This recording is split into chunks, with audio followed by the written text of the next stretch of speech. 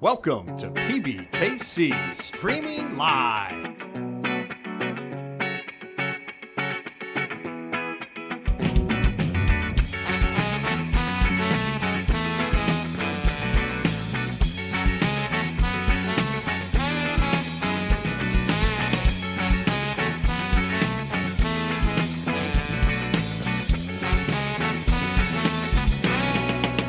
Streaming Live.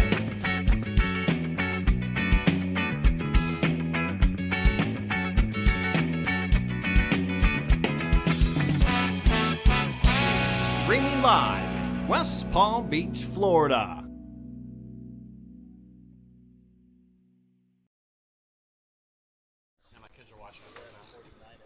Yo, yo, hello and welcome everybody to the final day of our multi-flight.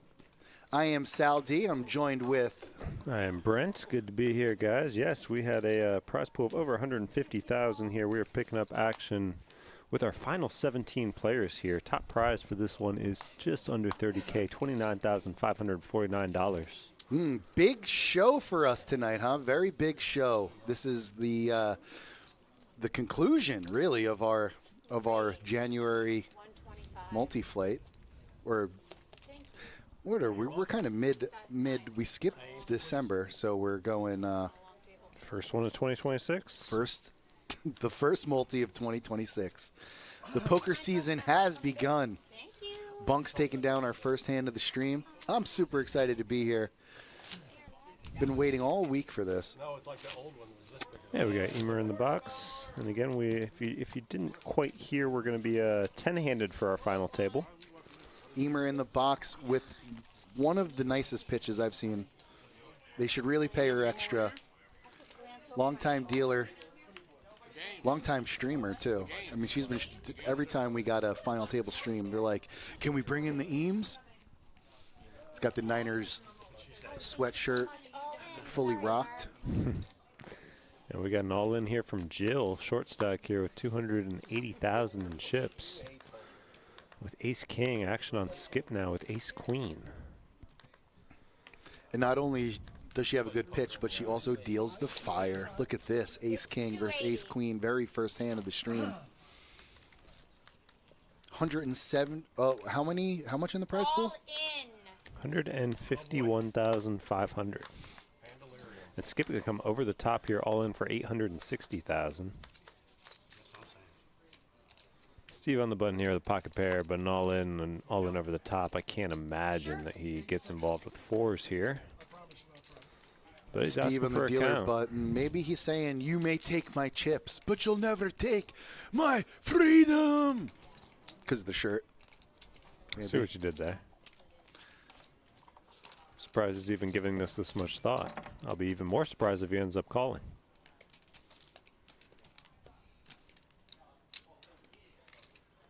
There's the fold. Wouldn't have been a bad spot and results based, but Yeah, I'm gonna check that one out to see what that was all about. I had a Oh, you're decision going to there. see, Skip. What'd All you right, have? flip What'd you your have? hands. Pocket It was fours. spectacular. Yeah, real decision. when he sees what these guys have, he might actually think he should have called. But I know. Ooh. as it is, Jill here is going to be in good shape for a double up if she can dodge a queen. So far, so good. Successful dodge. Another successful dodge. All down to the river here. It's 280, I believe. And that king will play for Jill. That's going to double her up, Yeah, it's bringing her up to 685,000. Skip dropping down to 580,000. Take 5 Jill the Thrill. Take 5 That's awful aggressive. Again, we are 17-handed now. Right now, the payouts are 1641. What'd you have? Until we get to 15th, it jumps up to 1951. And 12th through 10th will be 2453. 24.53. We'll have robots by then for sure. And then will be final table payouts, which will increase. Maybe For flying each cars. spot. I had fours. What do you think? May the fours be with you. And you'll be May the fours be with you. I see what you did there. Now you guys see how tight I'm playing. I'm folding fours. It's a new Steve. It's a new day. It's a new year. It is a new year. Happy New Year, everybody. It's definitely my first time streaming since the new year. So yes, happy New Year to everyone out there. Now we got to skip with threes. And for our Spanish-speaking listeners, Feliz something años. Okay, I was gonna say I have no idea. So you got Happy two years. thirds of the way there. Happy something years. years. Happy something years. Nuevo? Isn't that new? Oh, maybe. know. Raise 115. Steve not happy about folding those 4s last time, so he's gonna raise a 5-4 offsuit here instead. He's bluffing. They can't hear that. Mark with an ace-5 of clubs in the small blind. Got him crushed. There's a method here. Hey. Better call the wambulance. Wambulance. He's crying about something. Mondo in the 3 seat. We know Mark all too well. Jill, our previous winner, doubling up. Couldn't make the call. Couldn't make it 2 in the row, you know? Tough thing to do. Premium. The only person with the chance to win it all. Now that chance is gone. Well, you'll see on the stream. It's a matter of his It's a matter of his definition of I'm premium. not telling you what I had that hand. You can find out in 30 minutes when you're. So we will crown a champion tonight, correct, Brent? I'm gonna be laughing when That does appear to be the case. We And won. how much money will that said champion? 29,000. I think I said in the beginning. What was it? Bigger than last week. 29,549. 20,713 for second. 13,321 for third. So Trying to put me on 29 is so close to some 30,000, big payouts up top. which is 1/3 of 100, which is 1/10 of a million. So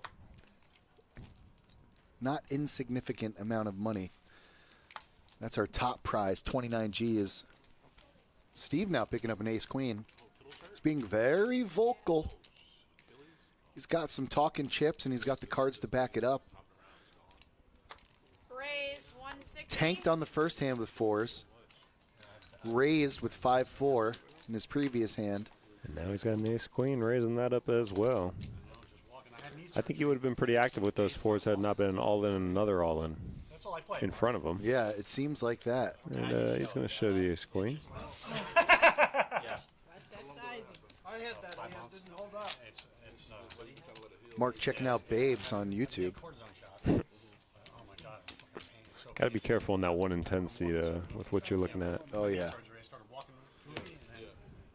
He heard us. See how we threw that down there?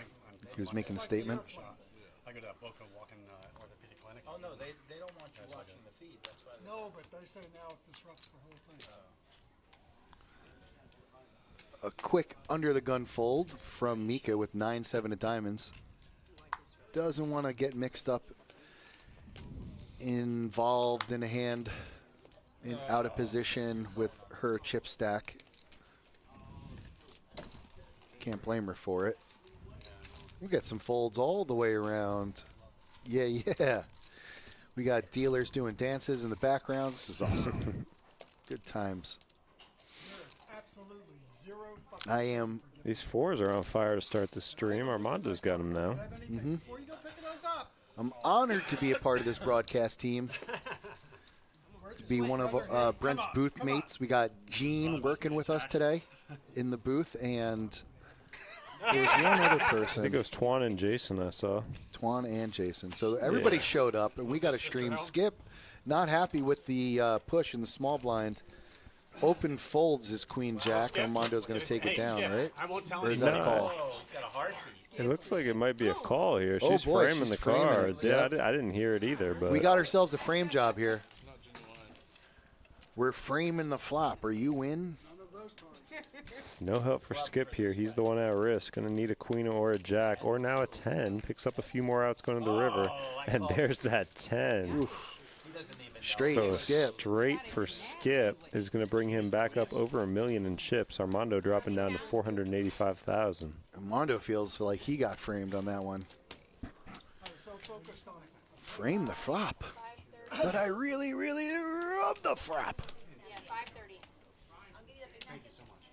Skip doubling up. Perfect timing. 606 entries, 17 remains.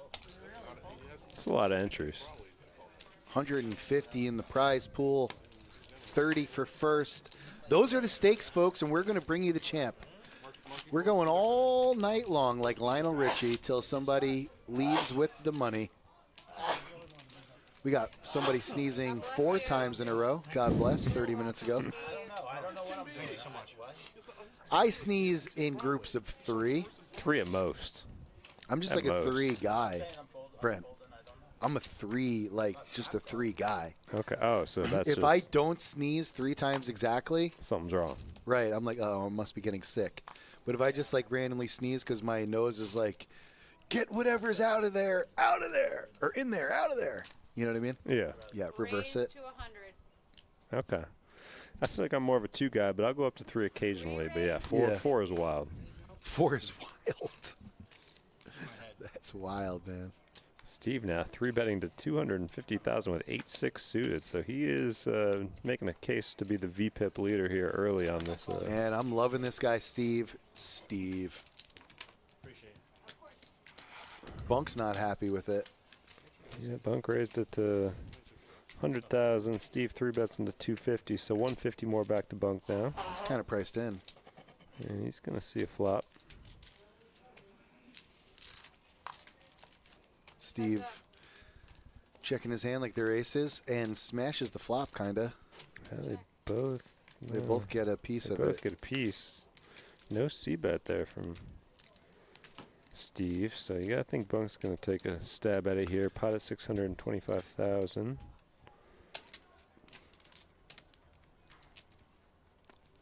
Looks. Did he already check? No. Okay. I was gonna say, no way. Raise. Raise. He just Okay. loves. Oh, this guy just—he's a razor. That's very interesting. No wonder why he's here. Well, a small bet from Bunk there, but just it looks like a small bet and a min raise.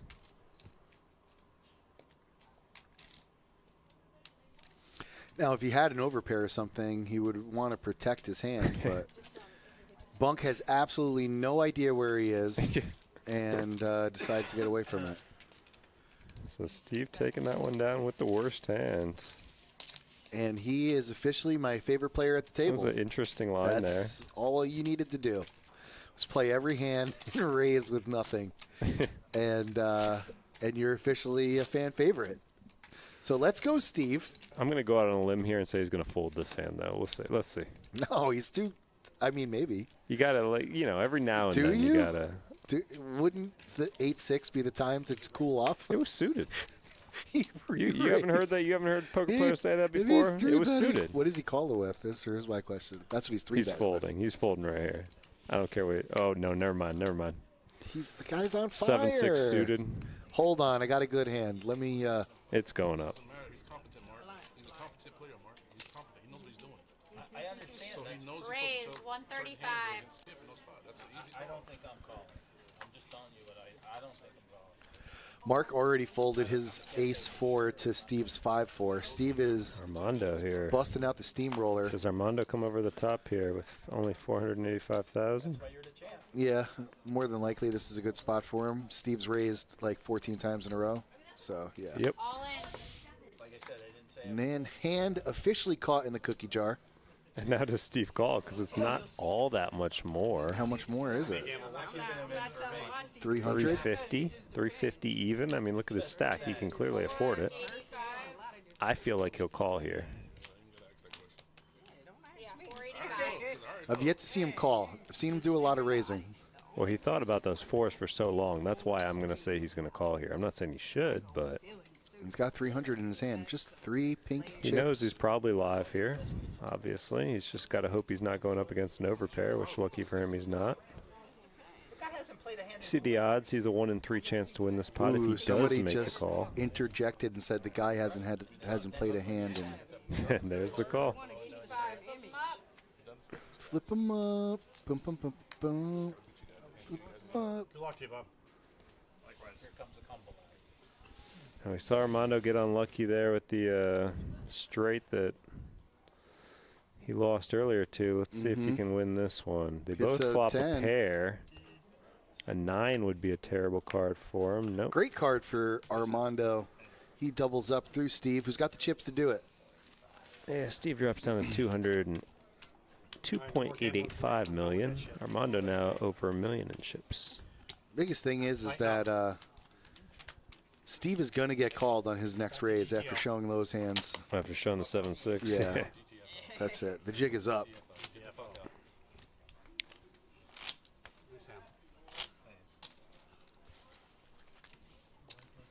Brent, did you check the volume? How are we doing on the volume?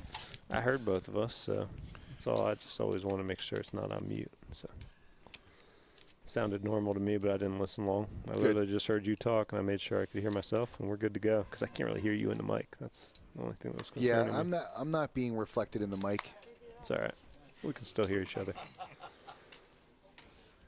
All right, so there. Now Steve folds. He just had to take a beat here in order for him to take a break. Armando with another ace. This time just a little 3 for a kicker. He'll lay it down. Skip with Queen 5. No good. But Mika on the button with King Jack. Solid hand on the button. Good spot for a raise. All in. And that's a big raise. All in. Good luck, Earl.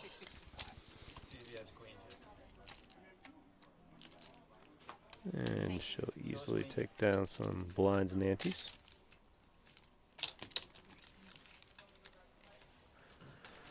You were right. You had 2 live cards. Yep, those were live. Oh, you looked at the stream? What are you talking about? You looked at the stream, that's a faux pas. It's a no-no. All of these guys? Yeah. You had all sorts of different ways of doing it. Straight flush draw. 2 shots at quads.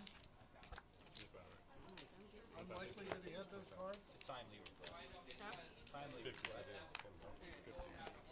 That's what I said.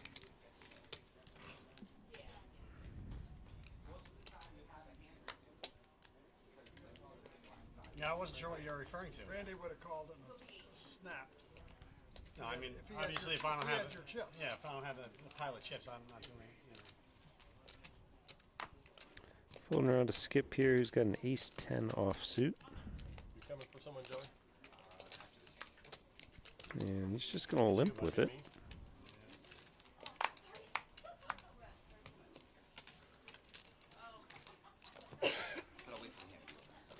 As you see, based on these blinds, he probably would have just picked it up with no contest if he would have put in a raise. But Option, Steve? as it is, we're going to be 3 ways to a flop now. 3-way action. All right. 3 And Bunk going to get the best of this flop with top pair. Skip picking up a gut shot straight. Steve has nothing going on here. 110.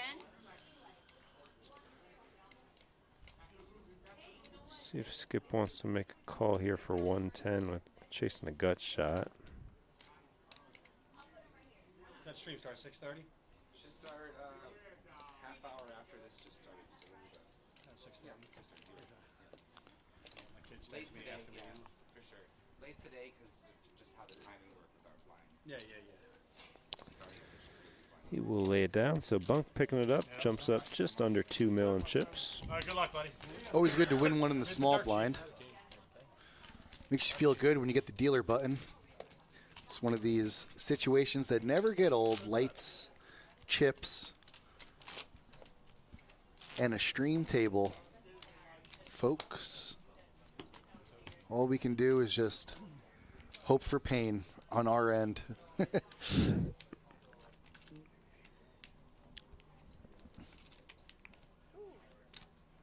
Great pitch, Emer. Don't let it get you down.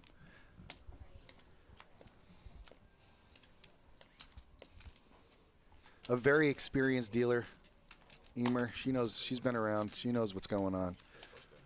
And luckily for her, she doesn't really have to do much because most of these players have been playing here are also experienced, in other words. Bo not learning from Skip here. He's just going to limp in as well instead of raise it up.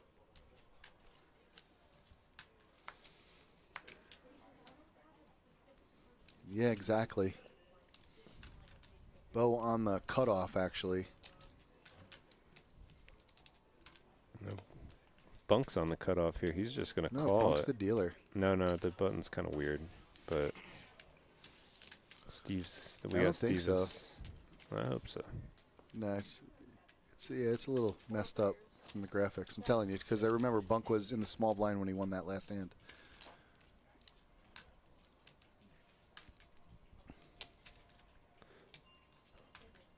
Well, we'll see. I mean, look where that button is right now. It doesn't, sure as hell doesn't look like it's on Steve, but No, it's on Bunk. See who checks first here for confirmation.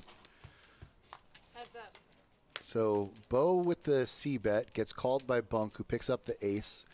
Continues to get better for Bunk. Spade comes out. He's got the ace of spades.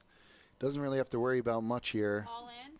except a shove from Bo, All and now in Bunk from is faced with a Bo. decision. Bo with absolutely no outs here cannot win. 330,000 over to Bunk, who, as you mentioned, already has the check mark here. It's just, can he make the call? Obviously has kicker problems potentially if Bo's got an ace as well. The iconic Smitty, or iconic Smitty.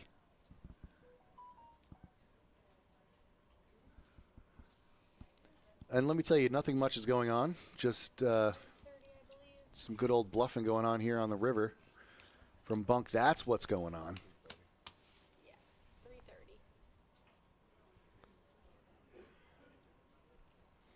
Deep in the tank is Bunk, wondering how he can fold the best hand. I feel like he just might. Give Bo a little bit respect. Yeah, he will. Oh yeah, he gave a lot of respect. There it is. Bad kicker problems. Wasn't really worried about anything else besides the kicker problems. Bo has been quiet for as far as we've seen him, so I guess you got to extend the credit where credit is due. Even though in this case it wasn't due. So Bo gets away with one, and that's what you got to do anyways. You got to win the pots that – you can't just win the pots that you're supposed to win. Sometimes you got to win a pot that was never meant for you. Let me know. And Bo is still in it to win it. Going outside. You had to go with it regardless. SPR. Blinds at 25.50. Pink chips are out. You can see Steve with it with the Freedom shirt. He's over there with a big stack of pink chips. That means he's the table chip leader. And he is with 2.735 mil, although he's definitely slowed down now after losing that 7-6 of hearts hand. Yeah, that's what you needed. And looks like we got a little blind versus blind action here. Jill and Mark. Bluff City. Heads up. Check. Neither player connecting here, but Jill says, let me take that one down. More bluffs. Bluff City for real.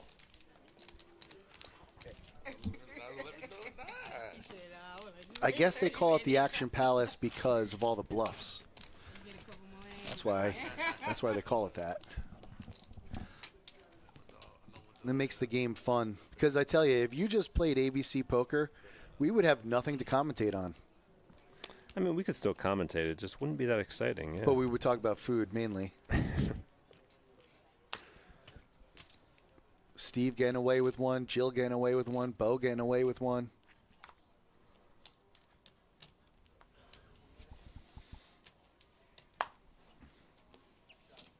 Folds around here towards late position. Bunk with a 69 suited. A couple people probably got that joke. Raise 225. If you know what I mean.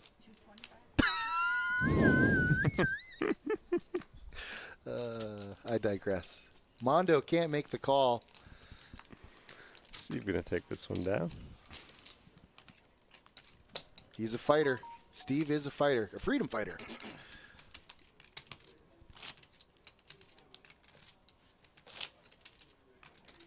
And the rich get richer.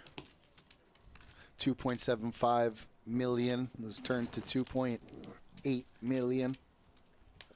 It was up over 3 million before, so. Oh, really? Oh yeah, Before he went on the- before that 7-6 hand. Oh, the 7.6. Yeah, he lost 350 with 7.6, or maybe 450, or maybe 485. The thing is that he's still got a lot of chips, Brent. Oh yeah, he could afford it. And Bo looking down at 7s now. All in. It is a good-looking table. We got some serious players here. And Bo is all in for 800K here. I saw Big Butter up at the top, Brent. Big Butter still in it. The meanest Gene I ever did seen. He's still in it. And Jeff, Trainwreck, Silver Fox, fan favorite, also in it. Man, how is he still in it? I mean, what a run. He's just continuing, huh? Took a little vacation for the holidays, comes back, right back to business. Right back to business. My man Jeff is just singing that song. Let's get down to business. Is he still in it right at this moment, though? I would have to go up and check, but Okay, last time when I was saw, on a walk right before I came here, I saw him walking out, telling a bad beat story. oh, well, then he's So, gone. Yeah, he's probably. And he's gone. Still made it pretty deep.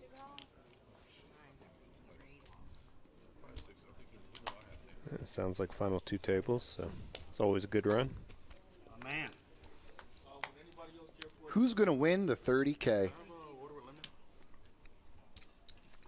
Let's look at the payouts for 16th place. What do you got for me, Johnny? As I mentioned earlier, it's 1641 for 16th, but we're going to bump it up to 1951 for 15th. So Oh, there we go. Pointing at the obvious. there is a pay jump here after the next one. So Pay attention to that. and then again, we are 1951 until 12th place, where we jump up to 2453. That's not going to do it for these guys. These guys aren't looking for It's $2 not grand. what they're looking for. Most of these players are in this multi for like 3-4 buy-ins at least.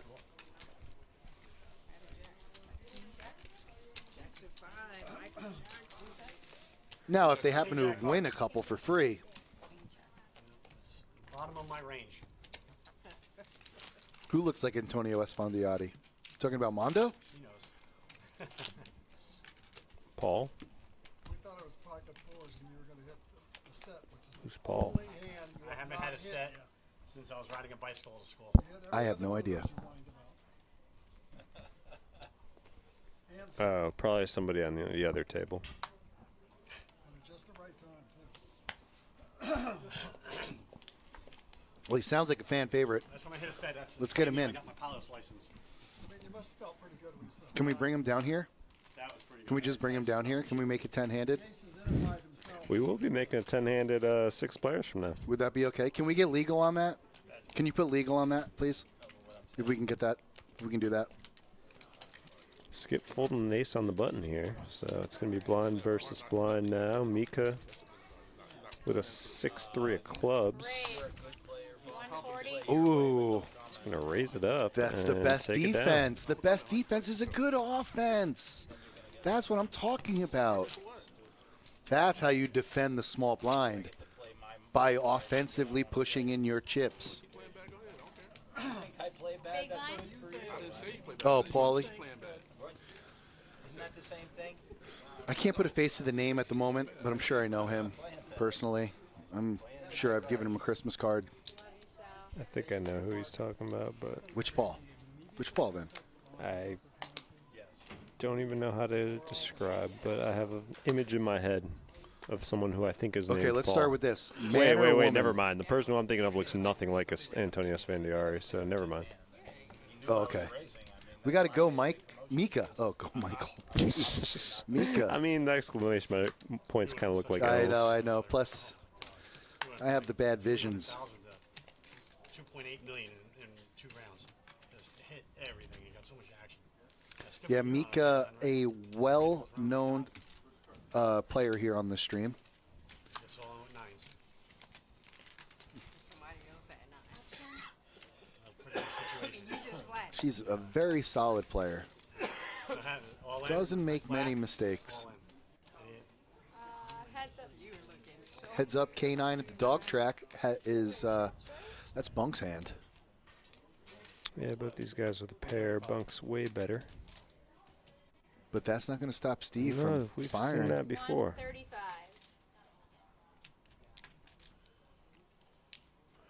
Bunk has him right where he wants him.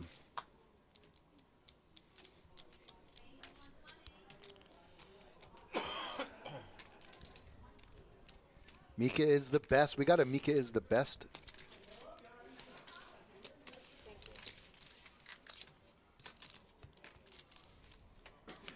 She's the best around. Jack on the river goes check, check, and an ace. Or I'm sorry, Jack on the turn goes check, check, and an ace of diamonds on the river. 250. Wow. 250 is a bet, and That's this is a quickly perfect called by I was Bunk. like, that's just a perfect bet for Bunk to call. Yeah. Kind of surprised Bunk showed first, though, and didn't make Steve show. I think he knew what he had. Yeah. But still. Oh, yeah, that's good. I agree with you. You're not wrong about it. Oh, valet is over, folks. If you valeted your car, it will be parked out front for you. Nice hand. Whoa, Fredo's in the 3-seat, right? That's the Fredo you're talking about? I know Or is it- Gino. Or And no, that's Fredo. Mondo. No, no, Fredo, yes, I know both. I did not see Fredo up there, though. I saw Gene. Gene's still in it to win it. Got change. Would you go up so everybody got change for 20? Oh, and Jerry. I saw Jerry up there. 2-5 Jerry. Yeah, I did as well. I was like, Jerry, Yeah, what are he you was in doing like the up 7th here, seat man? on the other table, yep. I figured I'd try my hand in poker. I mean, tournament poker. That is. It looks like he's He's got a good might be cut out for it. I'm going to say Jerry definitely has a good disposition for tournament play. I'm surprised he doesn't play more. I don't really know his game, but obviously dealing with him, Very dealing to him disciplined. so much, really, I would Yeah, almost no, think he likes the action. That was. He I mean, does he's always like in the bigger action. games. He mixes it up. That's why Yeah. I didn't know if he'd have the patience for No, he does. a long grinding tournament like this would be. But clearly, Yeah, clearly, clearly he he does. I mean, does. he's down to the Yeah. final 2 tables. Exactly.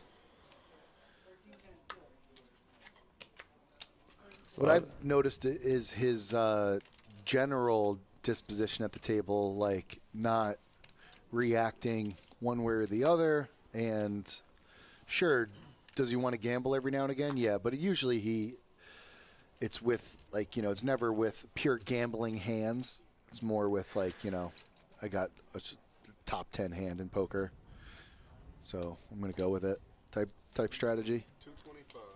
which works great for tournament. I'm sure I know you very well. The iconic Smitty. After all, you are iconic.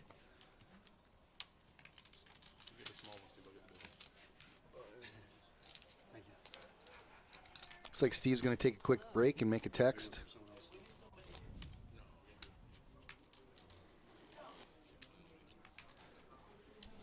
And Juan now in the booth. Emer had to leave, had to take a break. No. Bunk's rubbing his hand. He's getting ready for this. It's his button, baby. This is where crazy things happen. Crazy stuff like doubling up or stealing money. What are you calling a whoa? Money. Got to steal it.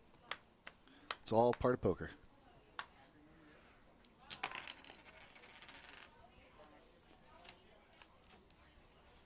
Stealing pots and getting paid.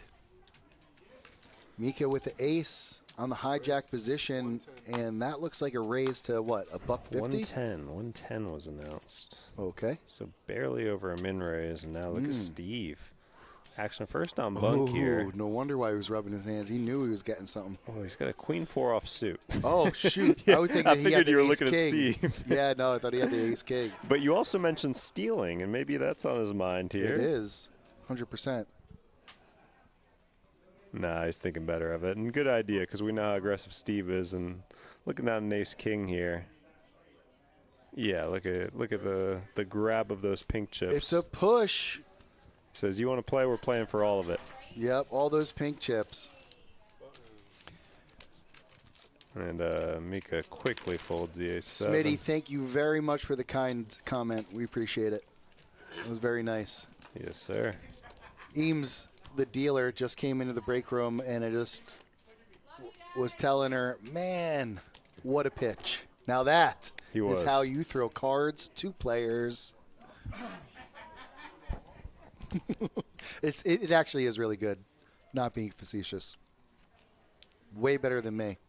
At this point, I'm just like throwing it like a European, you know, flat down and then just pushing it forward.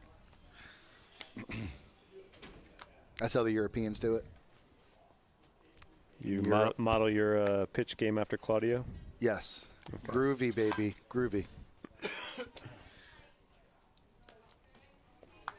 Bunk with the queen 8. Ooh.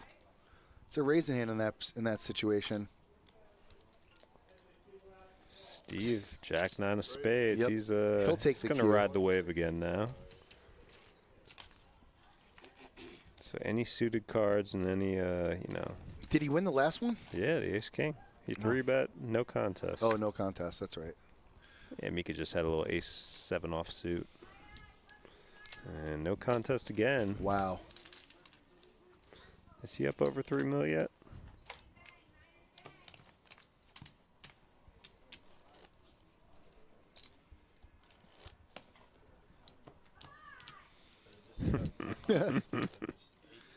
Eames going wild. You know, she's punching out.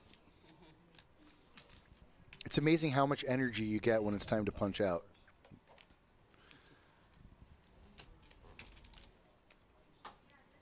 Work shift over. I can't relate to that, honestly. Really? No. You don't get a little excited? No. No. Okay. I do. Dead spreads. Dead I spreads. do. Dead spreads and 3-card. That's what gets me excited here. Ah! That's when I'm like, oh, I'm living the 3-card life. dead spreads. Yep. Raise. 110. Bunk Razy Daisy. King Jack in the hijack position. Steve, what a G. I love this guy. I'm telling you, he's going Smooth to play call. until he loses one. But Armando now, ace jack suited with 870,000. This Iconic. could be all in. Iconic Smitty says, I'm going to pick Steve to take it down. Let freedom ring. And there it is, all in, as expected. Mondo. I don't think either of these guys can call. Mando, I can either bring it in warm or bring it in cold. It's 810,000 more to bunk. About 40% of his stack. I can't see a call, especially with another player behind. Yeah, easy fold, and same for Steve here. Easy fold. Easy fold. You can't make that kind of call with King 3 suited. I mean, he tried with the King 3. He tried to get in there. But Mondo wasn't having it. He had the goods anyways, and everybody knew that. And we got Steve's sister in the pot. I mean, in the pot. In the chat. Steve's sister is in the chat. And she agrees that he's going to take it down. He's playing very well, very aggressive. I'll tell you one thing. If he does happen to get a hand, he's going to get paid off. Shoot, I'll call. I'll go down there, buy in, grind for 2 days just to call him.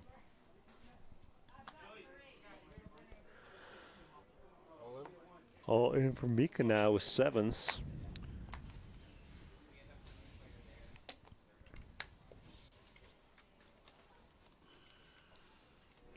If your brother is Jimmy Kimmel, can I get a spot on the show? Ooh, and look at Skip. Ace King suited in the big blind. So we're about to have a little flip here. 6:30 to call for Skip. There's no way he can fold. No. Yeah. All right, we are going to flip as foreseen by Brent. This is what's Skip going a to slight happen. favorite here. We got it 54 to 46. How's that happen? Is the 7 burnt? Because they know that ace is coming right there in the, Oh, in the wow. window. Ooh, Oh, my but goodness, they weren't pain. sure if that 7 was Pain coming and or not. suffering. And how about trips Oh, for my Skip goodness. as well? No good. Yeah, no good. You say trips? No good. Boat for Mika, and as we can see on the graphics here, it's going to be about 180,000 remaining for Skip. Crowded Leaving him condo. with pretty much chip in a chair territory here with these blinds, but still in it. 7's full for Mika. That's how you run. That's how you got to run right there. Bang, bang. It was a flip. You know, it's kind of funny because we see how it goes out. Ace on the on the flop, 7 on the turn. It's kind of funny. Even though it was 50-50, anybody could have won. Yeah. But we built up the drama. Thank you, Juan. Thank you, Juan, the dealer, for building up the drama. And that voice that you heard in the distance was Joey Dolan's our tournament director. Joey D has done a great job with our tournament scene here. We're busier than ever. Guarantee was 100, but we got 151. Coincidence? I think not. A lot of that has to do with Joey. Emer very invested in this game in the background. She's a Niners fan. You could tell by her sweater and her screaming. Go get him, girl. Oh, pass was just intercepted. Okay, well.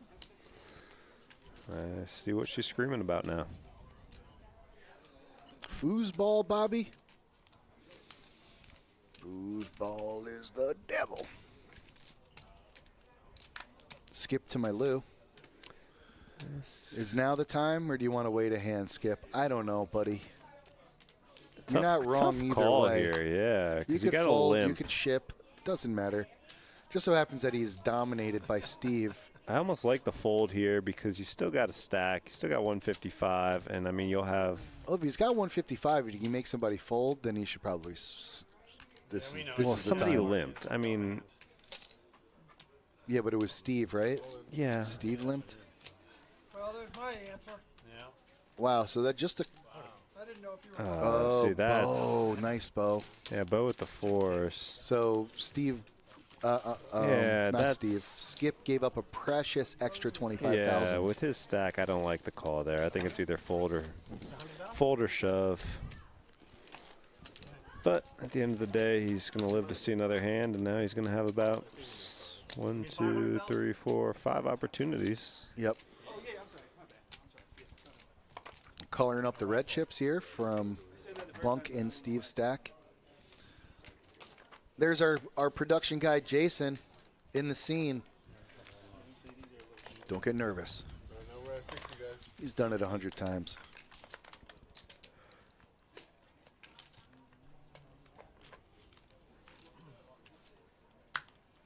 Try this again.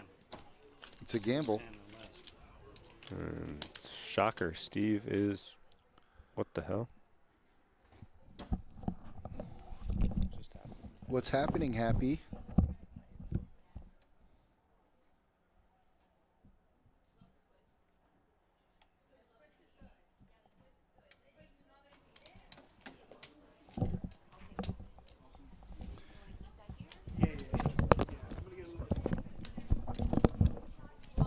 Okay. Yeah, no, that's still up there. Should probably turn it back on. Yeah. Find the remote. Technical difficulties in the booth. I'm coming out of the booth. There we go. And we are back. We're back. Good thing they don't have everything hooked up to that plug. Skip Otherwise, went that would've been all bad. in here. He's got pocket sixes, 130,000 in chips. And it looks like Bunk and Steve are both going to make a call here. That's what it looks like. And we're probably waiting on Armando to think it over. He's got King 10. 2 people just called the 135, and he's going to squeeze, try to go heads up with Skip. Works like a charm, so that's an additional Skip loves it. 270 in the pot there for Armando or Skip. Love to see that. Skip loves to see that. I mean, 2 people called, and I get their dead money. I only have to go heads up on a coin Gotta want flip. to flip here. And interesting flop. If he does catch the straight, it's the dummy end. Put a 5 out there. Ooh, and Straight. actually that's good. Yeah, that works. That works. Yeah, 10 was burnt for Armando, but trips would have been devastating for Skip. And So Skip what's that, like a quadruple up? Yep. Yeah. Quadruples up. What are you doing over there? Jesus, a lot of money in the middle. So let's see what his stack is up to. The booth. Hey, John. What are you talking about? He doesn't double up if you just call it. He's talking about hey, John. Look at Skip. He is loving this. Matter of fact, I think he's almost happy he lost with ace king there. Oh, and they took Mika away, didn't they? They did. So she doubles up and then goes to the other table, which leaves us with 7 people at this table. And that means there must be, dare I say, 8 at the other. Mark, he's been quiet this stream, but he's just picked up a hand under the gun. See what his raise turns out to be. Looks like just a call. Oh, it is a raise. Okay. I mean, those all look like, okay, I guess that's a pink on top. They all look red. Yeah. Yes, you are right. It looks like 60. Not to be confused with 150.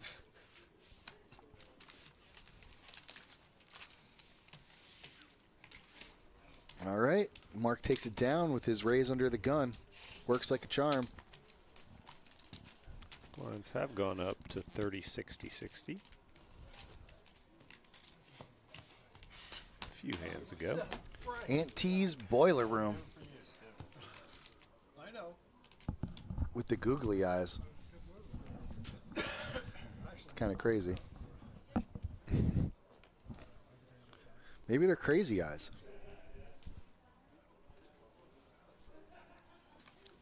Jill with a beautiful hand to go up against aces, but folds. Are you saying someone has aces here? Is this a prediction? Let me wait till I see all the hands, and then I'll tell you. K9 at the dog track for Bunk. Ace 5 for Bo. That's not enough. Oh, Steve's got one of those hands. Might as well be aces to him. We know he loves those suited connectors. Not much, Auntie. We are just excited to bring you this conclusion of the multi. 120. Raise to 120. See somebody win 30K. Maybe multiple people win 20-something thousand. And Mark all in here. It's just too much for Steve to call. Is it? Yeah, 665,000. He's down to 2.4 mil now. Yeah, it's too much. Okay. Well within his rights, though, if he wanted to. Mark, 2 hands in a row, and he gets the congratulatory smack on the table from Skip. Nice hand. A nice hand goes across.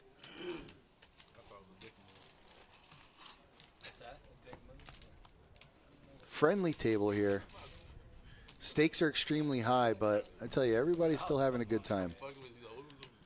Most of these guys have been here, done that. This is just another day in the month. Day in the month of a tournament poker grinder at the Palm Beach Kennel Club. Not a bad hobby to get into. Just between you and me, if you're thinking about it, a lot of dead money. Not everybody's good. And you never know, even if you are bad, it could always be your lucky day. Or lucky weekend in this case. Look at this. Bunk raising his ace jack, and Steve 3-betting with 7-6 offsuit. Would you take a look at this? Can't believe it. He's calling with a 7-6. He's raising with a 7-6. Oh, yeah, that's Bunk right. is, Even better. Bunk's even better. That's my guy. He's on the button. Bunk's gonna make You got to a play the call. button. Ace, king, king, Oh, my flop. God. He immediately checks over to Steve. Steve, I don't see how Bunk doesn't call this knowing his table image. It's in there. That's it. I'll be very surprised. I mean, I'm not saying it's an easy spot, but I'll be very surprised if he doesn't call. Once in a while, you'd be wrong. Most of the time, you'd be right to make the call. Especially with what we've seen from Steve so far. I mean, Mrs. Kimmel, if you're watching, close your eyes. Look the other way. You don't want to see this. You don't want to see it. Bunk has absolutely no choice. He's been getting bullied by Steve since the stream started. He's got ace-jack. He just picked up 2 pair with the jack kicker. There's a good chance that Steve has an ace or nothing. There is a chance he has a king, but what is he really re-raising with? Is it king, queen? Is that what he's re-raising with? Or is he re-raising with the low hands that he's been re-raising the entire stream with? He's thinking it over. Bunk is definitely cerebral. He will try to find the right line. Just trying to think of a way he could possibly fold this.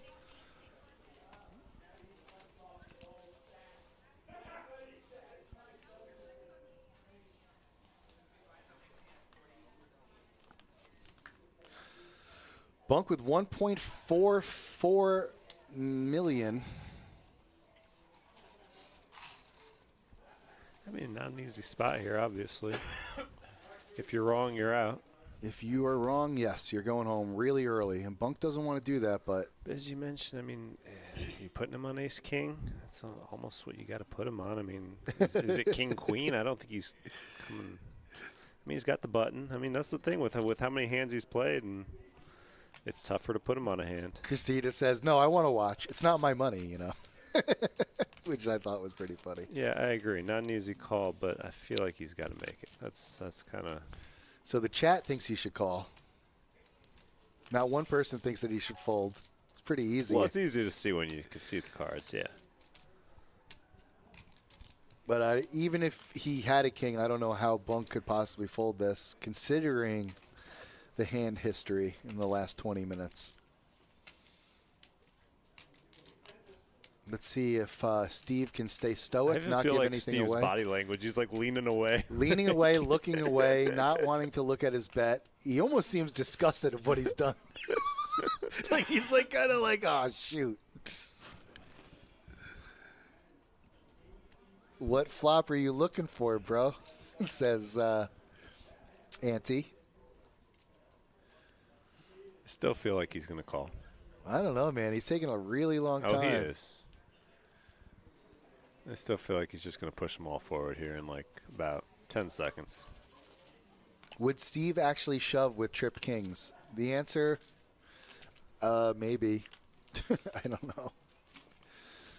He's been firing at absolutely everything, so I don't know why he would take a break. Like I said, if Steve ever catches a hand, he's going to get paid off. And Bunk is thinking, am I the guy who's going to pay him off now? Like, is that what I'm doing? Am I that guy? Am I the guy who just got caught in the whirlwind? He just glances over at him, and again, look at Steve. He's like, oh, it's a wow. fold. Okay, you can come Show out it. now, Christina. Oh, if he shows it, that's the end of Bunk that'd be the end of it. I mean, how do you come back from that? I did not see him folding there. Bunk, if he doesn't look at his phone on break to see what happened, I don't know what. Well, that was suicide. That was a huge spot. You think so? Had him dead to rights. Yeah, I guess you did. You don't have to, honestly. Bunk might have outthought himself in that situation. Half hour. I don't think it's the greatest flop for your hand to put in 1.7, right? Like Huge hand there for Steve. you don't have a king You there. don't have to. I'm just Really saying, got away with one. I mean, so probably your hand is not that is exposed. I'm trying to put logic into my game. You're tight. And give other people logic. I'm the tightest guy in the room. Everybody knows it. Right? Steve is the tightest guy in the room, he says. Like a boss, indeed. Boss-like in his approach to the game. Just going to call here with 7-5 of diamond, showing a new angle here. Wait a to his second, this game. is a new Steve. Well, nobody raised. He That only hasn't re-raised stopped it. him before. Oh, he also likes to raise with 7-5? Yeah. He just put it in a little. It's the first time I've seen him limp, I think, the whole stream. If he catches this flop, it's going to get real ugly real quick. I think ace jack you have to call, to be honest. Okay, he missed it. Close. Yeah, He's Mondo gets the best of this flop. Mondo with middle pair of nines, checks over to Steve. I mean, See, you I bet mean- you pre, so. Stream's coming up.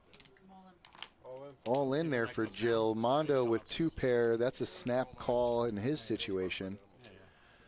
Steve with nothing. Still got Steve behind though, so he's gonna, Just smooth a call. little theater here. No, I mean, take his time.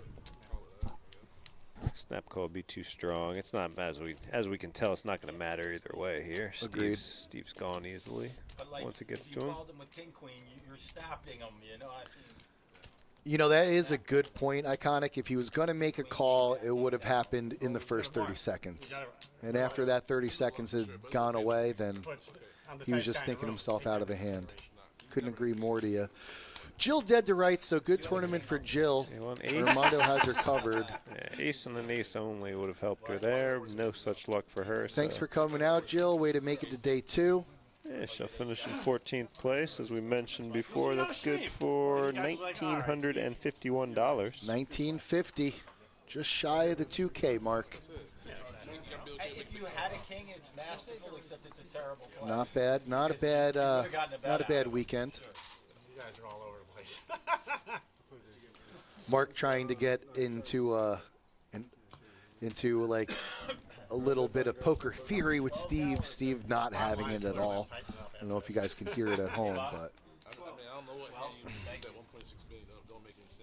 Steve saying things that don't make sense, and yeah, that makes sense. He's taking game actions, my friend, and he's got everybody else thinking. Bo now under the gun. Looks like blinds have been raised to 30-60. And Bo under the gun with an ace. As soon as the blinds get raised, Bo likes to make some moves. Seems to be a little thing that he likes to do. It's a good time, good spot to raise. Under the gun is the new button. I've been saying that. You remember that, right? I said that. You said that. I said that a couple times. Under the gun's the new button. Steve now actually picks up a hand, not a 7-5 or an 8-6 or none of that. This is a king, queen, suited. So look for him to get frisky. I don't know. Conventional wisdom would say Fold, but. And he's cutting out some chips here. 870,000. He'd be just about, but just under 2 million if he's wrong. 870. He just cut out 870 and put it right back in his stack and folds. Yeah, I think that's the right call. Thinking maybe he'll slow down. You know, like maybe he has queen 10. Hey, Bo, last time the first card was a 2. This time, it's a really nice card. Last time I did that. Mika. Anyway, the turn's a king of clubs, and he jams 800K. So now I have nothing. Skip taking his TV time here. King, queen, spades. It's not looking good for Philly. I hear Emer clapping and screaming. So I got it pulled up right here, buddy. They're still winning. Who is? Philly. Okay. They're near the goal line, or the Niners. Under 4 minutes to play. Bo stacking them all up. He's Regardless of how long he thinks, only ace king, ace queen, and queen queen really beat him there. Think about it. As long as you need to, it's still a call. Even if you get to the flop with ace jack at that stage. Always a call, says Auntie T. You can give me a bottle of I think he said exactly what I was thinking. It's not an easy call, but it's a call you got to make. Talking about the king, king, ace flop? Yeah. Oh, yeah. But I mean, there's a lot of spots where you fold. I just, not to Steve. Yeah. At the, you know, currently, I'm sure he can switch gears. Don't get me wrong. I'm sure the guy will switch gears at this tournament, matter of fact. But in that situation, I think Bunk just thought he was getting set up, you know? It was just too obvious. Nobody would say it was a bad call.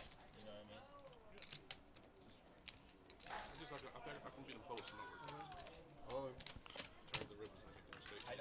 I don't think good there. I mean, And Skip is going to push no on call from Bo's Bo. big blind. He's And got a 6 high. that's going to give Skip an additional 120,000 units. And he needs all Look of at him. it. He's up to 610,000 now after being just about to 100,000 not too long ago. Yep, 600. That means he's got just about 10 big blinds.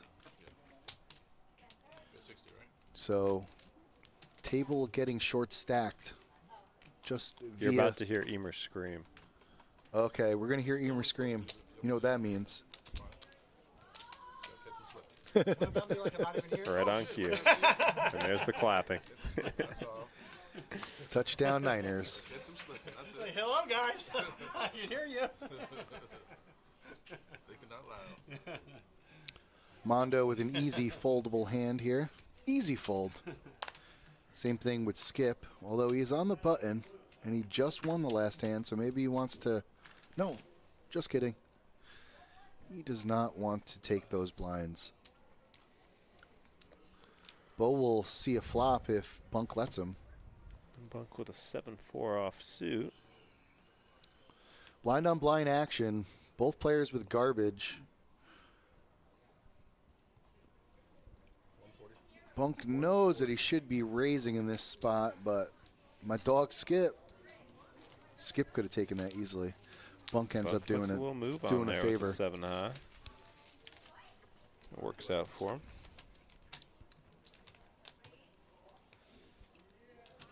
Yeah, definitely a good spot to raise. And now we got GG in the box.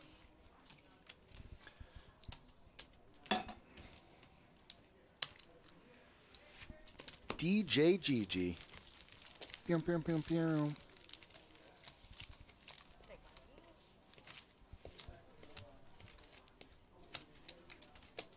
How are you? I'm doing fine, thank you.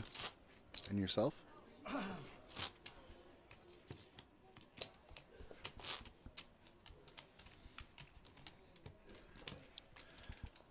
Three, six, still 7 players at our table.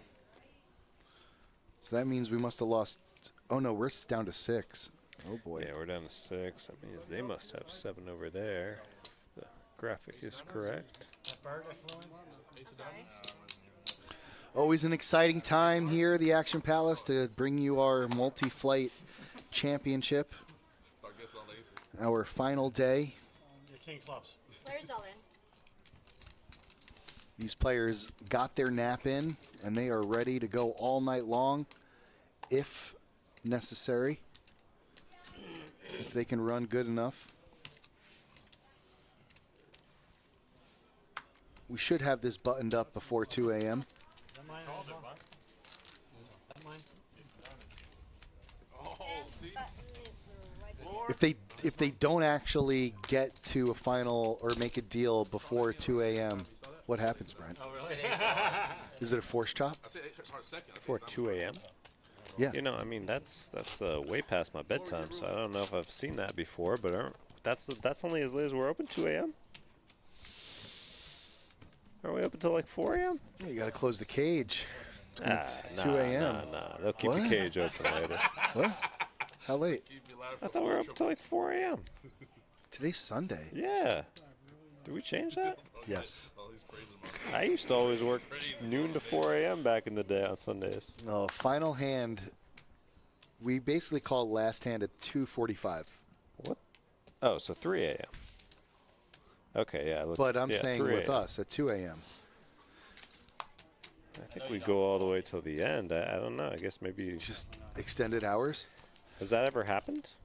I don't know. I don't believe so either. Maybe. Okay, so. Update the chip leaderboard. Well, we can't we don't have chip stacks for the other table. For this Right. table, I mean, I keep an eye on those names in the top left. You see Steve with 2.5 million. You see Mark now all in just under $1 million. Yeah, our Yeah, chip count unfortunately here is in the completely booth up we to date. can't put it up there, but Yeah, we'll be our- able to see where everyone's at. Yeah, we have the chip count up to date for this table. Text Steve the other hand when it comes back. No. Sissy text him. Tell him what it was. Josh, very confident here that that's not happening Nobody text tonight, me. but Shit. to answer the question, we would come back the next day. Oh, and the jinx is in. Here comes the Yeah, marathon. good job, Josh. All right. You go back 95 or the turnpike? But that'd never happen. I mean, 13-handed at 7:30. Yeah, I think we're safe too, but We are. It's just a hypothetical. Tells my sister to text me. Try to chip this hand. What? I said, try it this hand. Bunk now with the king jack on the in the cutoff. And Steve right behind him with the pocket pair. Man, these guys have been going head to head all night. It still hasn't been a half hour since the 7-6 hand, so. What is that, a call? I worry there's some pink chips. Yeah, No. I can't tell either. It certainly looks like pink. All right, Juan, later, homie. Take care. But I'm saying I don't think it's been a half hour, so I don't think anyone could have texted Bunk yet that. Mark's thinking it over too, so this is going to potentially get pretty interesting. So 120. Out of control. 120 from Steve, and that was a call. Bunk was the original raiser. Yeah, Steve with the With ace. king jack, just a min click. Call. Over to Mark. Mark once told me, anytime I can get 10 to 1 on my money, I'm calling. And good spot to set mine here. I mean, yeah, you already got 2 people in. For 90,000, he could totally set mine. I'm kind of surprised he didn't. Chooses not to. Could afford it. Could certainly pay off if he hit. Big time. Mondo also could have completed for 60, but heads up. He doesn't even want to look, Mark. As it turns out, he's going to be happy he saved the 90K. Josh will be telling that story to his grandkids. One day, we had 2 dudes that went heads up for 3 hours. It was statistically impossible.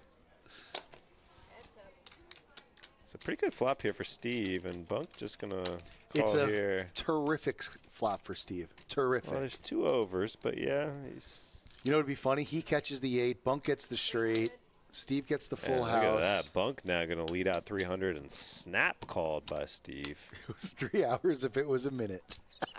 And this is a good card for Bunk. If oh no, it goes check. Bunk missed a bet, Eights. and Steve's takes it down. And Steve has been just. Bunk I has say had he no missed a answers bet, for but Steve I mean, there. I was going to say, I mean, again, yeah. that's easy for us to say here. I don't say like he missed a bet like it was an obvious bet. I'm just saying that. No, us knowing that Steve has 8s there, he doesn't like to see the ace. Looking at this from 30 minutes ago, with all the knowledge of what is going on, Bunk missed a bet. But I don't know how you make a bet there. And if you do, chances are maybe Steve might still call. Just snap calls you. That wasn't much information. Actually, I was going to say he wouldn't snap call him, but he would definitely raise him. That's the kind of spot that Bunk's in with Steve to his left. He is in every move that he makes. Steve is going over the top of him and putting Bunk in horrible positions, putting him in spots to make a mistake, and that's exactly what's going on. And I will, case in point, go back to the hand where Steve had nothing and Bunk had aces and kings and folded. It only happens because there's been 4 previous hands where Bunk just doesn't even know what's going on at this point. And it's not just him. He just happens to be, Steve just happens to be directly to his left. But everybody else doesn't know what's going on. Hell, I'm watching the stream, and I don't know what's going on with these bets. You know? It's almost like he's got a random number generator, and he's just, you know, taking game actions accordingly. Bet, raise, fold, raise again. Bet. It's working for him. I mean, his play style is obviously impossible lead to a read. Volatile chip stack. I mean, we've seen him up over 3 million. We've seen him drop down a little bit. He hasn't been too all over the place, but back up to 3.35 million now. And luckily for us, he's on the upswing. Oh yeah, obviously a great play style for a stream table here. Nobody makes him bleed his own blood. Bunk just going to limp in under the gun here with ace-3 of hearts. And Bo with an 8-7 of spades in the big blind. We'll be happy to see a flop. I think Steve would have raised in that spot, but Bo will be happy to see a flop. Absolutely. Treat him. Yeah, he's going to connect. Bunk, though, going to connect the biggest here. Everybody getting a piece. Everybody's got a little something. Bunk will bet 100,000. Skip doesn't like his small piece, but Bo's got the mid pair with the runner outs. And there's half of the runner. Although neither player has a diamond here. Scary board for either player. Pick one. It's just a scary board in general. And a snap call from Bo here. Yep. Another diamond as well. If Bo shoves here, he could probably take it down. We saw him bluff Bunk earlier, but no.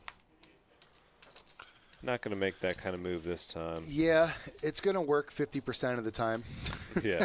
You know what I mean? Well, we saw him earlier with, I forget the hand, but Bunk already had the check mark, and Bo still got him to fold. It's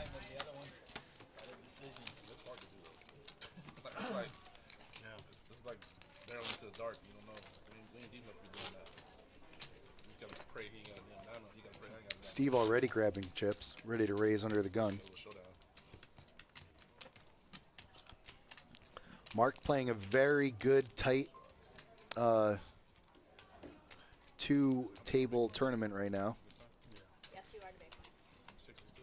He's been in this spot a lot, and he's showing his poise. Not losing a lot of hands, winning here and there. And as we're talking about him, he picks up a queen 10 of diamonds in the hijack position, and he's going to pump it up 2.2x. 2.1x, something like that. 2.15x. Anyways. Basically a min click. And Bo wakes up with the Ace medicine. Queen with under 400K now. It's got That's going to be a ship, more than likely. Yeah. Yep. Mark now faced with a decision where he has completely dominated pre-flop. It's an additional 300 to call. He's only got a little over $1 million here. Might not be the best call. I think he's going to do the math and more than likely fold it, knowing Mark. Yeah, it's probably just too much. Queen 10 does play very well against your top 5 hands, except for ace queen. He is going to make the call. Not going to like seeing his reaction. He was hoping he had 2 live cards. Knows he's behind. Yeah, I mean, he was really hoping for ace king. I'm with you. I think it was just a little too much for me personally to call there, but borderline. I think it's a queen. Oh, no. 10. He hits the 10. Wow. Mark takes it down. That's going to do it for Bo. Bo, great tournament. Knocked out in 13th place. He gets 1950. Good job, Bo. Grinding as long as you could. My son's going. That's going to put Mark firmly in 2nd place with 1.7 million. Armando in 3rd here at the table. We'll get you the full chip stacks very soon as we are whittling ourselves down to the final table. Can't fold. It's all on the wrist. It's all on the wrist when you fold. I figured we could not possibly enter unless you plan on him jamming. Yeah, and that's going to bring us down to 12 players. That's going to get us to a pay jump now. If Bo finished 13th, he's going to take home 1951 as well. But from now on, we're going to be up to $2,453 for the I almost spit my coffee out. I thought you were going to say 200,000. Not quite. Not quite. It looked good for you. The flop was pretty good for you. About 1/100th of 200,000. All right, Christina, thank you so much for chiming in and giving us something to read. Every comment gets us one step closer to the magic bullet in the break room that we'll be using to chop all sorts of stuff. You could blend smoothies, but you can also make a chicken salad. We're buying a magic bullet with it. If we can get enough comments, subscribers, and I missed the vote on this. And comments. And a 6'9". Comments, subscribers, and comments. Oh, my. No different than ace. Well, next time I'll Yeah, I'll don't put forget to my like and cards up. subscribe. We are gearing up for this Magic Bullet. It's on sale at Bed Bath & Beyond with a 50% Keep your coupon. eyes open here. You know what entered my mind? Why We're going to make some chicken salad and all kinds of stuff. Yeah. I mean, it didn't hurt either. Probably 7 bigs. That's what I'm Somebody saying. You got to call once you open. It's going to be awesome. It's going to be great. They're really good against But anyways, we really do appreciate it. All jokes aside, hanging out with us while we watch, while we crown a champ.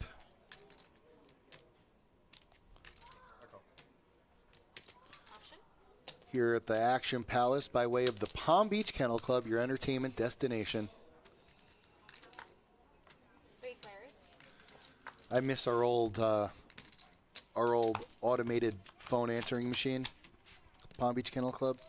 You have reached the Palm Beach Kennel Club. We don't have Catch that all the anymore? fun and excitement of live Greyhound racing. Yeah, every time I had to call out or We don't have say live I was Greyhound late, racing. you know. Oh yeah, it's always great. 80. For the poker room, press 1. Give the man the chips. Pay that man his money. Big one. Actually, the extension of the poker room is 241 if anybody needs to put their name on the list. We allow call-ins, everybody. You like that fucking maniac? Call-ins are okay. You know that I still don't know that. I need to memorize that. 241. I always press 0 and have the operator Oh transfer my me. God, Brent, is this I your don't call out first very often. day? I don't call out very often. Who calls out? I just called to say hi. I don't do that much either. Poker room. Poker room, this is Louie. Louie, how you been? I haven't talked to you in a while. I can't say that I've ever done that. It's so one. funny too, because Louie, when I do call, usually it is Louie, and so he's like, poker room, Louie. I'm like, Yeah, you know. hey, Louie, it's Sal. How you doing? What do you want? I didn't say he was a good player at all. No, saying I'm like, only I make that play was against a wondering good if I player. could. Okay, see you at 3. Bye. You know, Players all in. some amateurs just can't, you know, he'll be 4 to a flush or 4 To the point, that man. Sorry. To the point. He's We not got some auctioned. action here. At the Action Palace. Skip almost all in here with his 10s under the gun. Bunk right behind with an ace-jack. Oh, he's keeping a couple of red chips, huh? and maybe He's pay not on all the in. hand, you know, where A little strategy going on here from Skip with the 10,000 units. But you didn't put anything. Not even enough for a bet. oh, he will. Hold on, I still got a man in the hand. Yeah. Oh, that's actually not a turn. Put him on the rail. Hey, you know what I mean? I mean, No more action. shitty player. I think they're going to give him a pass. So here we go. There I is like no it. more action. We are flipping. It's 10s against ace-jack. Skip at risk here. I say he wins the hand and then we put him on the rail. Well, he's winning the hand so far. Great. Part 1. Oh, my. That's a chop. What? Ooh, full house with an ace Threes kicker. full of kings. No. Chop it up. Wow. Did not see that ending in a chop whatsoever, but we got there. Didn't see that coming. Button is yours. It's when you least expect it, Brent. That's when they come out like that. Hey, Joey, I thought 3 was coming. Hang on. 60.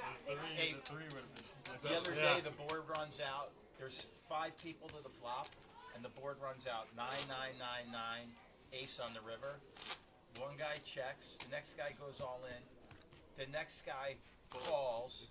One guy folds. I'm like, what? Yeah, yeah. I jammed with Broadway, Rainbow Broadway, and there were 3 other players. One guy folded. The other 2 guys sat there like, I call. Under the gun with a Jack 10 suited. These are the hands that make me perk up and get really interested. Under the gun with the Jack 10 suited, I'd like to see what the raise is. Is it a min click? Do you just call? Do you fold?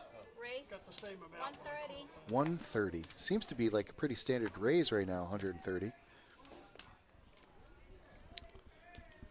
Mark folds his 4s, and it's over to Skip with a 6 deuce, and that's going to work. That will work like a charm, baby. Jack 10 suited. The raise will scoop the blinds, and the blinds are significant. Yeah, he's up over 1.5 million now. And yeah, I mean, blinds are 60, 60, 30, so what's that, 150K every, You were down to about 150K. That's every like time you pick them up. Mark, stop it. You're the big line, 60. When can I not needle you? It's like new for me. I'm not used to this. so. I used to needle Mark all the time without Skip hesitation. extremely short stacked at the moment. That's what he says. My son just said, Steve. He just said Steve punts his whole stack. He didn't even tell me the hand. What the ace I had, that king ace board? It was a total punt. I know it He was. didn't tell me what he had. Mark Jr., you know it, brother.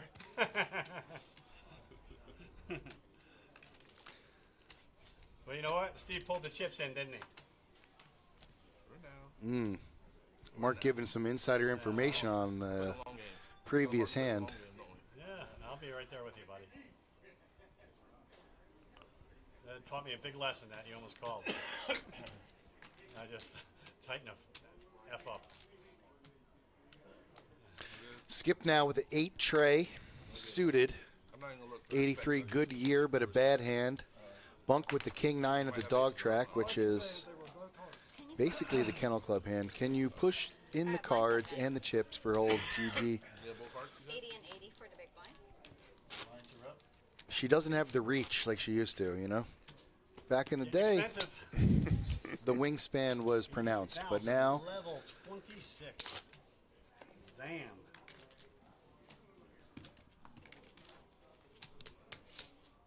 More the higher the blinds go, Steve, you can't make them plays. I know. Ain't gonna work. I am freaking ABC super tight GTO poker. Right here, going You've on. never done that in your entire life. Yeah, ooh, and he picks up ace king suited under the gun. Steve is just playing ABC, letting everybody else make the mistakes. The chips will come to me. Especially now that I have this Raise reputation built. 220. I've been working on it for 3 years. It's a bigger raise this time. Out of the norm under the gun for Mark. 8 makes it 220 as opposed to 130. That little extra is probably going to make it so that Steve can't call in this situation, but yeah. That'll do it. And the pot has been splashed, folks. There it It's is. like my game, Mark. Chaotic. Just everywhere.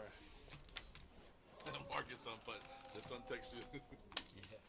He goes, that guy Steve is punting it away. Just tell him to watch. Don't watch the show. So watch when Steve gets his dad heads up. I hope He whoops his ass. we won't be playing. No chop. He called you an idiot. Small blind. Did he? Did he That's really? what he said. He Tell goes, him I have he goes, 4. fucking Bunk is an idiot. Yeah. Tell him I have 4 kids that are 6'4" and over. He's fucking done. No, he said me. Oh, you. Bunky. I thought he said me. You shoved Steve 7 apparently high. has got the wrecking crew behind him. I did? When? Anytime you're ready. I got 4 kids that are 6'4" and over. You talking about that hand with the king ace? 505. What? The king ace hand? Is that what he's There's talking all about? in. King ace hand. People are talking about it now. It's been Now 30 minutes. Bunk officially knows that he got bluffed and he's not happy with it. Your kid's watching a different stream. Steve's like, nah, Tell that's him to tune fake. into the live. What's your kid's name? What is it? Mark having a Oh my he's God, got a little so bit of a happy. cough, You're trying to fucking idiot. keep it concealed. Said Ace, king, Steve 3 bet 6-7 off, then shoved. Bunk folded ace jack.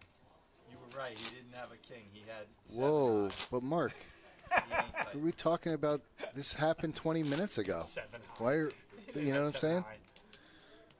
You want a ball Why back? is he talking about the hand? You want a ball back? What's your kid's name? I already told you my son. So he's literally just getting information on Spencer, we got what it, people brother. are doing. No punting. Take his phone away. Is he not allowed to, though? It's kind of weird, but I mean, it's not like he's watching the stream. He's allowed to get texts. Oh, Brent, that's not weird, buddy. It's not weird at all. Yeah. 100% not allowed to do that. Yeah, that's not like a gray area. Not even close. I'm surprised he's saying it out loud, but Well, that's because, you know, I don't think he's trying to do it maliciously. He's just receiving a text from his son. yeah. But you're not supposed to get information about the other hands. Oh, well. You can't get a hand history, a running update on the hand history while you're playing on the table. I think it'd be very naive to believe that most of these players aren't getting that. Really? Yes. Why? Who else is getting it? You can You don't literally watch You don't them. think people are texting? No, nobody's on their phone. I don't know. And I especially think you have more faith in people than I do. I do. first of all, didn't even think that was illegal. So. Honestly, here's the thing, Brent. Most players are complete gentlemen here at the Palm Beach Kennel Club, to be honest with you. Very few and far between is there anything else besides that. Well, I thought that was the whole point of the 30-minute delay, was that we know people are going to get information, and by doing a 30-minute delay, you're covering the fact that it can't affect a live hand. So why aren't you allowed to watch the stream at the table?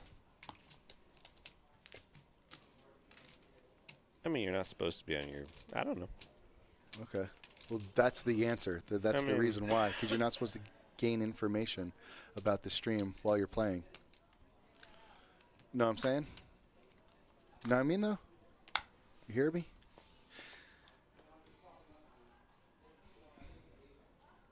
Steve's looking left again. Does that mean he's got nothing?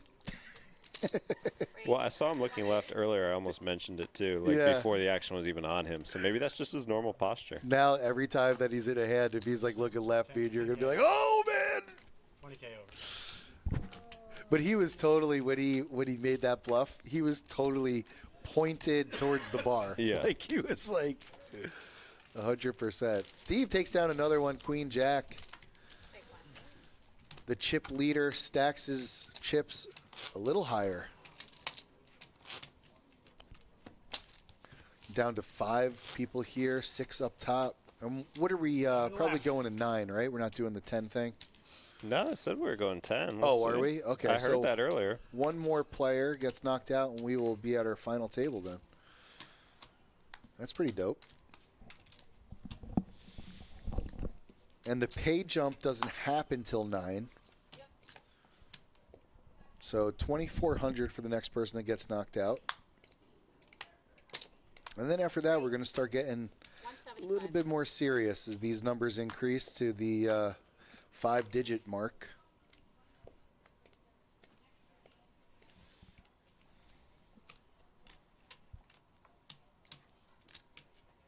Let me see. Let me foresee a chop. Let me start doing some calculations. Well, how many ways are we going to be chopping? This is why because I got a number in my head of what people expect to make, and once they hit that number, then they're happy. And in my experience with this, it's the 20 mark. So let's see how many people we got to get to hit 20. Small big blind. 48. My girl's watching this too. Babe, don't worry about it. Yeah. I don't play that bad. My sister calls me this morning at 3:30 in the morning. Hey, call to say good luck tomorrow. I go, yeah, one of the, getting a good night's sleep, some rest. It's Pocket fours were hot to start the stream. They're still around. Mondo's got them. I thought it was like 7 a.m., She must felt it. Like, what the fuck? She gave you that. She felt it. Yeah. But he will lay him down, and must have sensed Bunk's got those aces over there. She knew you were finna try. And Steve's got a suited hand. We could have some action here, Sal. Oh boy. You know how Steve likes these suited kind of connecting hands, and this one's big. Oh, no, I need 230. So Bunk is going to limp with the aces, setting the trap. Steve jumps right into it, Yeah, I'm playing. and Yeah, I have one in my car, so on the break I'll walk down there. let's see how Bunk plays this. 3-bet right now. Finally! If so, all in, or You and Emer are my good luck. just maybe 500-ish. Not that you're not. Or do you call check and let Steve fire again? Because you know he will, regardless of the flop. Race. Oh, yeah. He's going to choose to come over top a little less than all in. He's going to Yeah. go to 600. He's playing it very well right now. He's stringing Steve along. This might pay off swimmingly for him. Well, Steve's going to fold it. I almost was thinking maybe just a flat check, and then you know Steve's betting any flop. That's 7-2 tonight. But hey, take it down right here. Good luck, guys. Can't argue with that. I'm a little over it. I get that. You could hear Emer. Let's Good go. sizing by you. 40, 80. Hard to limp though. King 10 and blind versus blind. It was a good full value. Don't worry about it. Some people like to play Texas Hold'em blunt play. Bullshit. Bullshit. I get that. I mean, it's, We all play that a the little bit. things online are like. I'm the tightest guy in the room, so you know me. If you get short, you try to put somebody So if you else. chop the prize pool at 5, you're at 15-9, so close to 16.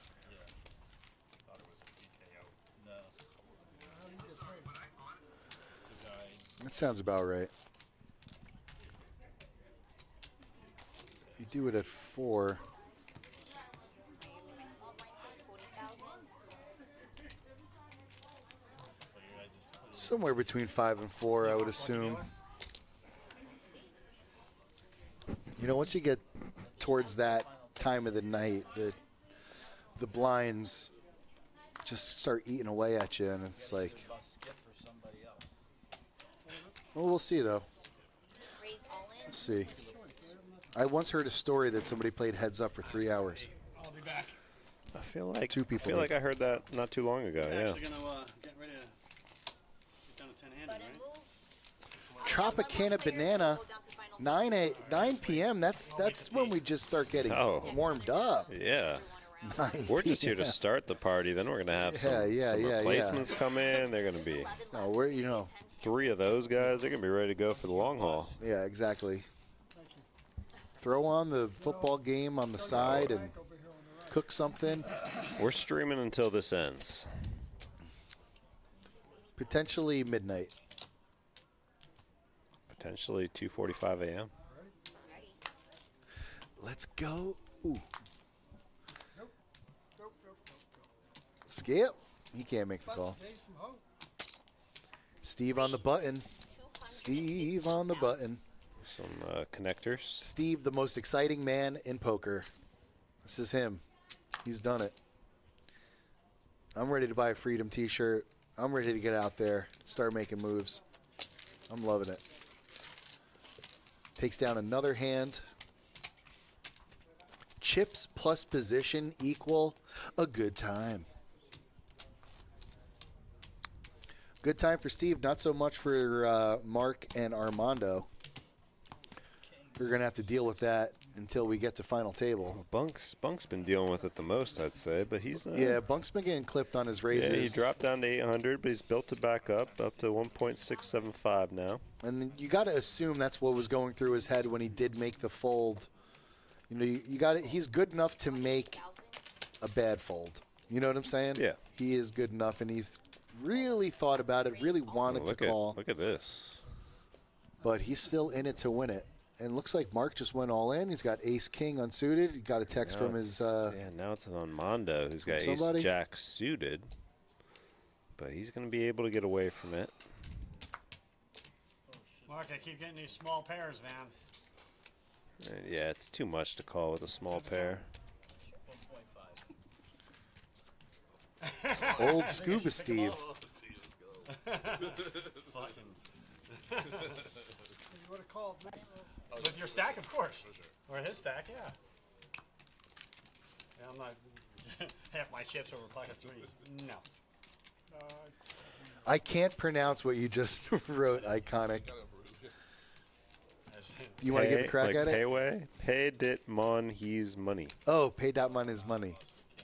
Oh, Pay I that didn't man connect his it. money. There we go. Teamwork, Sal. I pronounced it. You got it. You deciphered it. Yes. I grasped the reference. You pronounced it. We make a good broadcast team, me and you. No, You know? I agree. You have to agree. do it, You're Steve. on camera. Gotta have a moment with my cards here. Okay, have your moment. This is your moment. Bet Steve like you own it. now picks up another pair. This one What am I out? What am quite a I bit out? better, and he'll take this one down Did pre-flop. Steve win another hand pre-flop? He won another one. Dang. What a beast. All these playoff games have been good. And we just began. This is still a fresh stream right here, you know? Only a couple hours in. 80,000 is your bet. Uh-oh. Mark's got jacks. I don't know how to play these. He's under the gun. Please show us. Please give us a tutorial on playing with jacks under the gun in this situation. 5,000. Small-ish raise. 205, less than his ace-king raise. That's interesting. Bunk picks up ace-queen, so that's going to do it for one of these guys, more than likely. Yeah, they're very even in chips here. Let's see how Bunk plays it now. Jack, jack, jack. Can't go a whole stream without referencing rounders and KGB. 3 stacks of high society. And Bunk is going to play it aggressively, coming over the top. Here's my small. I got it. 600,000. Oh my gosh! And as that bet goes in, we cross the 100 comment line, Does folks. that get us to our magic bullet? No, we need like over 10,000 for the magic Oh, bullet. wow. Congratulations, you've received 100 messages today with Restream Chat. Bam! Tweet it. Scuba power. Scoop Steve is not in this one. Action back to Mark now. Just under 400K more to call. He's got jacks. I mean, he's got jacks. He's got a lot of red chips behind him. Mark at 1.45 million. 3-bet to 600. Bunk with 900 behind him. Like you were saying, pretty even stack. This is the epic showdown here. Pre-flop. Mark with a sizable raise with his jacks under the gun. Bigger than normal of his normal raise. And Bunk over the top for 600,000. Mark is kind of in a position to either push or fold. He doesn't really have a lot of chips behind to just call and fold on the flop if ace or king comes, but I mean, I've seen crazier things, but more than likely, only 2 decisions. I mean, it is a sizable 3-bet here. Yeah, it's either push all in or fold. If he pushes all in, Bunk is priced in at this point. I don't see how he would fold. What's up? What's up, Iconic?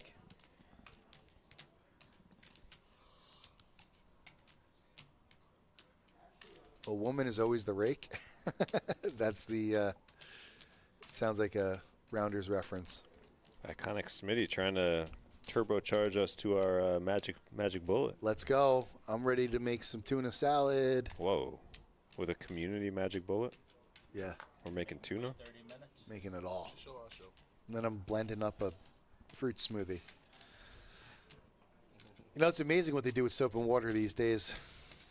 Just clean it.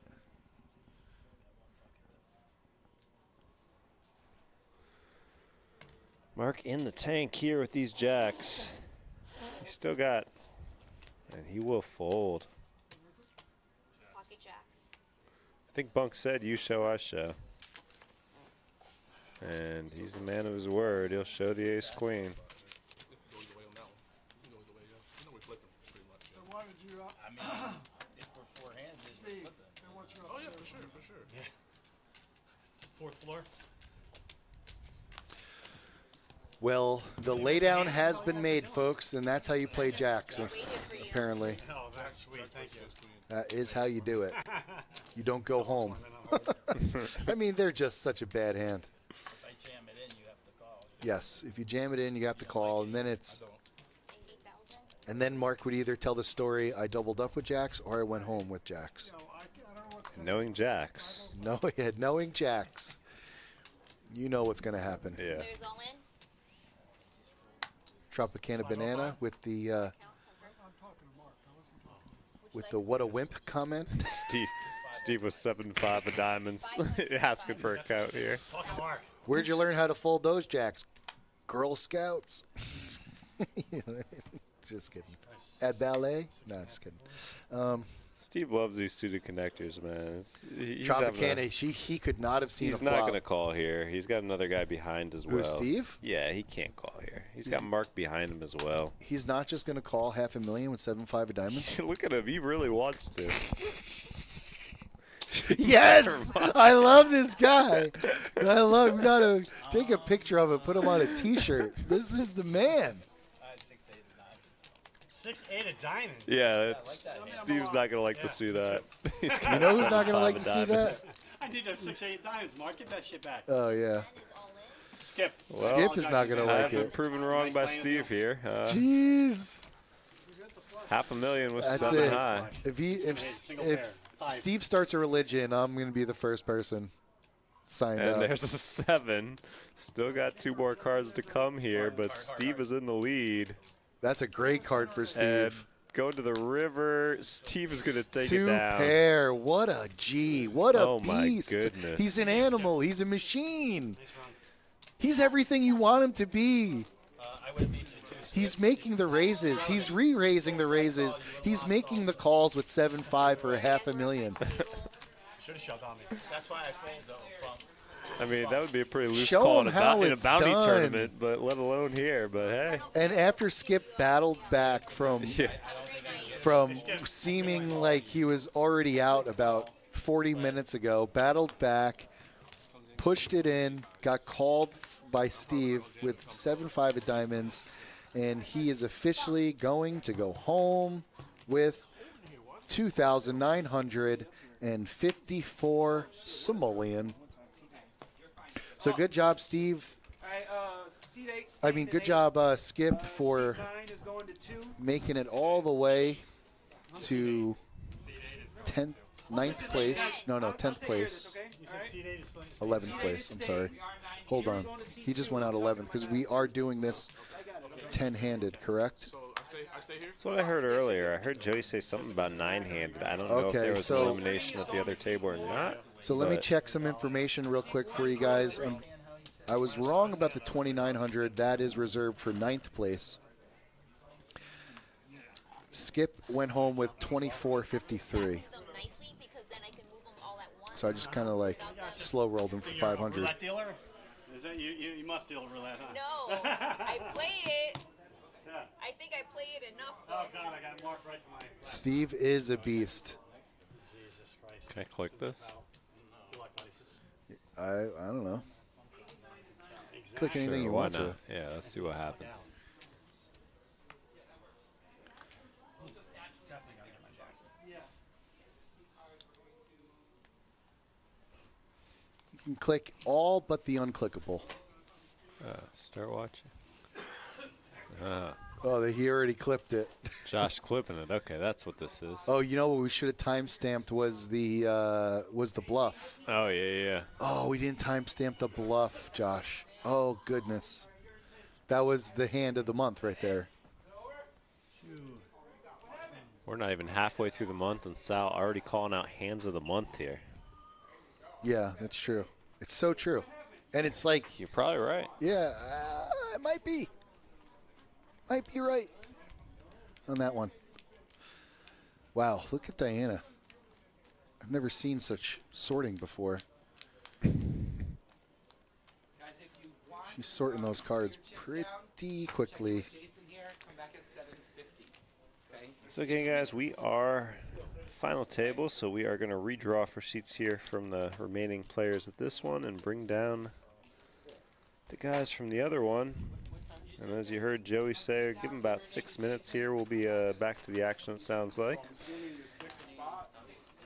In 6 minutes, everyone, till the final table. 6 minutos. Jerry! Can I get the Jerry chants in the chat? Jerry. Yeah, I got you, bro. You're good. Jerry making the final table.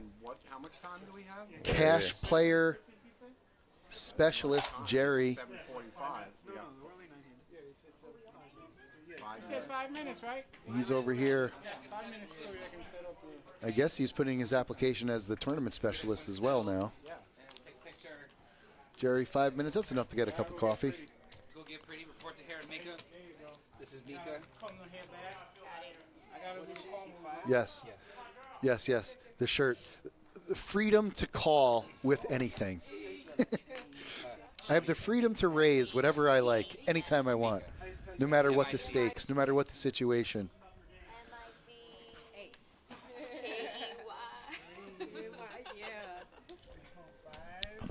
Steve read the book on poker and how to play, and disagreed with it. It's like, yeah, I just don't agree. So Sal referencing the beginning of the show. I'm a one sneeze guy. Oh, you sneezed one time? One time only. Gesundheit. One and done. Gesundheit, mi amigo. Eames, how are they doing? You didn't hear her? You heard her. Your did Niners. well. How are the Niners doing? See the win, but I'm happy. Oh. Wow. What was the final play? Like Jerry, thank you, Iconic. Iconic's going to get us the magic bullet by himself. Matter of fact, when you come in, Yes, absolutely. we're going to have to make you a smoothie, my friend. Don't make her a tuna salad smoothie, though. Okay, I said chicken salad. I want to switch it up. I went to tuna. You're right. Nobody makes tuna in a blender. I get it. Yeah. You're right. Plus, it would be bad. It would smell bad. But if you ever watch the Magic Bullet infomercial way back in the day, when he's like, Bob's your uncle, and then he like presses the Magic Bullet, he was making chicken salad. I was like, that's it. I'm getting one of these things. I tried to make the chicken salad. It didn't actually work. But too dry of a substance. But great for smoothies. And the best part about it is you just take the ring, and the blender becomes the cup. Bob's your uncle. Bob is your uncle. Becky's your aunt. I don't get these references, but okay. You don't remember the Magic Bullet infomercial? No. Oh, surprise. Brent doesn't get the reference, right? Okay. I'm looking it up. Oh, it's like an hour-long infomercial about the Magic Bullet, something that I watched far too long. Well, apparently it's a 20. The longest one here is 28 minutes. The Magic Bullet infomercial, essential 2 a.m. viewing. Yes, that was late-night TV, broadcast TV, correct. Late-night broadcast. It was either Magic Bullet or Girls Gone Wild, to be honest with you, if you're watching Comedy Central. Paid programming. It was paid programming is what they called it. No promises, but I might give it a listen later. We'll see. 1,800,090. I don't even know if I'm allowed to say that.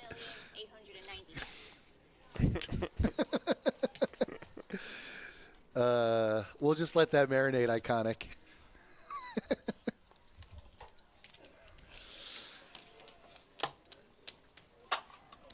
Jason over here doing the color up. And folks, if you're worried about the color up, if you're ever at a tournament table and for some reason you just want to see the color up, you can just have some trust issues, you're saying? If you got trust issues, just stay at the table and watch it happen. Then count your stack and then go to the bathroom. Know what I'm saying? Yeah. But otherwise, this is on camera. It's completely verified, and I could already tell you That was awesome. only 3 mistakes have been made. So within the error of rounding error. Plus or minus. Plus or minus 3 we give our employees. No, I'm just kidding. It's 100% on the money. Twan, I'm texting you right now, the chip count. Oh, is she texting me? I mean, Jason? Is Jason texting me? Not she. He's probably texting her. I think he's texting Twan. T1. There he is. Speak of the devil. Jesus. Speak him into existence. T-Weezy. T1 gave me the epic nickname of Saladillas because I made some late-night quesadillas from leftover Pollo Tropical, and I'll never be able to recreate it. It requires a certain amount of inebriation and leftover polo tropical, plus random things you have in the fridge. You can't put those two things together anymore? I couldn't do it, no. What I made was a work of art. Are we taking a final table picture? Good. Yes. Oh, we're taking a final table. I want in the picture. You got a time machine? Randy's out. No. Oh. I think it happened 30 minutes ago, buddy. Oh, Randy is out? What? Yeah. So basically, I can't? Nah, yeah, you could. Maybe if you stick around and watch, you can get in the final picture, of the winners. Hey, check it out. Check this out. Mika's got the same seat that she had before. She does. What are the odds What of are the that? odds? Can somebody please calculate that? Let's see. So having the seat first is whatever. And then getting the same seat. 1 out of 10. 1 out of 10. She hit a 10%er. That's not bad. Quick math. I'm a genius.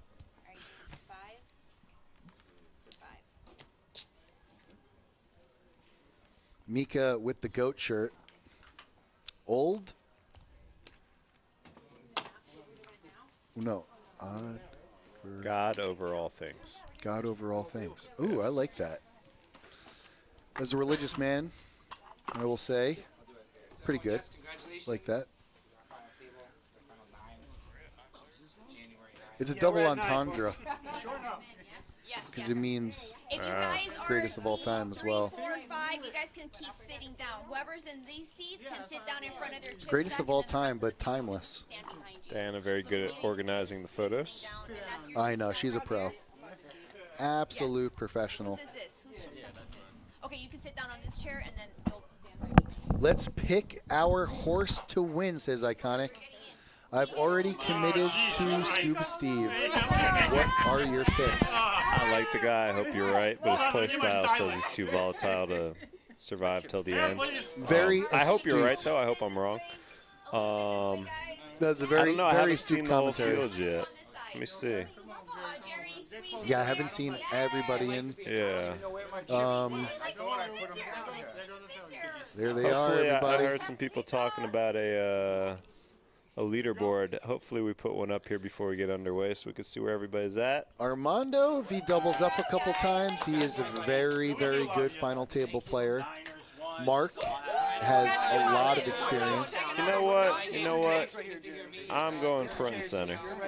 She's got a stack. Mika? Yeah, she's got a stack. Mika she came with back the, to the same seat. She already defied the odds 1 in 10. I think she's going to take it down. I think she might chop, but I'm not sure about the ICM being number 1. Yeah, we're talking about being number 1 in the ICM. Number 1 in the ICM. Well, I'm kind of hoping that Diana, great organization while taking the picture. You really commanded the group, got everybody in. You did a great job. Oh, shoot. Mean Gene's got a stack. Oh, I got to go with my man Gene, dude. I had no idea. Gene's in it. He's been playing very well last month. He does have a stack. He's always playing well, but he's running good is what I'm trying to say. He's been running very well, and he's got a huge stack. So I'm going to say that he is the odds-on favorite to take the top place on the ICM chop or first place overall. I think Mark, if you want to use your phones, you have to step away. Mark is definitely a favorite as well. Even though he doesn't have a big stack, he's just got too much experience. But I'll tell you what, we're going to find out really quickly. Jerry, you're going to be big blind, please. 80,000. Yeah, Jerry here. It's going to be interesting to see how he plays. Cards in the box. Yeah, it is. We're going to see very quickly what happens with Steve, because he's either going to run this table over or he's going to leave. You know what I mean? Like, there's no two ways about it.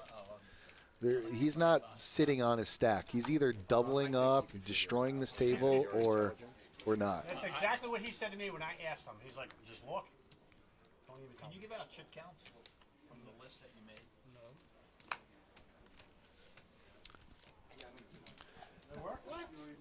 Another glowing compliment from Iconic. We feel the love, my friend. Look at these stacks. Gene with 5.785 million. Phil with 4.63. Steve now. Where is Phil with 4.63? C2? That's got to be him. I believe C1, because, I mean, Steve's right after. Oh, that is Steve. Yeah, so Phil seat 1. Raise to 200,000. That was. Are there any other denomination chips higher than pink? No. Oh, sorry, 215. My apologies. 215,000. Huh? No. Okay. That's up. Blind versus blind here. We got Mika and Jerry. Mika raised, Jerry made the call, and Mika hits that flop pretty good. Top pair with the gut shot straight. She'll take it down. Jerry in a good position with Mika on her left. Mika, an ABC type of player. So he's in a good spot. 40,000. Not to typecast anybody, but seat 1, we haven't got his name yet, is the oldest. Phil. That is Phil? Yeah. Phil's got the deep stack. I'm looking forward to see how he plays. I haven't really gotten much hand history with him. Bunk under the gun here with 9's going to min raise it. But not to typecast him, but him being the oldest person at the table, you immediately think that he's tight. Maybe he uses that towards his advantage, but we'll soon see how it plays out. And that's not very. Pushing your chips, guys. I appreciate it very much. Thank you so much. It's not like the best spot really for Steve. Considering when Phil does put his chips in the pot, more than likely he's going to have the goods. But I could be wrong. Yeah, we'll Been see wrong here before. shortly. Iconic says Steve is going to slow down. Hopefully. No, not hopefully. No, I mean, he says hopefully. Yeah, no. Oh, hopefully. Yeah. Hopefully, yeah, exactly. Hey, if he keeps it up and keeps running good, can make quick work of this. Exactly. We could be out by 9. 9? That's okay. That's yeah, wishful thinking even for me, but you know, I like the optimism. So now we are at maximum capacity here. 10 players, right? Or are we at 9? I don't know. There's some confusion. I heard. Okay. I don't. Is the 9 seat open? I think it is 10. We're gonna have to just count it. Oh no, it is 9. Yeah, it shows 9 top right. Yeah, you're right. All right, so that means we're in the pay jump. Yeah, there's the 6 seat is. So bam, 2,900 for the next person who gets eliminated. Small blind, Anthony. You haven't. We get a walk there. Bunk got a walk. Things are coming up, Millhouse. There's somebody in the chat picking Mark out here.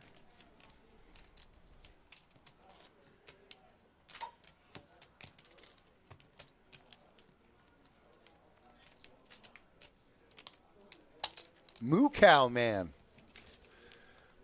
Hey, when I was discussing my picks, I put him up at the top there, and he doesn't have a big stack, so that was based strictly on his experience.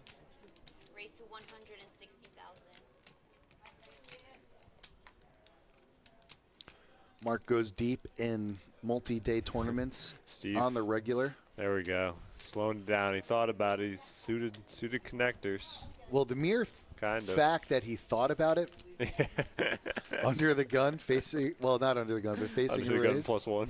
Yeah. After under the gun raise. Phil, I guess that's a min click. Are we at 4080? Looks like it. So we're at 4080, and Yeah, we are. Phil's going to min click it. Gene is going to complete that min click with a Jack 10. Catches the inside straight draw. Phil with a monster flush draw plus top pair. It's about as good as it gets for Phil. He's going to make a bet. And Bet is 200,000. 200,000. Does Gene want to play for an inside gutter ball here? I don't know. A non-spade queen is really all he's hoping for. Queen of spades would make it a little hairy.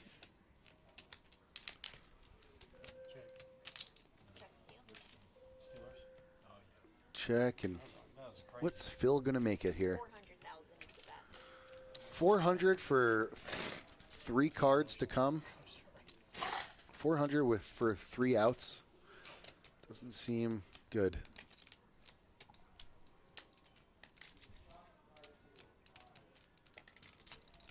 Gene's still taking his time though to roll this over.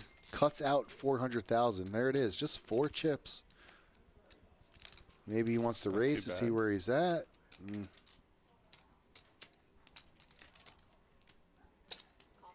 He will call it. You know, Iconic, that is a good point. Steve has folded Ooh, I thought every that. single hand Thought so that was far. The final yeah, table. reluctly. Aces take it down. Gene, unfortunately, got sucked into that hand. Little sticky with the 3 outs. For 400, he might have been able to double up, but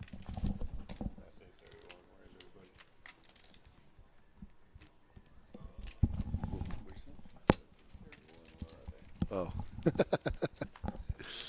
already saw one.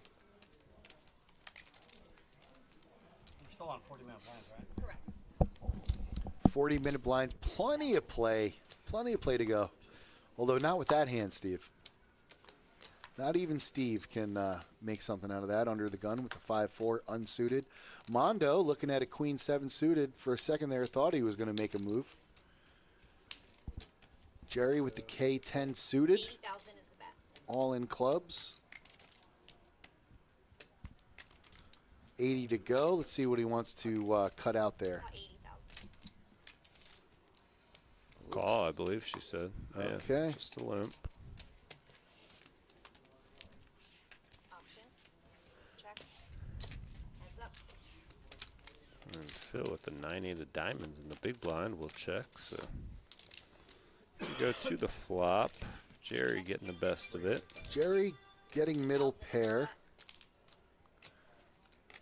Yeah, I didn't. Phil with some backdoor runner, nothing funner type. I certainly outs, didn't but like no. the 400K call from him, for sure. Yeah, Iconic, definitely, I wouldn't recommend calling in that situation with Gene, especially considering what we saw against Phil. And only thing I can say is that Gene has been playing with Phil at the other table all night. So maybe there was some hand history that we're not putting into our calculation. Maybe he bets his draws similarly, and Gene thought that all of his cards were outs, but they were not. So easy to say, but Gene offering his glasses to the other players. The X-rays.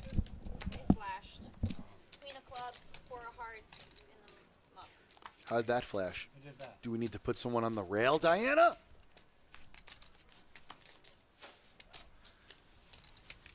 Maybe we do. Good thing Diana's not running the show. She would have railed everybody. Take a break.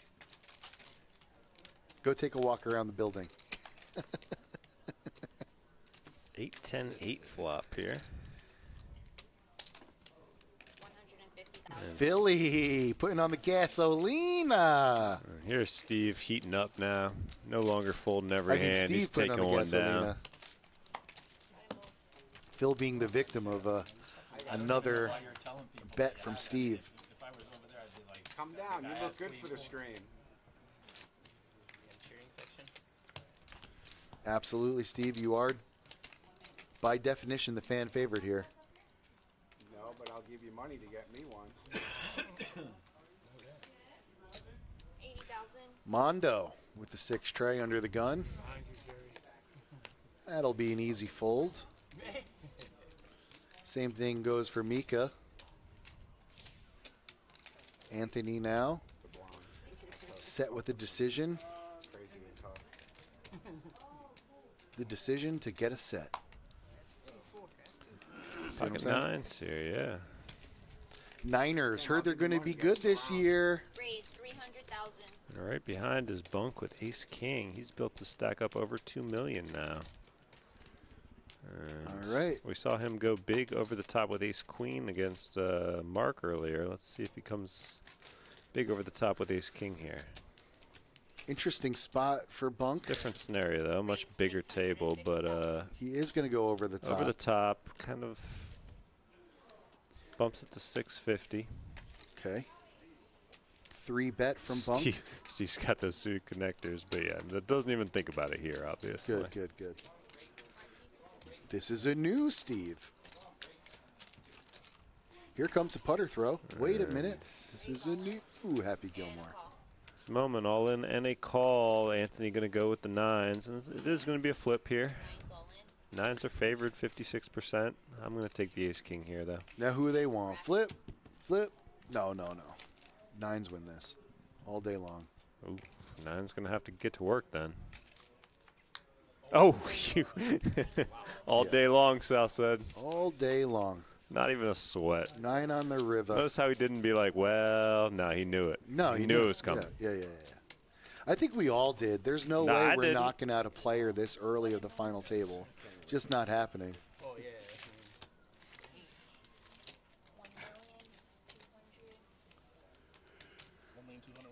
1.2. Exact. Limpa. Yeah, me too. I smelt the same thing you were smelling there. Iconic. Nothing but roses for Anthony.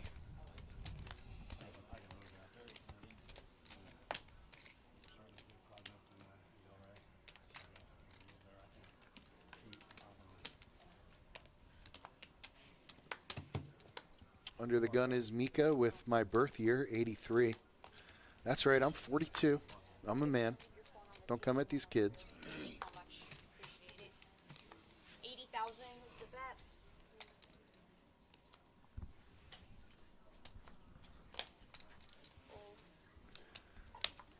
Oh, just give him a little bit of time there, Iconic.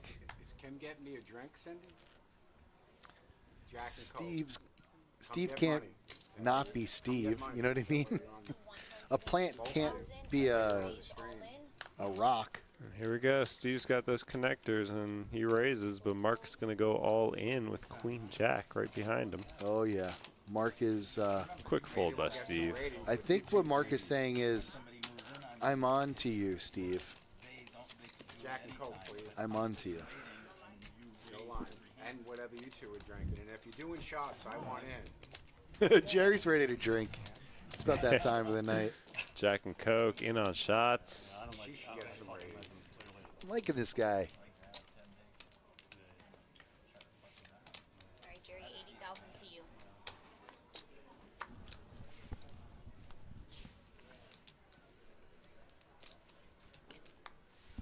Sorry, I was daydreaming. One of the best we have, Diana, in the box. Navigating this final table. Raise to 160,000. We got a min click from someone.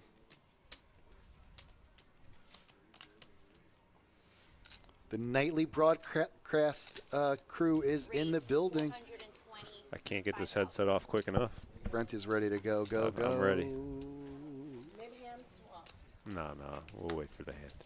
We got Steve after all, putting in a big bet.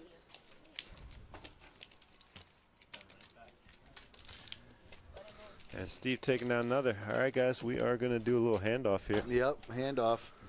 It's been fun. We're going to hand it off. These guys will take you to the end, leaving you with 9-handed here. So Folks, it was a lot of fun, everybody. Thank you all for commenting. Iconic, you are truly iconic. Appreciate you getting us closer to that magic bullet. We crushed 100 comments a long time ago. Brent's got all of my references. One of those two things are true. All right. Hello, hello. I joke, but I had a fun time.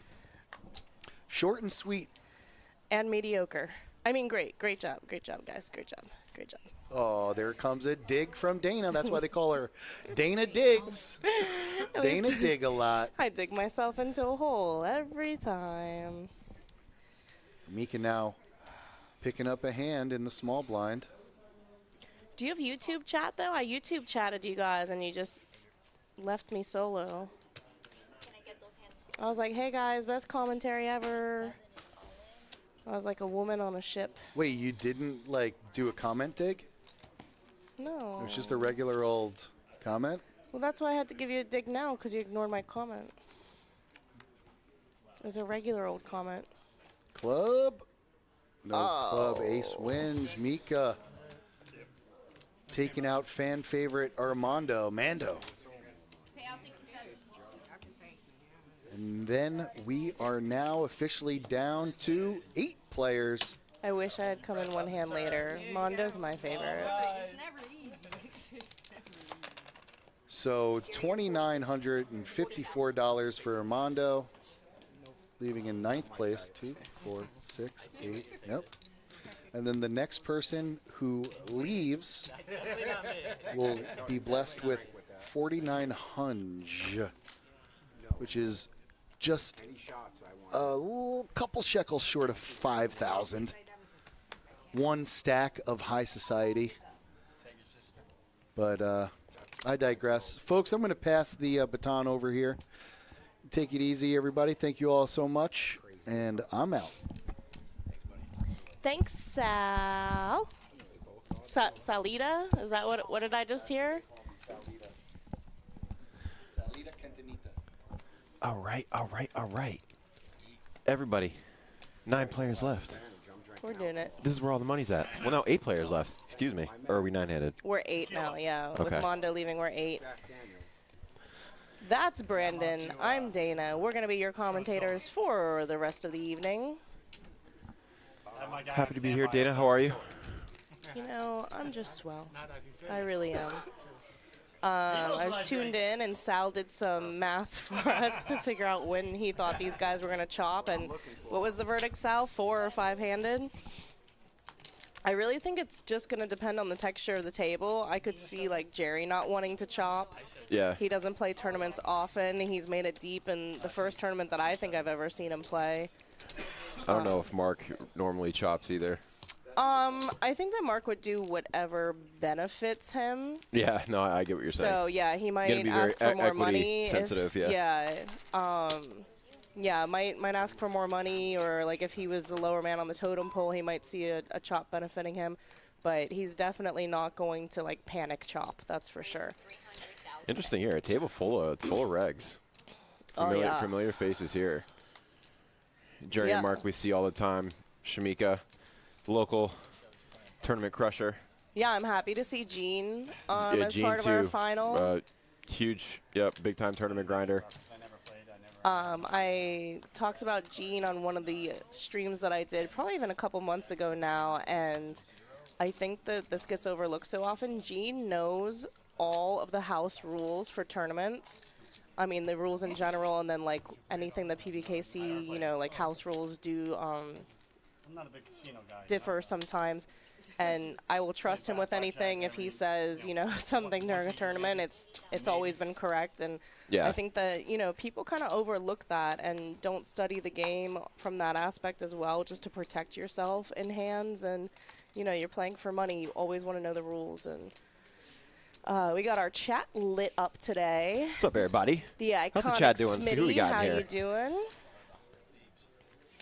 Logic Spitty. Okay, I know Tropicana Banana's in here somewhere. Guaranteed. Oh, there she is. Or at least she was in here earlier. Tropicana banana. You got a block there? Gene waking up with aces takes it down. I have the marker earlier. All right, so let's see. 8 players left.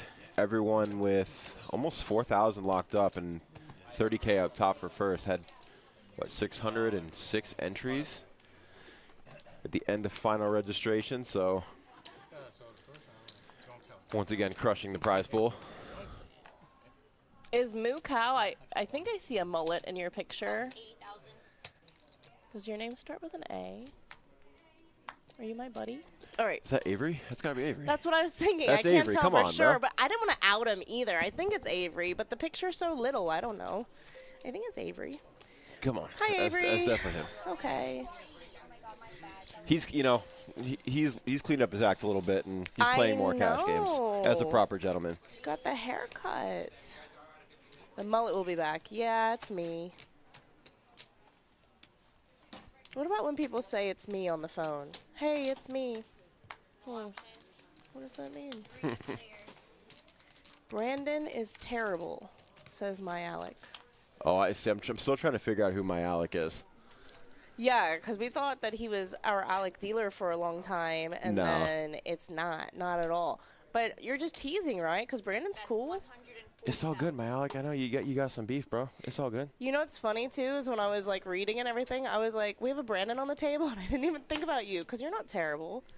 But it Thank didn't even, yeah. And then I was like, That's usually, oh. that's usually the standard I set for myself. As long as I'm not terrible, you know, you're I'm pretty not good. terrible. Yeah.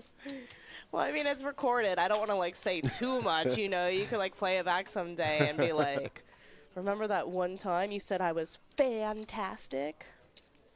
True, yeah. My Alec, don't be like that. Come on. Come on. What's going on? Are we going to have a break? We just got here. Ay, ay, ay. That's 320,000.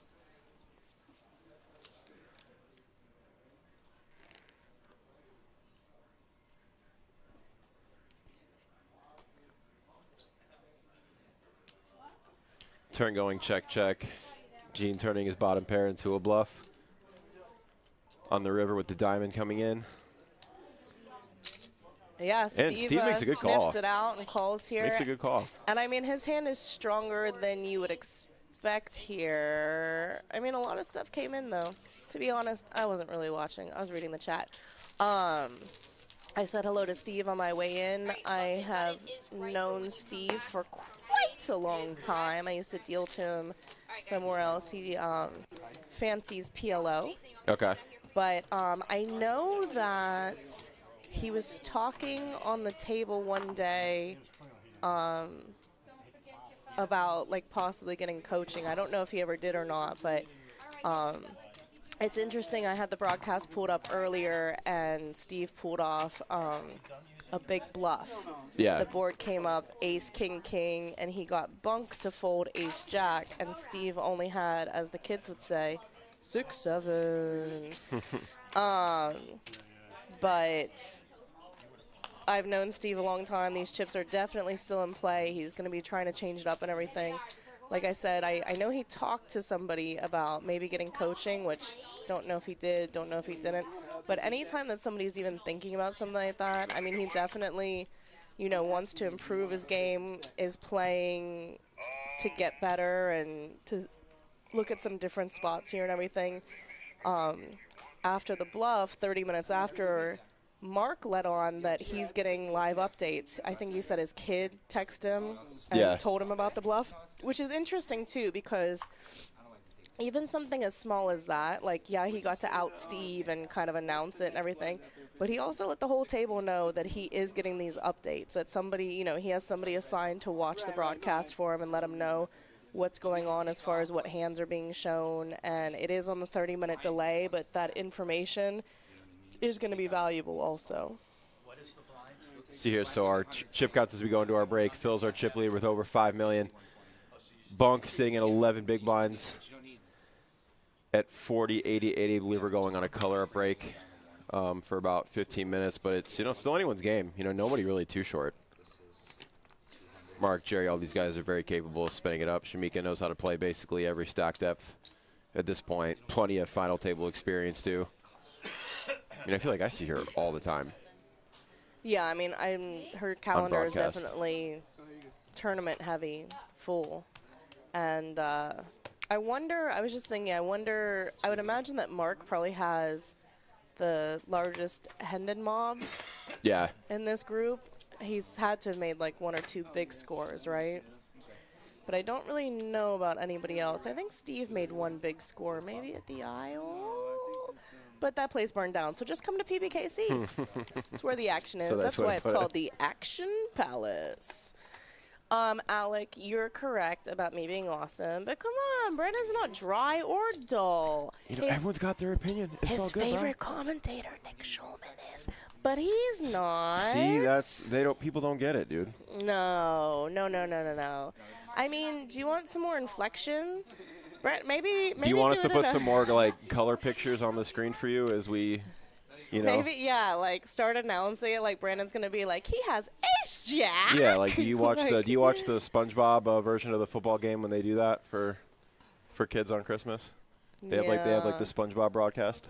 Oh, really? Uh-huh. They have a separate channel where it's the SpongeBob characters reenacting the plays that the players do live. Oh my gosh, that sounds fantastic. I like that. Yes, we are at final table. 8 players left. This is it. Yeah, we need to get our little ticker updated to 8. But besides that, we're good. These guys did just go on a break. They took a very short break when we got down to 9-handed so that they could reestablish at the final table here, redraw for seats and get everything set up. So that's why we've had these 2 breaks so closely together. But we will be back in action very soon. What happened, though, Smitty? What's a foul?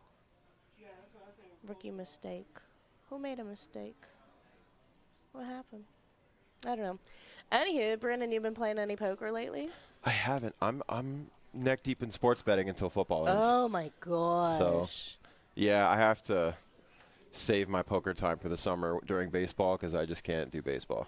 Okay, but sports betting is just really taking all your focus, huh? Yeah, when I can just not leave my house and I don't have to drive Because you're an sweating them hour in? south. Yeah, well, I can just do everything on my phone. Yeah, Or on my computer. and it makes a difference if you watch it or not. That too. I used to sports bet a lot, and I used to bet. I pushed into a table one day to deal, and my buddy turns to me and goes, "Hey, have you ever bet on?" And I go, "Yep." And he goes, "I haven't even asked you which sport yet." And I go, "What are you going to ask, buddy?" Snooker? Yep, I've bet on it. Don't really know the rules. World of Warcraft? I didn't even know what I was watching and if I was winning, but I bet on it. I used to bet Japanese baseball because I would wake up at like 6 o'clock in the morning and they would be in the last inning usually. So, and like the Doosan Bears are tops. I'm going to be honest, I was not familiar with your game. That's incredibly Yeah. you're deeper in the weeds than I am. Well, this was so many years ago. Okay. It wasn't. All right. I mean, it was a couple years ago, but I did used to do that, and I actually used to crush tennis so hard that my bookie Cut you off? because we were just playing for fun, guys. No money. Don't send the police after me. I have a kid. But no, he actually told me that if I was going to continue to bet tennis, I had to bet football as well. Shut up. Yeah. He's like, listen, he's like, I don't know what you have going on here, but he's like, you're just too good at tennis. He's like, so if you want to remain under my, what would you call it? Yeah, as one of his customers, in his stable, then yeah. I had to also bet other things, and he was like, yeah, football would get you there, and you'd be fine. But yeah, but I mean, I just didn't think that tennis that's was actually like generous for a bookie because normally they just cut you off. Period. Yeah, and I mean, but you never should. First of all, like, I'm a girl, what do I know? But I used to bet men's tennis. You bet kind of like the early rounds, and I mean, so much of tennis is the serve. That's why you kind of have to stay away from women's tennis. The serve is so much closer. But like, if you kind of stay away from like the hotheads, like I made a mistake early on. Like I would bet, I don't know exactly, Kyrgios. I used to bet him, but the guy's like a hothead. So like, even though he's fantastic, sometimes he just like loses his mind, and he's not going to win for you. even in the early rounds. So I bet the early rounds, I'd kind of stay away from matchups where I like both players. I'd bet men's tennis. Now you guys know all my secrets, and your bookie's going to cut you off too. Look at what Day Crew left us, this mess. This is all wet. Anywho, so that's me. You know, I was a savant, a tennis betting savant. Yeah, so there have been a few times where I've been, like, before work, they've seen me with our Hard Rock shirt out, ask me about sports betting, and then people have come up and say, hey, can I ask you about sports betting? And I just tell them, don't do it. Yeah. Because the thing is, like, unless you have, you know, a personal bookie, whatever, their limits on you may be different. On any other regular sports book, you win too much, you know, they're just going to cut you off at some point. Like, it's... I mean, even then, though, like, it is kind of silly to me, like, to cut people off. Like, the casino has the edge with sports betting. I mean, even if you're looking at these, like, top-rated analysts and things like that, but... Well, yeah, I mean, well, they're just going to look at... Well, like, your profit margin will flag them first. That's one of the flags over, like, a period of time. But then they're going to look at, like, how good are the lines that you're getting, you know, over a course of, like, 6 to 12 months. And if you're constantly getting good lines, they're just going to, you know, limit you to crumbs. I can't bet on NBA anymore on Hard Rock. They don't let me. Really? No. I actually hated betting basketball because I don't think that they look very athletic.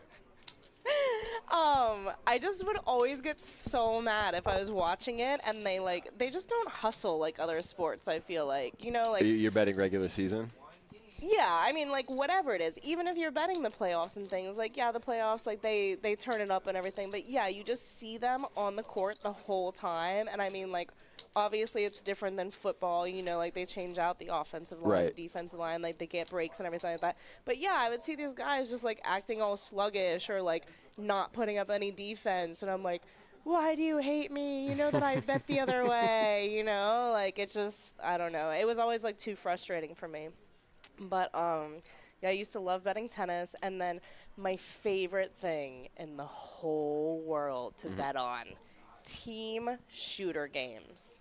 If you can bet esports team shooter games, the best in the world are always going to win the first couple rounds in a team shooter game. There's just, like, 100%. No shot that they don't. It's virtually, I don't use the word lock ever in that situation. The skill gap in those games is all of them. I mean, and watching it is super fun. Like, when you see, like, the best in the world at team shooter games, like, I am not good at shooter games, but I love them. And people used to play with me and want me on their team because I'm a girl and I had a microphone.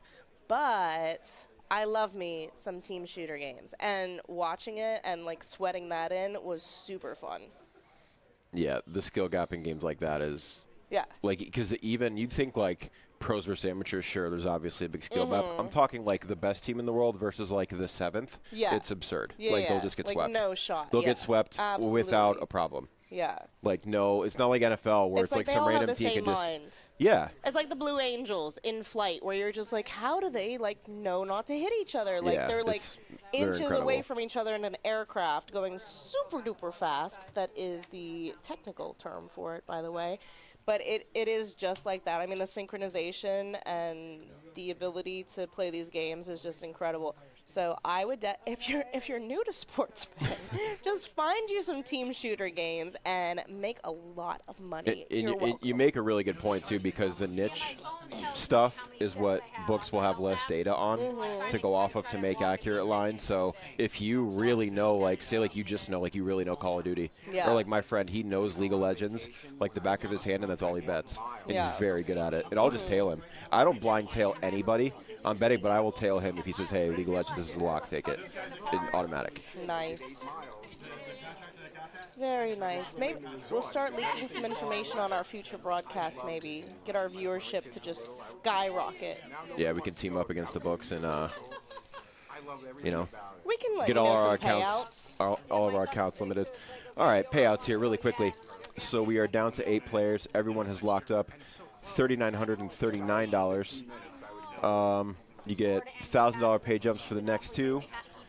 5th place walking away with $7,000, $9,261 for 4th, $13,321 for 3rd, $20K for 2nd, and $29,549 for 1st. And what do I do to put in the chat? Money sign, payouts, Should be exclamation? payouts, exclamation, or exclamation just- payouts. One of the two. Okay. Exclamation. Oh, I wasn't in the bar. Sorry, guys. I'll figure out these darn computers sooner or later.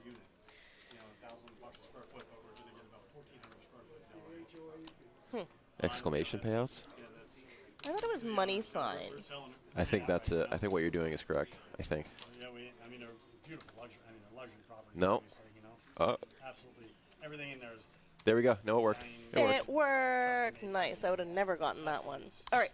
So Brandon rattled off the payouts, and there they are in fine print. And I must say, you gave those payouts to the people with great enthusiasm in your I voice. tried not to be so dull, you know? Not at all. What was the other one? Dull and... Dull and dry? Okay, I don't know. Something like that. Yeah. We forgot it. It was so just inaccurate. Oh, and look, the payouts are listed on your screen right now, too. Just all sorts of places. All right, who's your pick to win? My pick to win. Miss Sports Better over here. How many chip? I need to see the Yeah, chip we need stats. chip counts. Good point. I can't remember now. I think our chip leader C2. I mean, I do think it's likely to chop. Okay. Fair enough. Like I mean, 3. yeah, that's the I would see favored like a outcome. chop at 4. Yeah. I think that.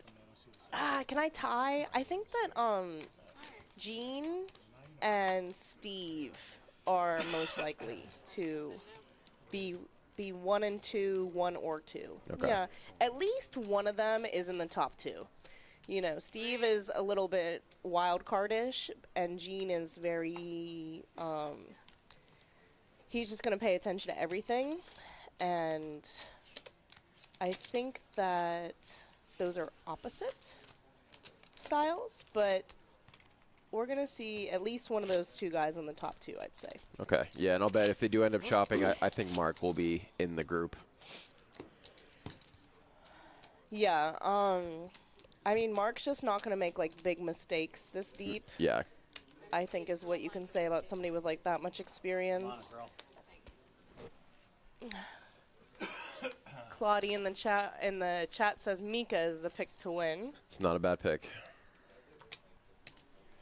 Yeah, she's sitting at a little over 3 million. Yeah, Avery says Mark is going to catch someone slipping. Gina, I mean, yeah, he's got a lot. Yeah, Gene has a nice, healthy stack, so I definitely see him being here in the end. Gosh, I know. Like, I've seen Steve somewhere. I just can't put my finger on it. I'm sure it's. I mean, he plays here. Yeah. A little bit. Yeah, I think he tries to make it out for all the multis pretty much. He does talk a lot when he plays. Yeah.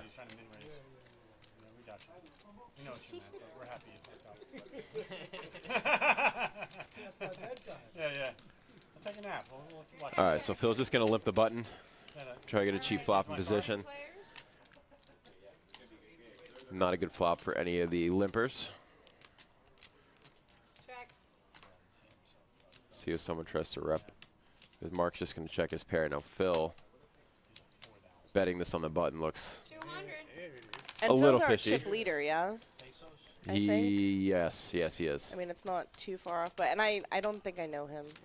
So, sorry, Phil, that you weren't in my people I listed to win this thing. But I don't know you, I don't think. Lift up your hat, Phil. Give us a wink. Real easy fold. Avery, are you in the building right now? I'd let Avery come in the booth with us. For sure. Okay, good. Good. I was like, For sure. I was ready for Brandon to look at me and be like, that's not your decision. That is not me in any. I was just like, I guess I shouldn't have said that without consulting you. I'm certainly not Avery, that guy. if you're in the building, you let us know, okay? Because we have another chair in here, and we might even give you a headset. It's like just don't break anything, you know? Yeah. That's really the only rule. Don't break anything. I'm glad you said that too, because Avery might break something. Raise 350. Nah, I've seen Avery take some pretty sick beats downstairs and handle it, you know, pretty He level-headed. might break so. our concentration with that new haircut. Looking sharp. That would be funny. Are you in the building? I don't think so, because I don't really think that he like ever has a head. I was gonna say earmuffs. I mean, if you play 2-5 here regularly and you're not here on a Sunday night playing 2-5, what are you doing? I know. I busted out earlier and went home. Oh, that's fair. You were in this bad boy. Okay. Yeah. That makes sense. Man, we had a seat all ready to go for you here, Avery. Yeah. How far away do you live? Maybe we could just turn the broadcast over to you. We're going to talk about a poker hand soon, guys. I just know it. When there's something interesting.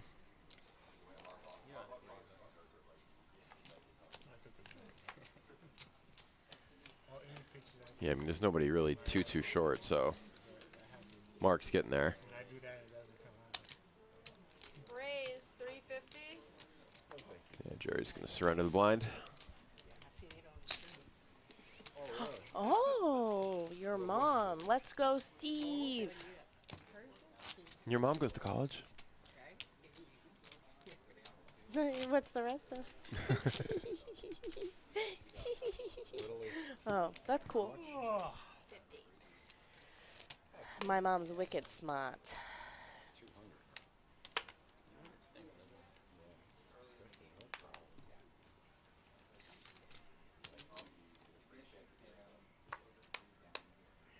Yeah, if you're in the chat, let us know who you're rooting for. Let us know where you're chatting from.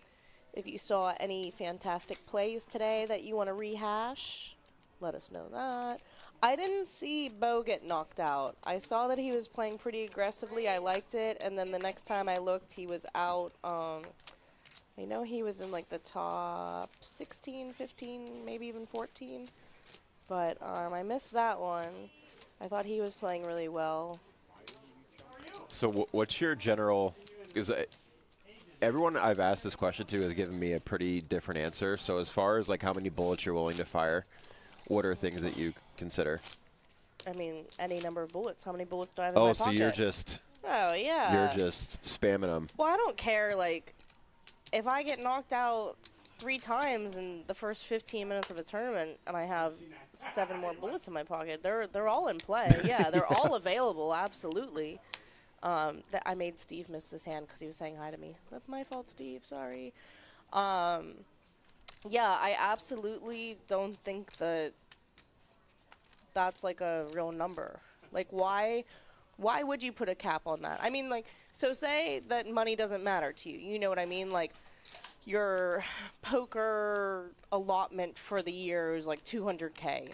Mm-hmm. So it's not like, oh, like, you know, I better win one or else then this probably isn't where you should be putting it anyways. But well, some players have told me that after like a certain number of bullets, they just know that they're not playing like they should. Okay, but regardless of. Yeah, but I think that can fluctuate too, right? Because if you're on bullet number 2, you could be steamed out of your mind and playing poorly.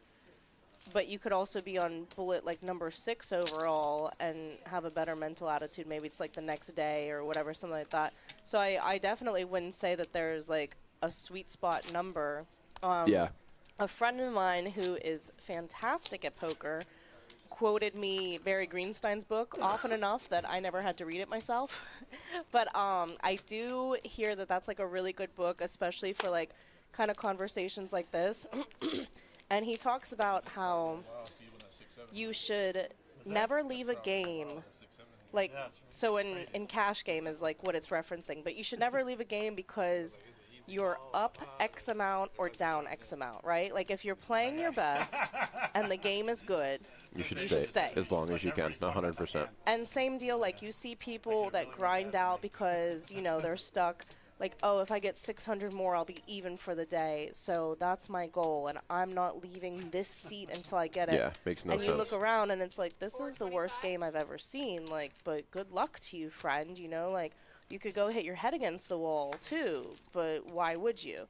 So if you're playing your best, it doesn't matter. I mean, and in that regard, like, yeah, I mean, if you're on, like, your 4th bullet and money is not an infinite idea. Well, that's what it to comes you down and to, things is like that the money isn't going to affect you emotionally. Yeah. Yeah, I mean, whether you're, and I mean, we've seen people too, like there are some people that have more money than they'll ever be able to spend in this world, and they get very emotional about these things. You have some people that this score would change their lives, and they can keep their cool, whatever it is. But yeah, I would definitely say if you're playing your best, it doesn't really matter to me how many times you bought in. And there are people too, like the person I just referenced. If my buddy was on his 7th buy-in in a tournament, I would still back him. Versus like someone who's fresh and just finished yoga and ate clean all that day. Like my buddy could be hungover and like on bullet number 19, and I'm like, hey, like I'll put you in. Can I please get part of your action? You know, it's just, yeah. So. No, it's a good point, and that really, you could think like that across all different forms of gambling, right? It's like sports betting, whether you're playing blackjack, like you're counting cards or whatever. The goal is really to just generate as much EV as possible. Like if you're sitting in a really good game and you're playing well, every hand you're playing is technically plus EV because you're playing correctly versus your opponents. So you do that as much as you possibly can, and that's what sportsbooks do. Yeah. And that's what, house games do. They're just generating EV over and over again. And, over time, it's going to show up. So you should think similarly in cash games and tournaments. This is this has to be one of Steve's family members with this last name. Steve, we're rooting for you from New Jersey. Very cool for you from Steve's got MJ's. some fans. He's got some fans for sure. Yeah, that's definitely a family member there. Avery said I buy in too many times. Hello, wonderful crew. Sub-Z. Sub-Z, what's up, bro? Welcome. It's cool from New Jersey. Very nice. Steve got on the horn and told people to look him up on the stream, and that's what's cool about the stream too. Is like, so you might have a relative or a friend that puts a lot of time and a lot of energy and their mental learning and everything into this game, and you really don't get it or don't understand the hype, and they get to be like, hey, like tune into this because I'm gonna be on the stream. You get to watch me play. Raise 250. For a lot of money. Yeah, I was going to say, Steve's not folding. Deuce, deuce. Ooh, going to get into a little bit of trouble here because he doesn't expect Phil to have hit this flop, and he does have 2 pair with trays and deuces. What's up, Big Roy? Looks like he's going to put in a raise here right away.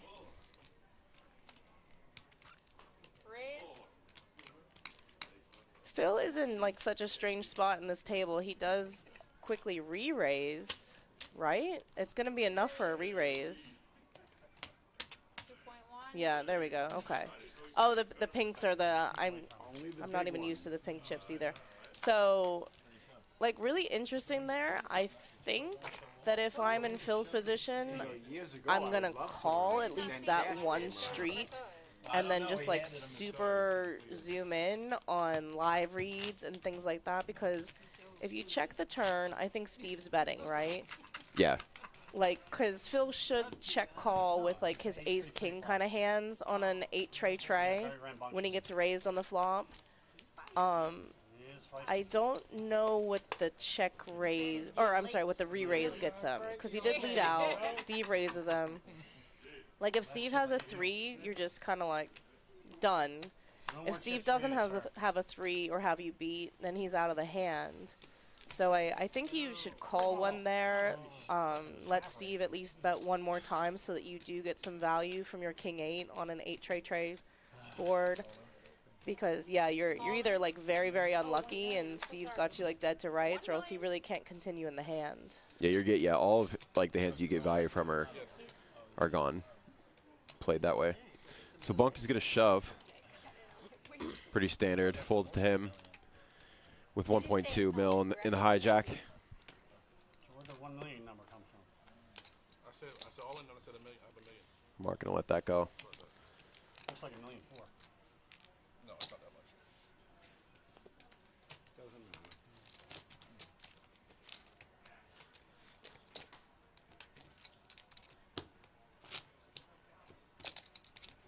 8 players left. Not any blood so far. Everyone just kind of picking their spots. I'm going to get them to update our ticker also.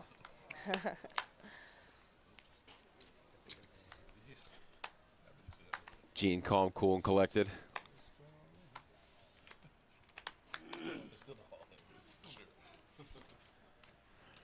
Is it rude for me to request a cooler? No, it depends who you request it against, though. No, yeah, I'm not. Yeah, I'm not targeting anyone for sure. Oh, well, you can target people, just not people that I love. Oh, okay. So Yeah. that's how it is. Oh, Mark's gonna reshove. We got a button open. Yeah. From Steve. Mark's. Do you want a cooler here? This was not foreshadowing. No, you snap folds. Yeah. Update. The Mark shows player tens. Yeah. Count to 8, please. Do you think if I say pretty please, it'll help? No. Remember how comfortable it felt when you I think so too. In our chat, Edmund says, "Go Anthony from Dad." Is Anthony in the gray and like the 7 seat, the 6 seat, whatever that is? He's the only person I don't. Well, him and Phil, I don't know. Let's see. Where's our graphics?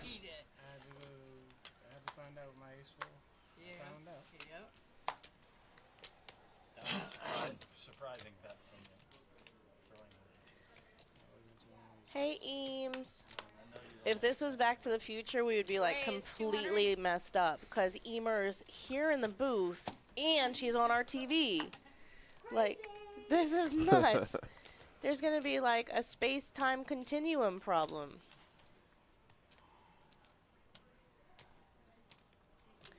What happened to Corky?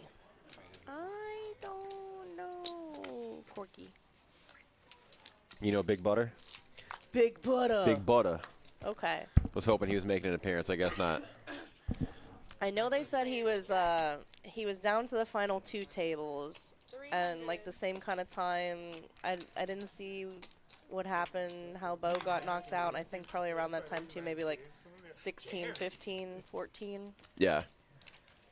I think I like tournaments now. 3 players, chat.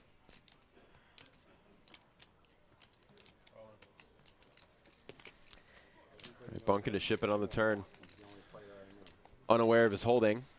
Okay. Oh! There we go. Mika's open-ended. Wow. Bunk with middle pair and the nut flush draw. Yeah, she's got a big hand. King high flush draw too. Doesn't know it's no good. So. Yeah, she lets it go. Makes a disciplined laydown. That's a big pot for Bunk too. He needed that. Up to almost 3 million now. I don't know if you're supposed to fold there. If you think that you're, I mean, we saw that the flush draw wasn't good. Right. If she thinks it's live, I mean. If the flush draw is good, which it always you're is except adding, one time. But yeah, I you're mean, adding 18% to. I mean, it's. I don't know. It's close. I don't remember the exact pot size. I'll do better on the next hand, guys. She had an over as well, or king. Yeah, I mean, That's if you're close. open-ended, you have the king, so the queen's out there. So, because I always think about it, I think sometimes when I hear feedback from players and I'm in the box, it's kind of funny because I always would think of it as like, well, they either have a flush and my king high draw is good, or they're trying to protect like a hand that's, even if it's a 2-pair hand, now your king hitting isn't good if you have Mika's exact holdings, right? But all of your other outs are good, even up against 2-pair. Because you can't have it both ways. You know, he can't have the ace of hearts and have 2-pair. So, I think that it's a call there because of that. You know, like I said, we saw that he does have the ace of hearts in hand. So she's behind on that. But, yeah, even if you're behind in that spot, which, like, okay, you only have king high, so, like, of course you're behind. But there's just so many outs there. It's actually the worst thing you can see is that you have to hit and you're missing some of your outs. Like, Bunk doesn't even have to have a pair there, but his ace high is good. His heart draw is good. he has an ace blocker for your straight draw. So she's actually like up against one of the worst hands she can be up against, right? Just because he takes so many of her outs away. Even one of the 3 aces is gone for the straight to come in. And of course, it would eliminate the heart draw, but so I think that it's close when you're down there. Obviously, we see the hands, but for the amount of chips that it was, I know I would at least be extremely tempted to call. Bunk has been on she's confident. I think she can find a better spot. Yeah, Bunk has been on the tighter side, so I think that's coming into play. Yeah, but that's gonna play a huge part of it. All right, so yeah, Mark's gonna be all in with kings. Pretty good reshove size, and it's just enough for Phil to make the call. Gonna need to dodge an 8. Has the suits covered, or runner straight. Oh no. Okay, dodges it.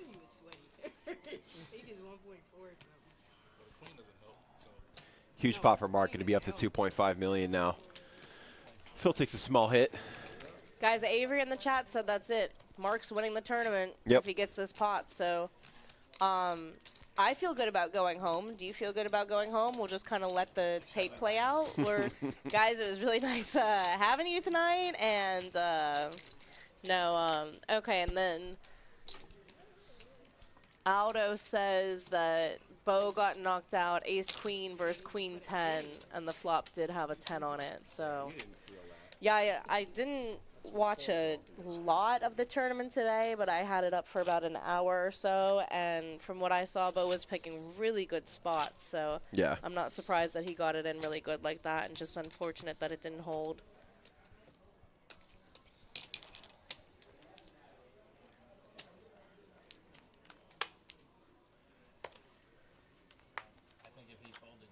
Pack it up.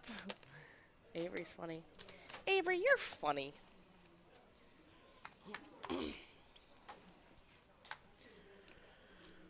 Mark held on to the king. Isn't that the best? Like, dude, this isn't, I mean, replay.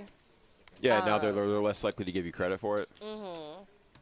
I like, too, like, when you look down and you just, like, let your mouth hang open just a little bit, like, I have all these chips. Like, I guess I'll raise because of all these chips, guys. Not because of my hand, just because of all these chips.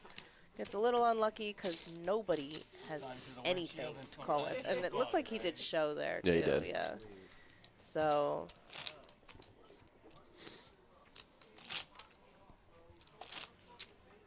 Sometimes that bug goes right in the guy's mouth and chokes him to death.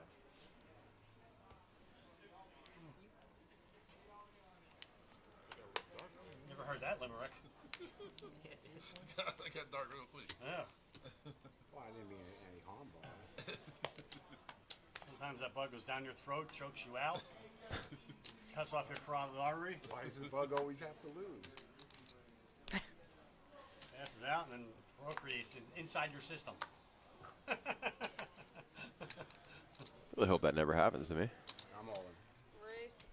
Wow. Is that Bunk? Yeah, that or was... no, it was Jerry. I was about to say, Jerry really hasn't 'cause I gotten forgot he anything to was play short. with, and Mika barely has the chips in. We didn't even pan the camera around, and Jerry shoves. And I do like, you know, the speedy shove like that. It's basically... You were politely telling your opponent, I'm not bluffing. So, Yeah. And you wouldn't hate a fold. And with his stack size, he really just does want to take this down now, right? And just like there's a lot of value in climb not up putting yourself at and, risk. Yeah. Now Pot's big enough. give him chips to like muscle with more. Yeah, an increase of 550,000. Putting a stack at like 1.8 is just a huge difference. So. Yeah, and you're guaranteeing a hand like King Jack or King Queen isn't just going to find a crying call. Yeah, you know, that for has sure. actually pretty good equity against you.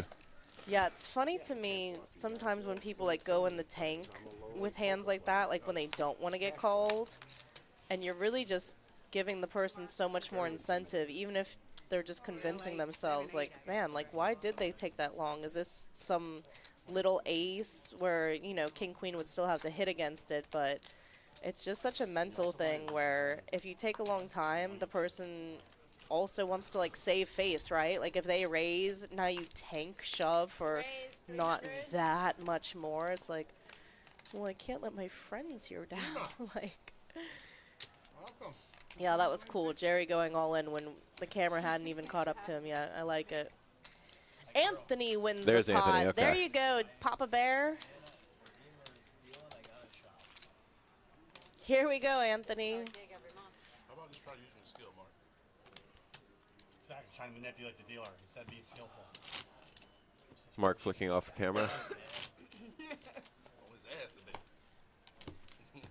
Huh. Always angling. Why'd he do that? Never change. Finds more creative moves. No one's surprised. Me? Yeah, I know. I got 2 kings. We're not talking about that hand. Previous experiences. I don't want to say. I don't even know what you're talking about. It's like a pretty enjoyable table to be at. That's how the games were last night downstairs too. Like every table I went to, everyone was just so happy. Nice. Like no, it was cool. I'm like, yeah. This isn't always like this, you know. Shove on me every time I fucking get into you. I had that beat. So I'll always just prefer live poker, the human aspect of it. I mean, it is interesting. Like, if you think about it, tournament players, for the most part, for whatever reason, like they talk more. Like, Yeah. you know more tournament players' names than you know cash game players' names, and I Yeah. always like kind of felt that too. And I would like apologize to players, like, sorry I don't know your name after dealing to you for all these years, but you guys don't speak to each other. So I've always loved tables where they talk a lot, and you know, you can definitely use it to your advantage also, as well as it just making the game more enjoyable. People give out so much information if you just start speaking to them. They'll tell you what they think about other people's play, about your play. Is that not right? With an S. Oh, let me S it up, guys. Payouts. There we go. That should work. Yeah. Teamwork. Couldn't do it without you, Brandon. Appreciate it, Steve. So, okay, Phil opens the cutoff with ace, queen of hearts. Steve is just going to flat with jack 10 suited. Understandably so. And look at Shmika coming in with the 3-bet with the pocket pair, hoping that Steve was opening, or Phil was opening on the lighter side. Yeah, and this looks position-oriented to me. It's a strong play. She's obviously not giving Steve credit for anything. So really just have to get through Phil, and you get the job done. And if they happen to be sharing cards, you know, you're a pretty heavy favorite. But Steve not going anywhere. Yeah.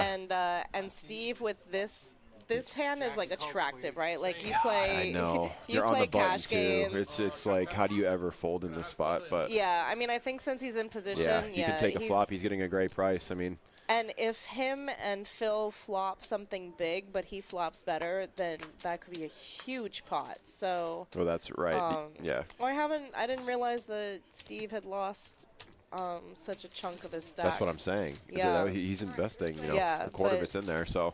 Yeah. If he gets a decent chunk, he's in. That's not the one. Wow. Phil's only thinking about the Mirage now. The lights at the Mirage. Oh. And I hope he just calls here. I mean, yeah, there's a flush draw out there, but okay. I mean, how much and did he she does. bet? He just calls. She bet 300? 3 pinkies. Yeah, Steve's Yeah, frustrated. just He didn't hit flats. anything there. But I do think that the position was good, was like well timed on this because, you know, like Phil has all these chips. He opens up one from the button. And she gets Steve to, you know, Steve puts in chips, so now you have, like, it's just so tempting. But why pocket threes? Like, if she had looked down at 7-6, is this play still going through? Or is she like, okay, like, I have a pair. I can maybe get them out here. Like, I just don't like it with threes. I would prefer, like, if she had Steve's hand, the jack 10 suited, and makes this squeeze, great. Because it does flop so well. But when you make this squeeze out of position with pocket threes, aren't you just saying, like, if you do get called, which she did, then don't you have to go 3, 3, 3, 3, 3, 3, 3, 3, 3, 3? Like, what other flop do you want to see? I don't think. I think she could get away with like just a clean like 7-4 deuce board or something like that, where I think she knows that at that point they're probably sharing Broadway cards. What if he has 9s though? I don't think. Well, he's, like, that would be like the raising, top of the right? roll because they're not. You're talking. If Phil has like 9s or 8s or something like that, right? Then doesn't he play it very similarly, where like he calls or he well, then he puts he's in a just at the raise, top of his range. Then you run into the top of his range. and you have And, do have 2 players to contest. So like, and in this position, we see once Phil calls, even though Steve has a much smaller stack than he did an hour ago, it was so tempting for him to come along. So now you're up against 2 players. I just don't think that the squeeze works as well with 3s as it does with so many other hands. Some other like hands that are more like playable, a right? king jack even, or I mean, she may have just been expecting to take it down pretty. and But no, absolutely, and I do think that that's what she expected. You know, like she hasn't put in that extra raise, and I'm gonna tell you right now, as a female, people do assume females are tighter and everything like that, but you're out of position. Like honestly, if you look down at 7-4 suited, I like it better than pocket 3s. I think. Drinking heavily, I would call. But I'm not drinking. Once you get called, I think that you just make this huge gulp and just start like looking at the dealer like, please be my favorite help. dealer in the next 3 seconds here. yeah, 3 in the window one time. Because there's just not much else. Like, I get what you're saying. So if the board's like very unconnected, then she feels comfortable too. And I do get that. You can represent. I do get that. Like, it comes up ace-ace. Because right, like any raggedy flop, that c-bet's gonna take it down. You know, with both of them sharing broad. I think she's just hoping that they're sharing cards, and I think most But if flops. they're sharing, like, okay, and I'm into that too. But if one of them, like, we see that Steve calls a lot of things, right? Even that his stack has been depleted here in the last half hour, he still wants to see a ton of flops. So your raise is getting through less often just because of that. You know, this is a cash game player who wants to do well, but he's not going to be happy with like 4th place. He wants 1st, or if he gets knocked out here, he'll like, better luck next time. So the guy's going to see a ton of flops. So I think you get looked up more often. Yeah. And yeah, I just think that it's not the hand that I am going to time that with. I like it with the raise call because they're in position and maybe they were just fooling around. Other than that, I would just wait until next round, and if it happens again next round, raise call, and I look down at like 8-9 suited, something like that. I don't know. I just like it better than pocket 3s. Once you get called with 3s, you just cannot be happy. And now you have to start being real imaginative. Like you said, like, okay, a c-bet's going to take it down sometimes. But if, like you said, she thinks they're sharing Broadway cards, right? And the board comes up ace-7. So I know it's difficult. If you put yourself in that position, are you leading out on an ace-7? I don't know. It's well, that's different. Now that I don't know. Yeah. On that particular board, I would probably just check it through. But And I do think so. And she has showdown value, right? With her 3s. Some. If they have like king, queen, and jack 10 suited, those kind of hands. If they don't have an ace, you have showdown value. Or if they don't have an ace, then you were up against 8s or 9s or something like it. So you'd have to double barrel to get those hands to fold anyway. So yeah, and I think that I talked about this last Saturday that I was on. I think one of the most dangerous things that people can do, and it's a big leak in your game, is so pre-flop, you're in that position, you're like, man, this is a late position raise from the chip leader, a call from the most active player at the table, I think I can squeeze this. I think that this guy has ace-queen, and this guy has, let's say the hands that they have, she puts them on exactly that, right? Like, you're in that position, you're like, I think that they have Broadway cards, like you said, they're sharing. And then they don't fold. The flop comes up ace-7, so it is less likely that they have an ace because there's 2 of them. Right. But you're up against 2 opponents. They both called a 3-bet from a player out of position who's, you know, been a little bit tighter comparatively. Now you say, actually, I don't think they have Broadway cards. I think that they have the pocket 5s, and I think I can get this through. I just think it's dangerous. You start changing your opinion of what somebody has, not off of live read, but off, like, I hope The that's range what you we're hope they doing. have, yeah, for and sure. it happens to everybody. I get that. Absolutely. Yeah. But yeah, I think that, you know, if you're thinking that they're sharing Broadway cards, that's a flop that comes out like, ooh, you're in trouble. Because nobody's folding, like, these guys aren't folding an ace there. No. That were like 1,000%. And even eights, right? sevens, 8 or 9s, you know. Yeah. Eights or Sevens nines obviously would be- aren't folding because that's a boat. 8s, 9s, 10s. Yeah. Yeah, I just think that, because it's pocket 3s and it's just such a low man on the totem pole as far as hand ranges go, that I'm just not messing with it. But, and then think about it in the reverse. So if you just call with pocket 3s and see the flop 3-way, Steve's in there. He's the most aggressive player at the table, right? So if you hit a 3, don't you want both of these guys in there?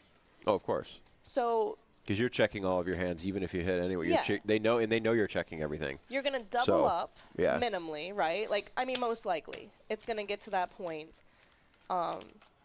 So you're looking to double if you hit a set, maybe even get more chips than that. And if you do hit a set, you're like a lock on the hand. Someone straightens out, whatever. But when you hit a set with pocket 3s, you're just like the happiest. So the only thing that can happen that makes me happy there with 3s is that I put in that third bet and they both fold. No, oh, for sure. That's clearly what you know, the preferred play. And I haven't been watching Phil long enough to see, like, how often he's opening light. I don't get the impression that he does that very often. He doesn't seem like the type of player that's... Well, I don't think he was at the feature either. I think that he came from the upstairs table. Okay. Yeah, from when I, like, had it pulled up, I don't think he was at the table. So, and Mika did go upstairs. She was on the feature table. She got moved to balance the table, so she did get to play with Phil some. Yeah, I mean, this is not a kid with a backpack who's like, oh, I'm one away from the button, let me raise because I have to, or else my poker homies will unfriend me on Facebook, you know? Like, I think he's going to show up with something more often than other players. Steve's going to ship it under the gun here. Anyways, I know sometimes I go on and on about a hand, but I do think that's interesting, and it just goes to the idea of, like, then what? I mean, you know what? These are big spots. I mean, that's like an important pot. Yeah, At I that think moment. it's a really interesting pot to dissect because it answers the question, like, what's your next You're plan? you're your thinking, next right, move? yeah. Your plan It's throughout the rest of the chess, hand. You know, you for have sure. to think about the rest of it, and I just hate the 3s for it. If I personally had them, I'm either set mining, or I'm just going to set mine maybe. I want people to get their cards back, and then I want to set mine. Like, get 6 people in the hand. Oh. I mean, Anthony's been on the tighter side. Okay, I was Yeah, going to I was say, I gonna just say, can't see him. This is you a know. gift.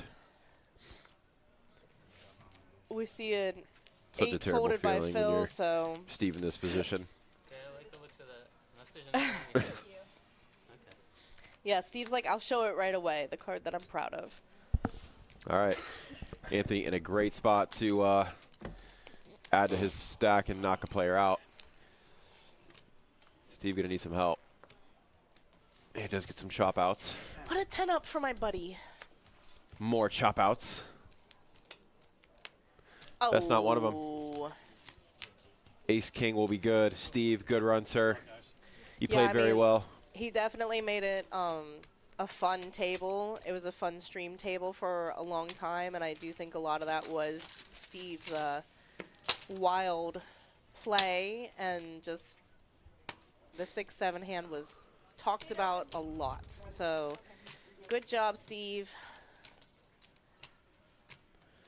All right, so Steve will be walking away with $3,939. Everyone with almost 5K locked up. Don't need to do paperwork quite yet.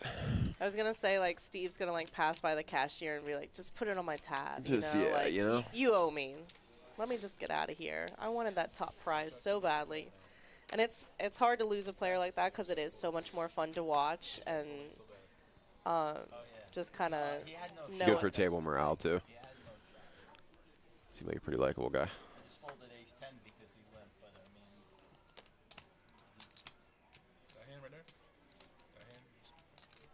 No, not that he went all in, the one before. Hope he didn't bet the over in the football game tonight. That's certainly not hitting. Anthony has a different suited ace king this time. 25.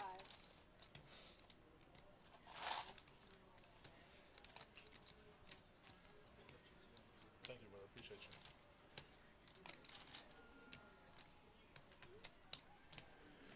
All right, so Bunk coming along here, I think that's going to give Gene the odds to come along as well with his fives. This could be a massive pot. This is getting fun, yeah. This is a really interesting because I don't expect Gene to get out of line at all. Not in this spot. In such a good position to try and hit a set on the button against, you know, some reasonably sized stacks. And now Phil in the small blind with almost 8 million. With ace queen and, you know, some dead money in between him and the original Gene, raiser. don't do it, Gene! No! No! No! Gene, let's set He knew Mark. Hit Spidey senses. Oh my gosh, this would have been Phil folded too? But, I mean... To a raise and one call? I do think... I don't know what I think. Phil, you have 8 million in chips. Yeah, and if Gene calls even, I don't think that Mark can squeeze here. Anthony has been the tightest player at the table. We did just see him knock out Steve, but it took ace-king to do it. All right, Gene, since you didn't hit a 5 on the flop, I'm going to forgive it. But next time, call, buddy! Gene, that could be a $30,000 5. Yeah, I mean, once the pot gets this big, like I just talked about with, like, the threes hand, if you have these small pocket pairs, you either want you want everyone to fold pre-flop, or you want to go, like, 13 ways to the flop and, you know, hope that someone has top pair, someone has, and you hit your set, so... That's a crazy fold from Phil, Avery says. I know it's a good fold on paper. That's a crazy fold to me. Yeah. I'm sorry. No, I think that I don't think he has to raise because Agreed. the tighter players are the ones that are entering the pot. For sure. I think that that's okay, but he'd have to tell me why he folded. Yeah. I mean, literally, you have to think that the person has ace king, queens, kings, or aces that raised. Because Bunk doesn't have those hands, right? Like, I can't believe Gene folded the button, too. if Bunk had queens, kings, or aces, we would have heard from him. Right. With a re-raise. Well, that's, yeah. So to fold Phil's hand, you literally have to say, like, oh, well, Anthony has ace, king, or better, like, every time here. So, yeah, I do think that it's a nutty fold, especially with his, like, stack size. I could see, like, not wanting to get involved out of position if you're, like, one of the smaller stacks. But even you then, want to ladder they only have up. $2.5 million. Yeah. Like, you've got almost 8 million in chips. Yeah. Yeah, no, and I agree. Like, 3-betting isn't the play.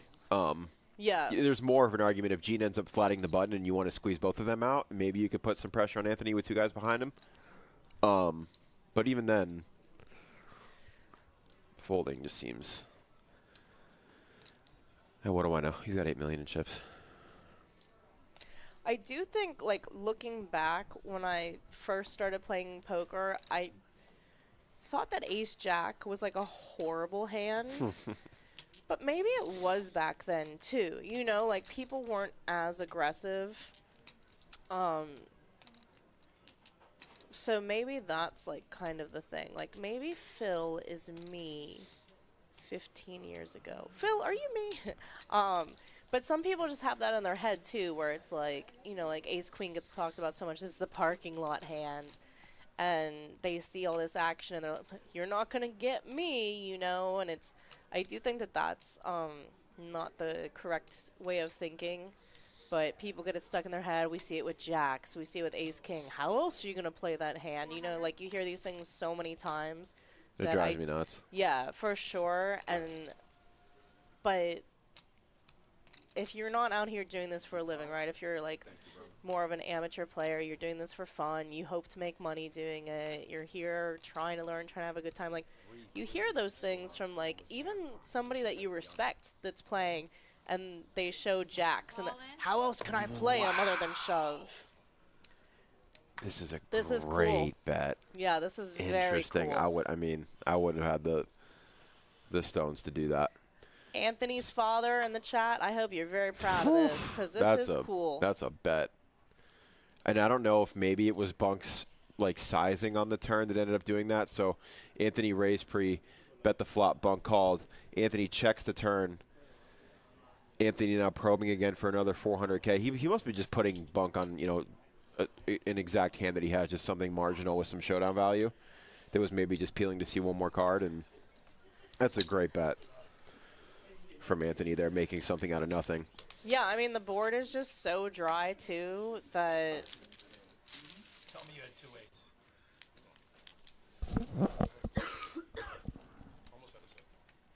8s. Yeah, it's a great bet, man. I had a better hand than you. Yeah, that was I mean, you have to be 100% sure your opponent just doesn't have any value there.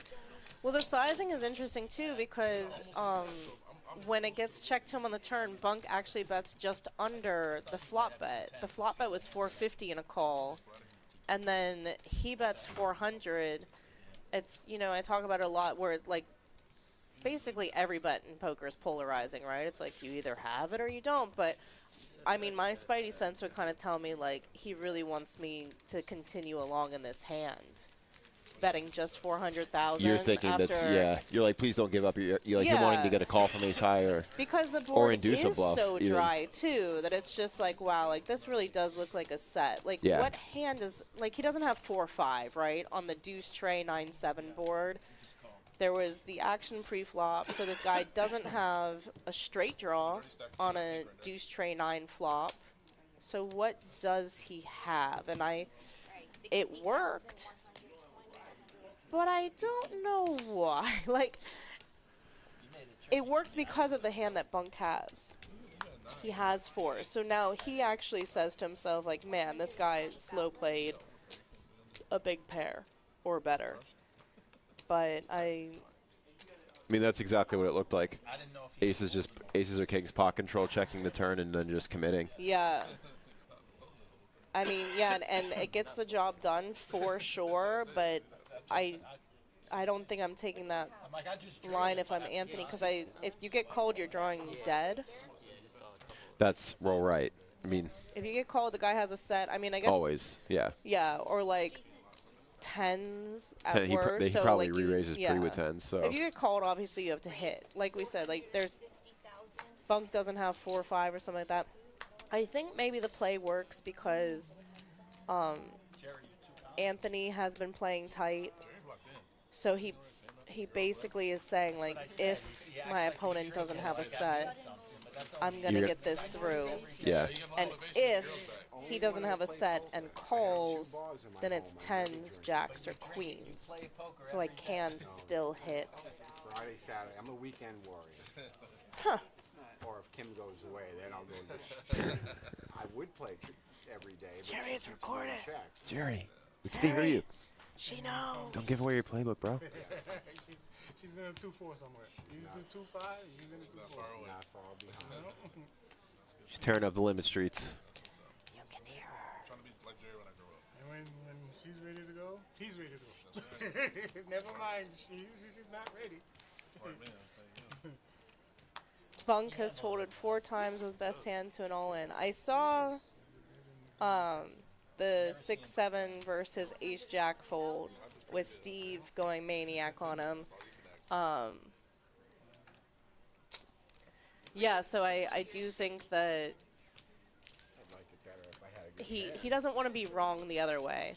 It's almost kind of like one of those things where it's like, what's worse, if I'm wrong and they don't have it, or if I'm wrong and they do have it, which, I mean, in tournament poker, the worst thing is you're wrong and they do have it, right? But it's interesting too, like, so when Bunk leads the turn for 400,000, what is he doing?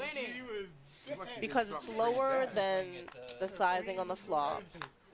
So what hands is he getting to fold? Like exactly like ace, queen, ace, king that I've missed. And now the person just says like, well, he has something. But, you know, I don't think that Anthony's folding like 9s or 10s or jacks or anything like that to that bet on the turn. So it's interesting. He calls the flop. Again, this is like one of those things, like when he calls the flop, I think that he calls saying like, okay, my opponent really might have ace, queen, ace, king here, right? But if that's what you think, like... You're saying if you're in bunk shoes. Yeah. And you're calling the flop Yeah, bet. you call the flop with your 4s. Yeah. And it's not like a horrible flop for you. You have a backdoor straight draw. You have, you know, second pair. But what about the turn bet? Like, so if you do think he has ace, king, ace, queen, like, is that why you're betting the 400,000 to, like, protect against that? Because I don't think that Anthony just gives it up for the 400,000. I think he either check calls or we saw that he check jammed. But I don't know what the 400,000 accomplishes, like, more often than not. Like, you open it up to the check raise. If you think you have that much showdown value, we're like, okay, as long as he doesn't hit one of these 6 cards, like, I think I'm good, and maybe he'll bluff the river again, right? Yeah. Once he called, and you behind me over there. Very interesting. Guys, we have great poker going on here. No, and that's the thing, too, is, like, if I don't remember the exact size of the pot on the turn when Monk decided to bet 400, but the benefit of sizing up a little bit there is, like, say he makes it, like, 650, 700. Anthony's not going to be able to bluff shove because he just, you know, it's like, because he has to assume his opponent's going to call with whatever he has. So you could at least, like, eliminate. I think you shut out those hands. And I don't know what folds to the 400. I mean, I could see a lot of players folding ace, queen, ace, king to the 400 for sure. It can definitely happen. I'm not saying that can't happen, but like you leave that door open with that small sizing. Yeah. You do open yourself up to like a good player recognizing like the situation. It's like, you know what, I can actually apply a lot of pressure here. And that's something that like I've heard some really good players that I respect say like that bothers them when they play against other amateurs. It's like if those guys start betting big against me a lot, it really kind of handcuffs them. Yeah. Because you know what I mean? Yeah. So that's one way to like, if you are more of an amateur player, using some of that bigger bet sizing to just get the information and force them to just not be able to like float on you or raise you for, you know, a good price. So Mark, open that up, take that down pretty easily. God, there's just no like, no blood. No, there's been some blood. I mean, a little bit. Yeah. A little bit. Steve seems like he got a bit impatient. Yeah, there's definitely been like hands that we've talked about for quite some time because they were so like nutty and like what if. So I think that especially like we haven't seen a lot of hands where it's like, oh, like 2-pair versus overpair versus. But I think that for the crappy hands these guys have had, we've seen blood. Smitty, what up, bro? Welcome back.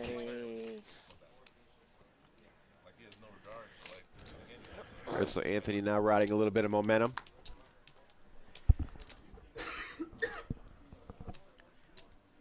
Raise 350,000. Blind still what? We're 61-20. Okay. I do want to say, so Diana and Emer are back for our final table here. These girls have been doing this the last few multis, and I think that it is very cool.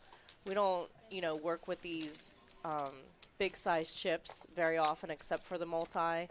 And even if you're like a seasoned dealer, it's still like, oh, whoa, like pink chips, cool. Like, let me not make any mistakes. And yeah. I think it's really nice that we've had the same dealers. Both of these ladies are very good at what they do. And I think that it's nice. It helps with like a big event, and it shows the players too, like, we do care that you're playing for a lot of money, and we're going to do everything we can on our end to limit mistakes. So now we have a couple dealers that work with these oversized chips so much more often, and I do think that that's really nice. And great job. We do have some really good dealers here. Shout out to our tournament director, Mr. Joey Dullins. currently sweating this Patriots game more than the tournament. Smitty if we're giving being us honest. compliments. Smitty, thanks, bud. Oh, appreciate you, Smitty. I didn't see that, brother. Thank you. I wanted to see if he'd tell me. Oh, I forgot to tell you. Because my Alec, before I was commentating, has done this before to Oktai and Andrew. Okay. They have a theory on who this is. One of your Wednesday tournament regulars. Oh. Uh-huh. God, I would have won that hand then. Wednesday? I don't. Jets fan. I was just going to rip it out. I don't really know. You know him. Jets fan.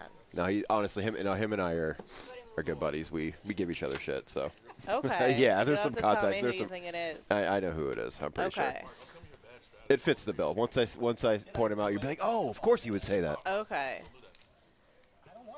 Like every time I push in the box, he's like, oh great, this guy. I'm like, what's Gotcha. up, bro? Yeah. Okay.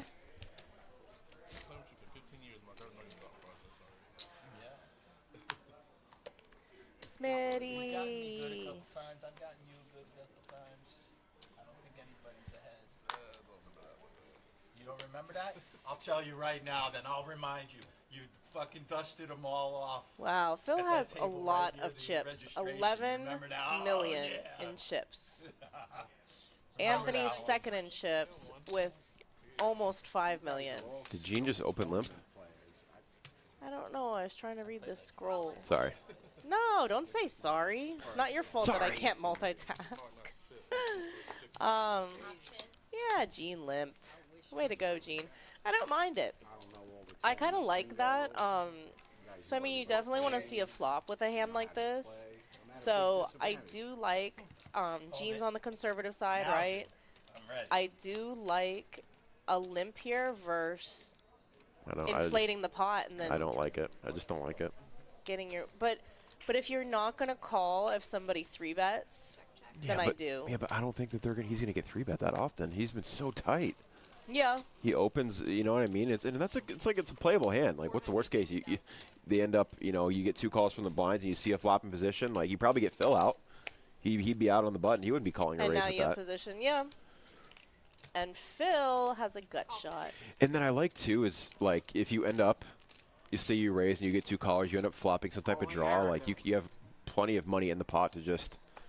Has Mark said all in multiple times in this hand, but like They goofing just haven't- off? Is this? I No, don't- I think before the cards came out, he might have said all in and like been joking. Really, But I like didn't it would catch have that. been his action, and then I think just now he said something about like, what about now if I go all in, or like I don't know. It's just maybe I misheard. I don't know. I'll be listening for that. Yeah, Heads up. I do like how quickly Phil called here. I think that that's cool. What? Because he That could is represent a interesting. spade too. Phil floated, Yeah, he snap called gut Gene's shot, bet. and a backdoor hard draw. Yeah, but I love it. So what if, like, as long as Phil has this plan that, like, okay, I'm representing a spade, if that comes heads up also, then I do, like, super like the snap call because your opponent's like, why'd he call so fast? What's he got? Look at this draw heavy board. What do I do? I have a jack. I only have a jack. What do I do? Chip leader. So, kudos. But we'll see what happens next. Now he has more outs. Phil, you doubled your outs, Phil. More outs. More outs.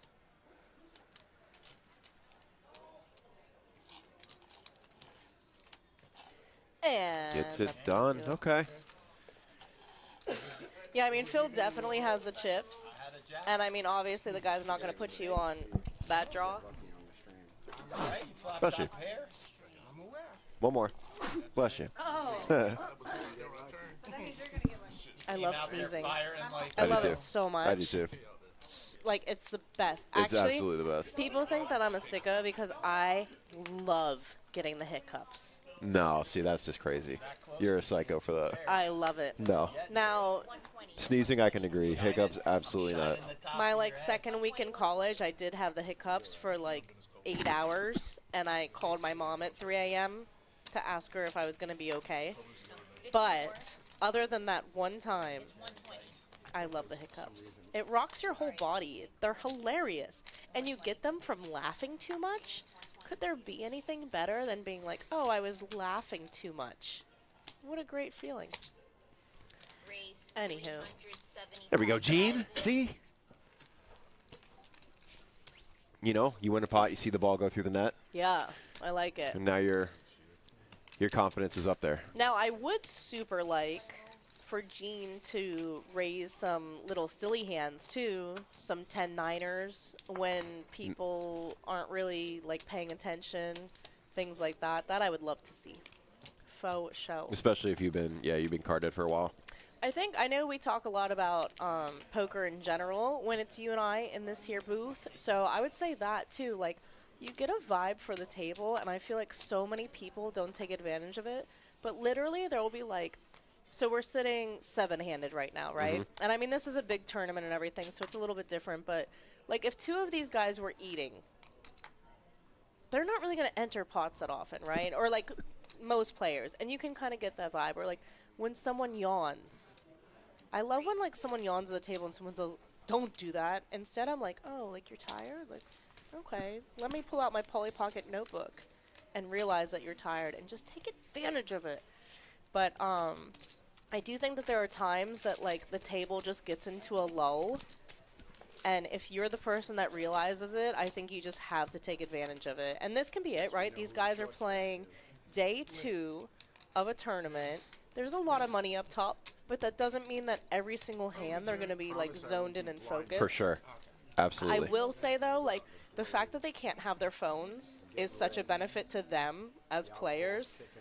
I've told so many people that I see, like, on Candy Crush and things like that, like, when I am away from the table, I'm like, what are you doing? Like, you play poker for a living and you're playing Candy Crush. Like, you didn't notice that the table had just gotten, like, so uninterested and you could have taken so much money at that point.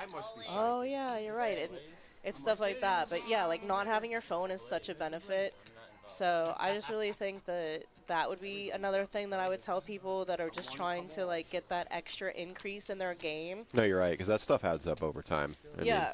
And what if you even, like, set an alarm on your phone for something like that, right? Where, like, nobody needs to know what that alarm is, but it reminds you to, like, if you're playing cash game, it reminds you to be, like, take a look around and say, like, is my table still good? Should I ask for a transfer at this point? You know what I mean? Like, is there still a lot of money in play? Are people still gambling? If you look around and there's 6 tight players. Yeah, I agree. You should have some type of checklist where, like, there's certain things that always need to be in play for you to, you know, if you're going to be investing a lot of time, making sure, hey, there's at least, like, you know, 2 or 3 spots at the table where I know, like, I can take money off of them, or, you know, stacks are deep enough to where I'm not, you know, wasting my time. I told you like that angle. Yeah, how, no, I definitely think that you should raise with all sorts of hands. Raise all in. That's what I was saying, like, so if you have a tight image, then I do super like somebody raising with a hand that, especially hands that flop well. Like, I mean, you don't just, I did it again. Let me put this S in payouts. All right. You're so silly, Dana. Mika's all I'm going to take it down with Steffi Mo's hand. But yeah, I mean, you should definitely have a range that puts your opponents just completely. I want to be the person that they're thinking about most of the table. And when I used to play on poker tables, like a lot, when I used to play on poker tables, sounded weird. But I used to play like a lot of like decent sized cash games, and it would be funny because once they caught on that I was aggressive, I'd be the only female player, and I'd hear players like across the table just she, and I'm like, oh, who are they talking about? You know, like, I want to be the person that's most feared at the table. I think that overall people would look at this table and say like Mark, because they know that he's had some success in these tournaments and things like that. So he can use that to his advantage, right? Especially if, like, we're talking about you just stay hyper aware of the table at all times. Like, if Mark knows coming in, like, I'm the most feared opponent here, people know my name, people have seen me, they know that I've done well, but, like, Phil has no idea who Mark is, then it doesn't matter anymore, right? It doesn't matter, like, if you're Phil Ivey. If one seat Phil doesn't know that, he's not going to, like, change his game and respect that. So I just think that it's like being constantly aware. But a player, like especially if you do have quite the reputation, as Hal's saying, like you want to make your hands unpredictable. So what if that's really difficult for you, right? And you just know that people do think you're raising pre-flop only if you have one of these top 5 hands, let's call it.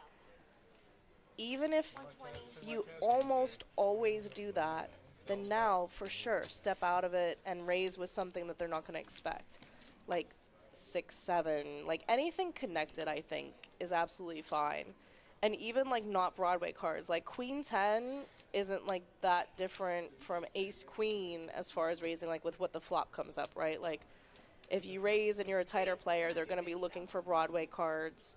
So like yeah, completely change it, but I definitely think you should be switching it up.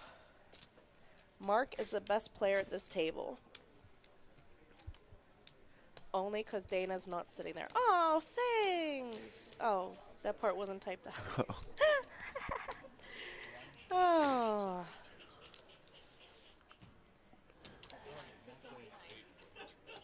Yeah, I think as long as you're aware of how you're perceived, even if you don't change gears as much as a very skilled player, someone that, you know, has made it to a lot of final tables, things like that, as long as you just keep in mind the perception of you, take advantage of it like once or twice a session, then that might be enough, you know, as long as the pots are like the right size and you plan the right moment to attack. I used to always tell myself when I would go out and play, I would remind myself right before I sat down to at least think about calling with ace high or king high. I said you have a big hand. You're 1.7 and you're. And I used to do it like fairly often, you know, like once per session. If you're wrong, people tend to bluff you less because they see that you're just a station. And if you're right, you're the most revered player on the planet, or at least at that table. But people lose their mind too, and there's like a tilt factor also, right? So like you could show them if you want, like say you call down with ace high and you're wrong. You could show it and be like, hey buddy, like I'm actually not the one to try to bluff because I'm just gonna always call you. So you can make this like quote unquote mistake of calling into something that like now works for you. Right. Or you could choose not to show it if you don't want to establish that kind of reputation or whatever. But you can always be working on something, right? And if you call with ace high and you're correct, you get the compound bonus of them also being tilted on top of winning the pot. Oh my God, tilt can just be huge, right? Like, if one of these players, like Phil, has this huge stack right now, right? And I mean, he's not going to be like invincible to tilt though. If somebody beat him right now with like 7-6 and took half his stack, don't you think that like you're losing your mind if you're him and you're just like, man, like I could just see first place, I could see myself holding the trophy, and this dummy comes in and takes. I mean, tilt factor is like so huge for future play, and I think that like people don't think about that. So like even, like I said, like even your quote unquote mistakes, if you then think about like, for instance, calling down with ace high. Yeah. And it has to be in the correct spot, you know, like if you think it's good and you're like, man, I really think that this might be the best hand here. If it's not, am I going to show that that's all it took for me to call and maybe set something up for the future? So, I don't know. No, I get it. It's always like, it comes down to just an image game, right? I mean, you want, like, how do you want players to view you? You know, is really what matters. It's like, because players can benefit from both. Like, I want players to know that I'm tight. Because if I know that, I know when I can apply pressure. I don't want people to think that I'm loose. And, like, now, like Terry, for example, when he plays, he wants people to think that he doesn't have anything because he just, when he does have it, he's just hammering and betting over. And he gets called. He gets action. So everyone's different, I guess. But yeah, as long as you're manipulating things to your benefit, right, at least in your mind, you know, and maybe you're wrong. Maybe showing that hand ends up biting you later on. But if you think that that's the right thing to do for your image, for future hands, things like that, then it's just all psychological. And I mean, you know, Phil Hellmuth, if luck wasn't involved, I'd win every time and stuff like that. Like, no, there's definitely a luck aspect, but you have to give yourself a shot to win with those too. For sure. It's a pretty big hand developing here, so Mark opens the cutoff with 10s, and now Anthony's in the big blind with queens, last to act. Raise 650. He's gonna Raise put, all in. and Mark's did Mark snap shove? He did. He's gonna wake up to some bad news here.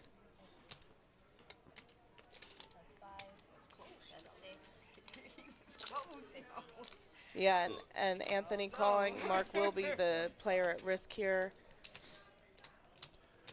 I think he was just putting out the 650 The first. call to see what it looks like. Okay. Mark is going to be tilted beyond belief when he. Why does this look like a fold already? No, stop. Don't even say that.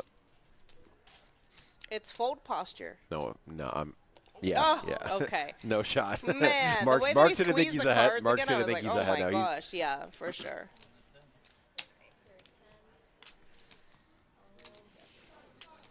He's probably expecting to see like ace queen or something.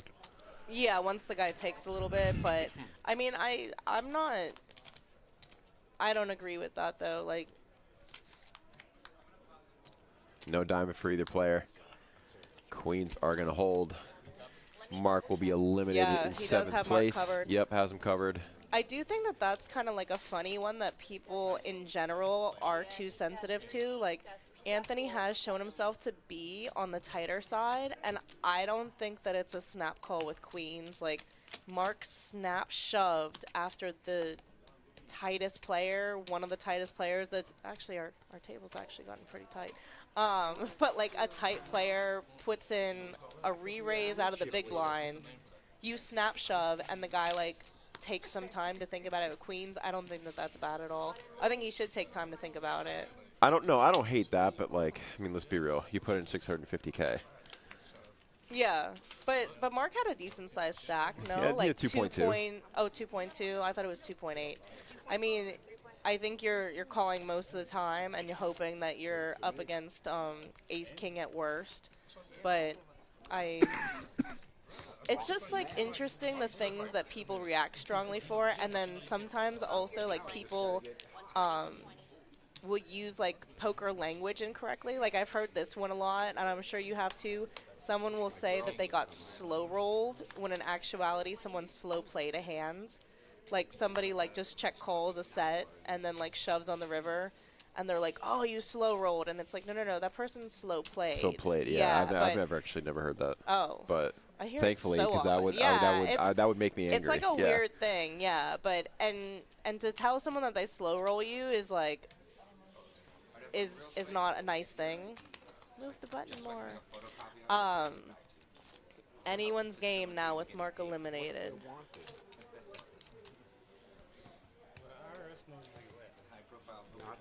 Yeah, everyone that took Mark as their pony, if you guys could settle up at the cage here with Brandon and I, Yep. we booked those bets.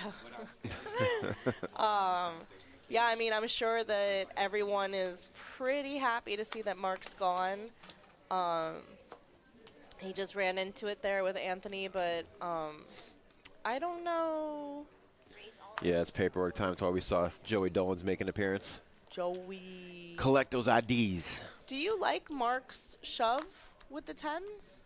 No. I think that's the person who I think should have taken some time. Yeah. Oh, yeah. You see what I'm saying? Yeah. No, of course. Like, I mean, it should have been. especially because I saw the cards. Where you're getting the tank 3-bet from Anthony, who's not that we've seen he's I guess capable of bluffing, and I'm sure he got texted about that ace king rejam, possibly. Yeah, but I don't think Anthony has you either dominated or he has ace queen ace king, right? Yeah. Which I don't know that he's folding those either. I don't think he's folding ace king there. So the jam maybe folds out ace queen only, and all better hands are calling you, and ace king's flipping with you. So. Yeah, see 10. I'm not. Yeah, I don't know. Tens. I'm a 10 on a scale of 1 to 5. Oh yeah. See what I did there? Now, if you think you're a 10, does that automatically make you not a 10? No, you should project 10 energy all the time. Everyone should think that they're a 10 if they're doing their best, right? Like, if you're out here doing your best, shouldn't you think you're a 10? No. Really? No. Because then it's like, where's the self-improvement? Where's the motivation for self-improvement?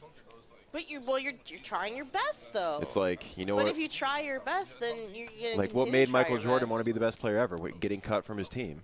Like, it wasn't like, oh, you tried your best, like, you're part of the team. Once he was the best, he still kept trying his best and staying the best. Well, he's a sick. Well, he's a sicko. So like, he knew he was the best, and he's like, I'm still. But they still go out there. Yeah, but like, he wasn't content with like. I think you should do some of your own marketing, though. A friend of mine used to like really like tease me and make fun of me because I'll be like, "Oh, I'm the best at that." Like, don't worry, guys. Like, especially like in a group, like I'll sit down to I'll sit down to a table, and I love doing this. I'll be like, "Hey, guys, I'm gonna be your favorite dealer of the night." Cause like, why not? You know, like it makes people kind of laugh a little bit and everything. And some people are like, "Oh my God, like you really might be." But yeah, you kind of have to just do your own advertising because who's gonna do it for you? You know, like if you just crush it, you feel like. You know, you try really hard, you keep your game rolling, like, is anyone going to be like, wait, I also want to tell you, like, great job. But see, like, this goes back to the whole, like, LeBron versus Michael Jordan thing. I know Michael Jordan's the best because he never says he's the best, and everyone else does. LeBron goes out of his way to say, yeah, I'm the best at this, or I'm the best at that, and I know immediately, no, you're not, because you have to say it. The best don't have to say it. They let everyone else say it. Yeah. You know what I mean? I get being confident, though. Like, he's confident for sure. But there's a game there, you know? Tell him, Dana. Yeah, for the record, Dana is awesome, okay? I mean, Dana told me she's betting on Korean baseball because she can wake up in the morning and sweat it. That is some Tenergy shit. I'm a sicko, for sure. You know what? It is absolutely awesome. I bet darts before.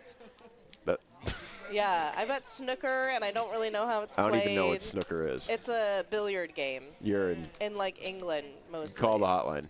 Yeah. You need to call the hotline. Well, I don't even do. I mean, it was easy to give up, but yeah, I used to like stuff like that. You know what's funny though? I started telling that story, and like I said, my buddy was like, "Hey, have you ever bet?" And the thing he wanted to ask me about, he goes, "You ever bet soccer?" And I was like, "It's my least favorite thing to bet." Like, they can end in a tie? No, thank you. Yeah, hell no. Yeah, that's not what I'm putting. I totally agree. But, yeah, so I have bet soccer very, very rarely in life. And you lose if they tie. Yeah. Yeah, no. That ain't cool. That's insanely dumb. But thank you, Fredo. You're so right. You're so right. Fredo's the man. Yeah. You have more than 300. He has 300, he never called. He was just putting in the 300,000. Yeah, I don't think He that was didn't ask for a number, you folded. Yeah, he just completed the 300. I have no problem. I can't lose if you don't call. Maybe I angled him. Maybe I angled him. So it wasn't that much more for Phil to call, and I didn't see the exact discrepancy, but he does end up folding his hand. I was a little excited. I've been drinking.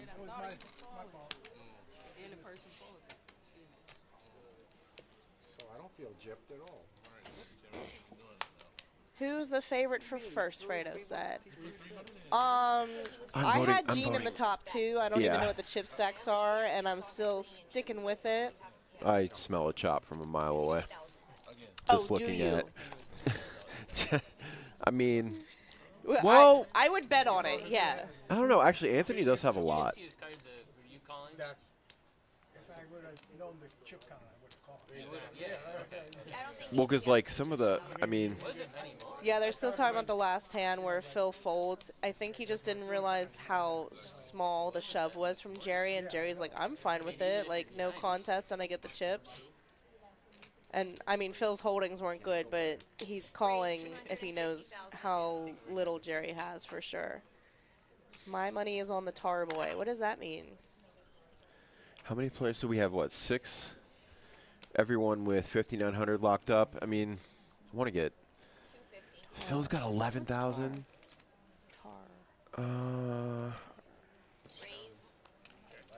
Shamika's short. Jerry's really short. I mean, I would be surprised if they get a chop through right now. Jerry's the shortest, yeah? Jerry and Shamika are both pretty close.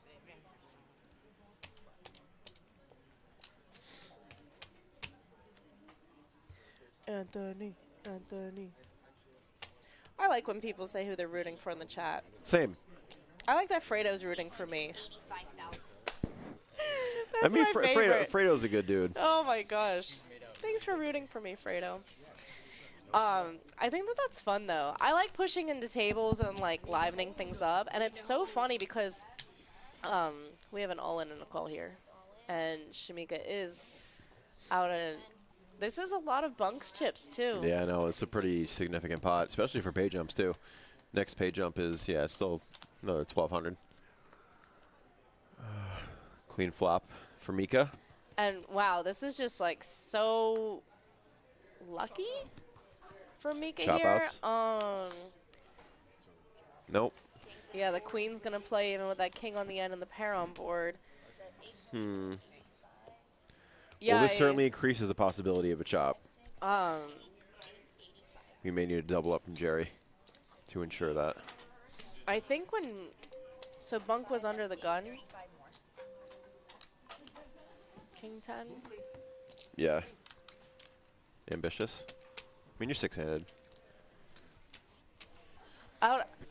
With the spots that he's chosen and being on the tighter, like, yeah, I don't think I like it. He just limped. I didn't see. I don't know. But yeah, I mean, if someone shoves, like, you're in a bad spot a lot of times, even if she has ace-7 or something that you're calling against, then you're still behind, right? You have to hit. We do see that the king comes in there, but I don't know. I'll pay more attention. I was just thinking about Fredo thinking I'm a good dealer, so that's really all I care about, guys.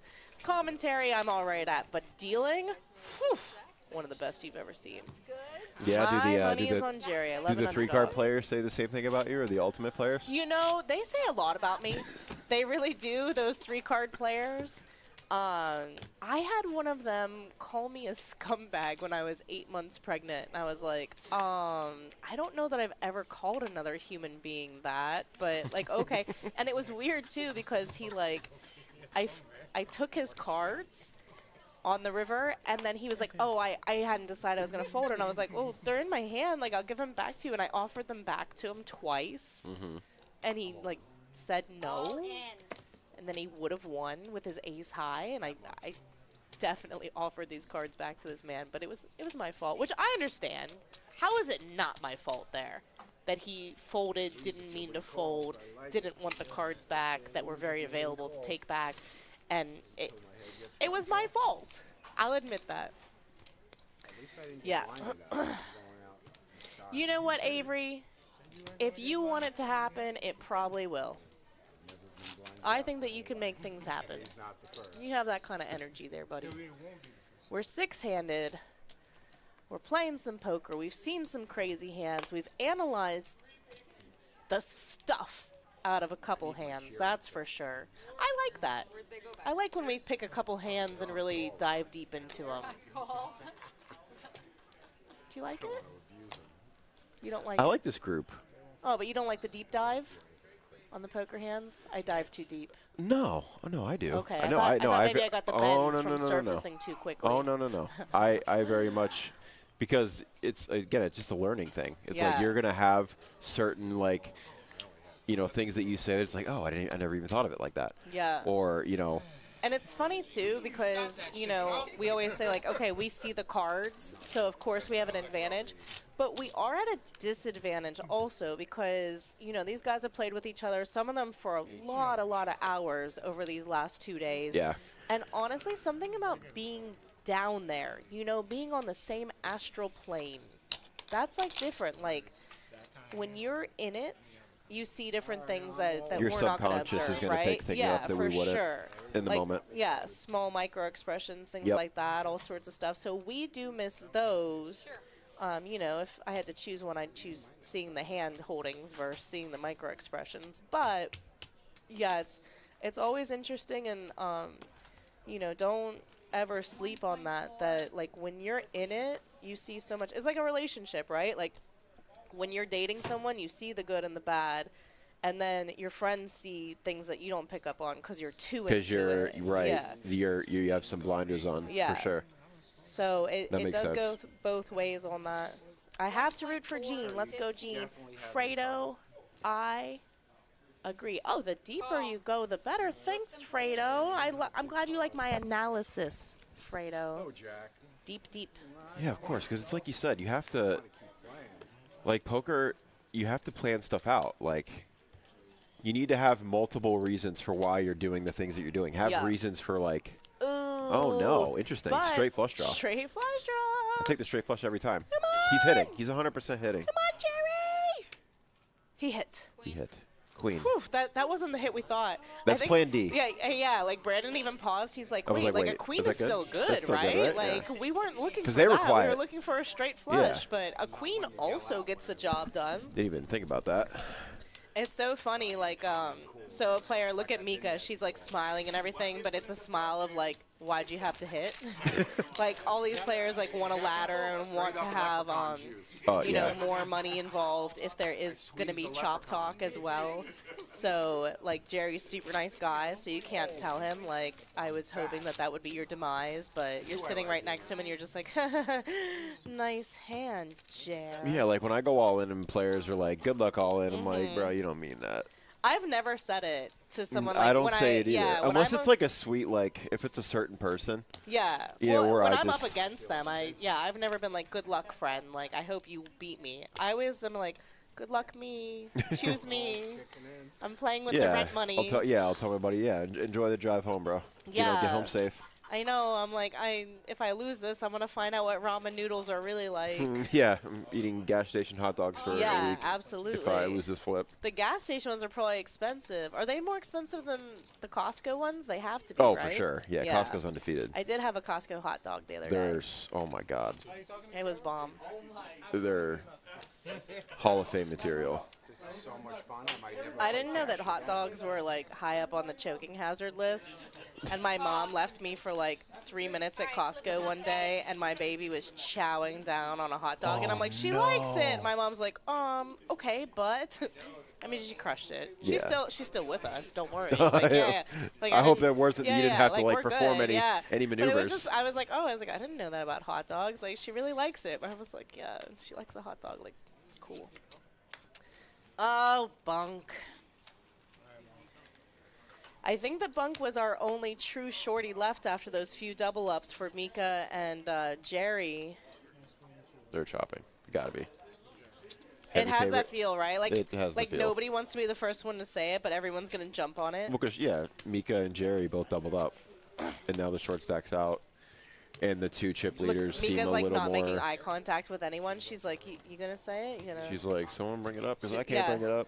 Are we gonna wait for this gentleman to be out of hearing range, or? I don't want. Yeah, it's proper.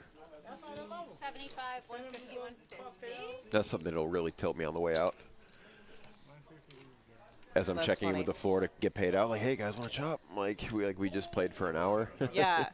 And it's funny too, here you have to be between hands to talk about a chop. My last poker room, we did not like pause the clock or anything, so you could only talk about a chop like as the hand was in progress.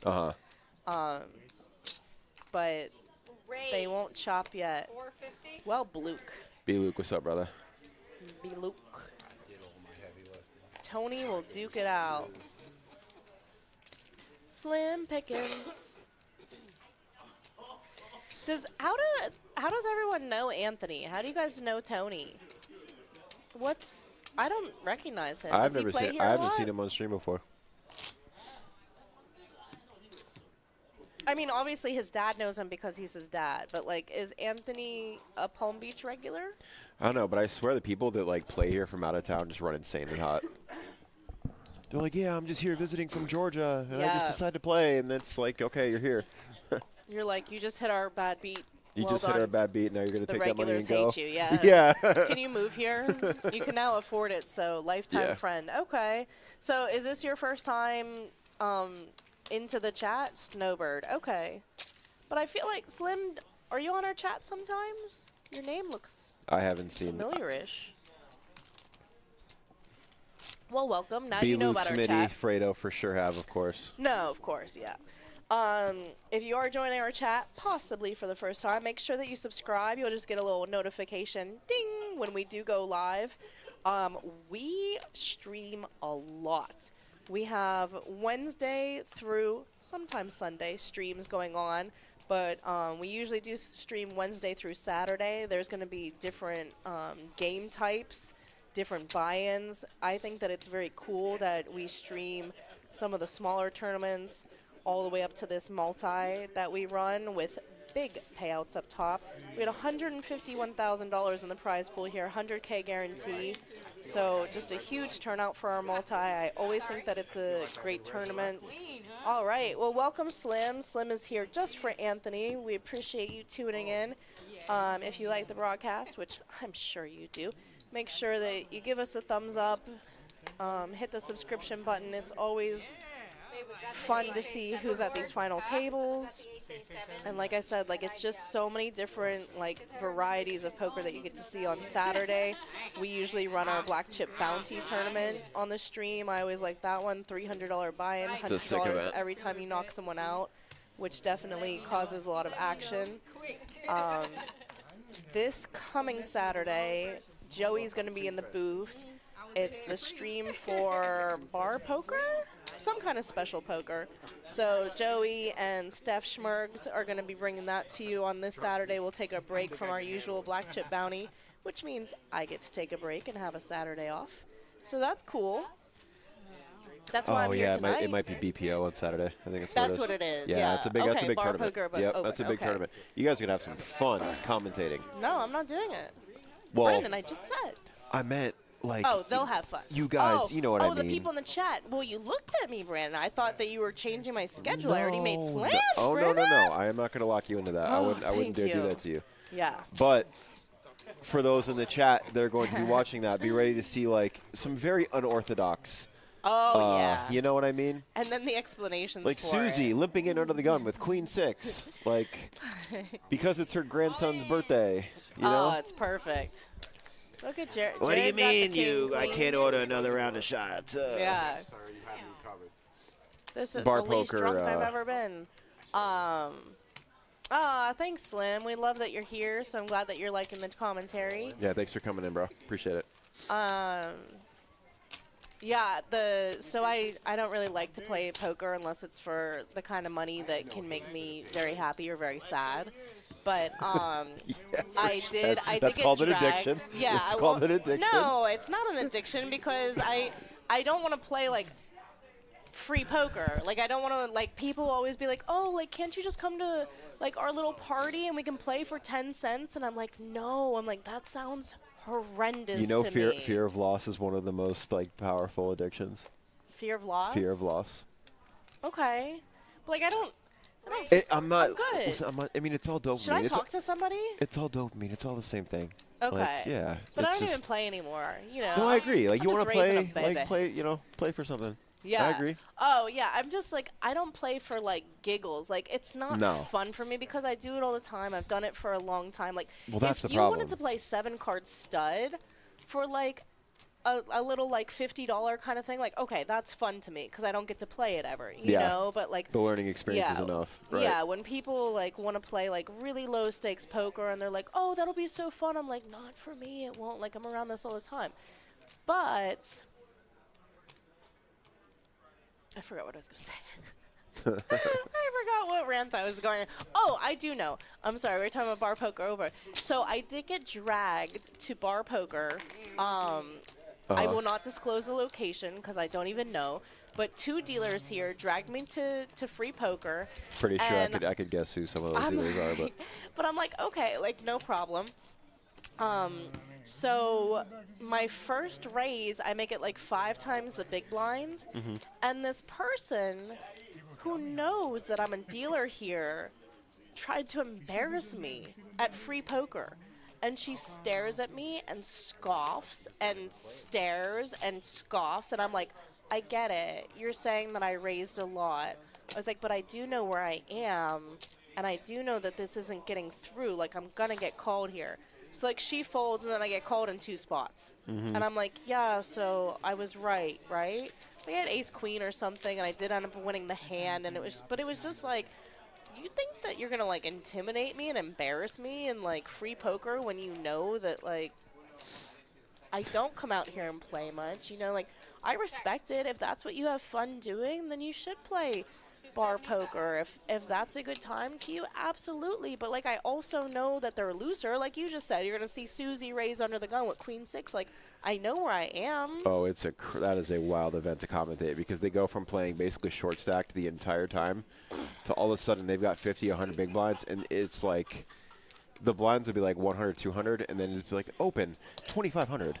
Yeah. It's like I don't mean, it's just funny, but I get it. Like they don't have the experience to do it, but a lot of times when you try to embarrass somebody in a situation like that, you're the one should be embarrassed. Like, I'm not like risking my reputation on this hand at free poker. I promise you. Like, if you think I play badly, we gonna play. Yeah, like you're not playing for points, Yeah. Those players are playing for points. Yeah, I don't ever want to come back here either. Yeah, you know? Like, right, there yeah. was smoking in there. I'm like, this is not the spot for me. I was just trying to be a supportive friend. Oh, I might know where you were. I don't know where I was. Give me the town. I was near the Hive. Oh, then But I so don't. You could Chelsea tell was one of the the people name that of took the you then. location. Yeah. I'm not saying. I know. I that. already know. Listen. I dealt there like 3 times. Oh, okay. Yeah. Cool. Yeah.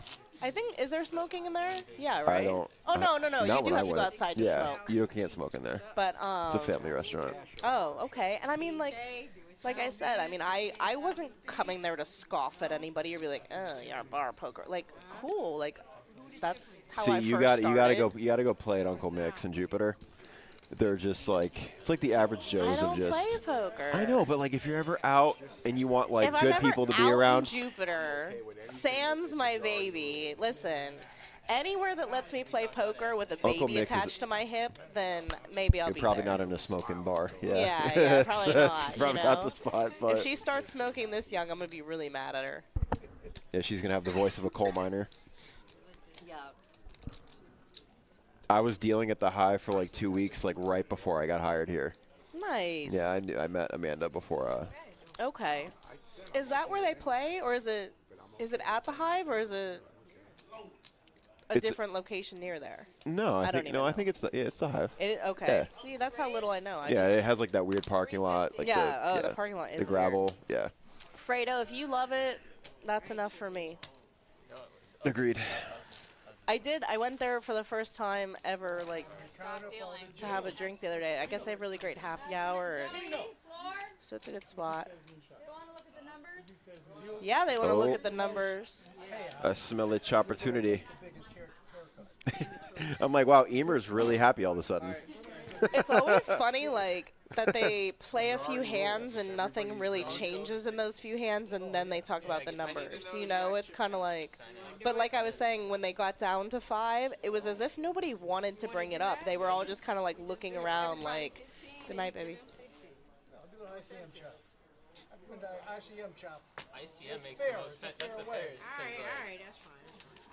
I don't know that And lingo. I've done it here before, so it's nothing new. ICM benefits the short stacks. And they'll run the numbers, and you guys can. They'll tell you the numbers. I mean, to an extent, yeah. Like you're definitely gonna get the most out of an ICM chop as a short stack because it's basically programming in like all the opportunities of like what could happen. Right. But it sounded like the shorter stacks. I mean, Jerry's very clear. Like I don't know what that means because, as we mentioned, he's newer to poker, to tournament poker.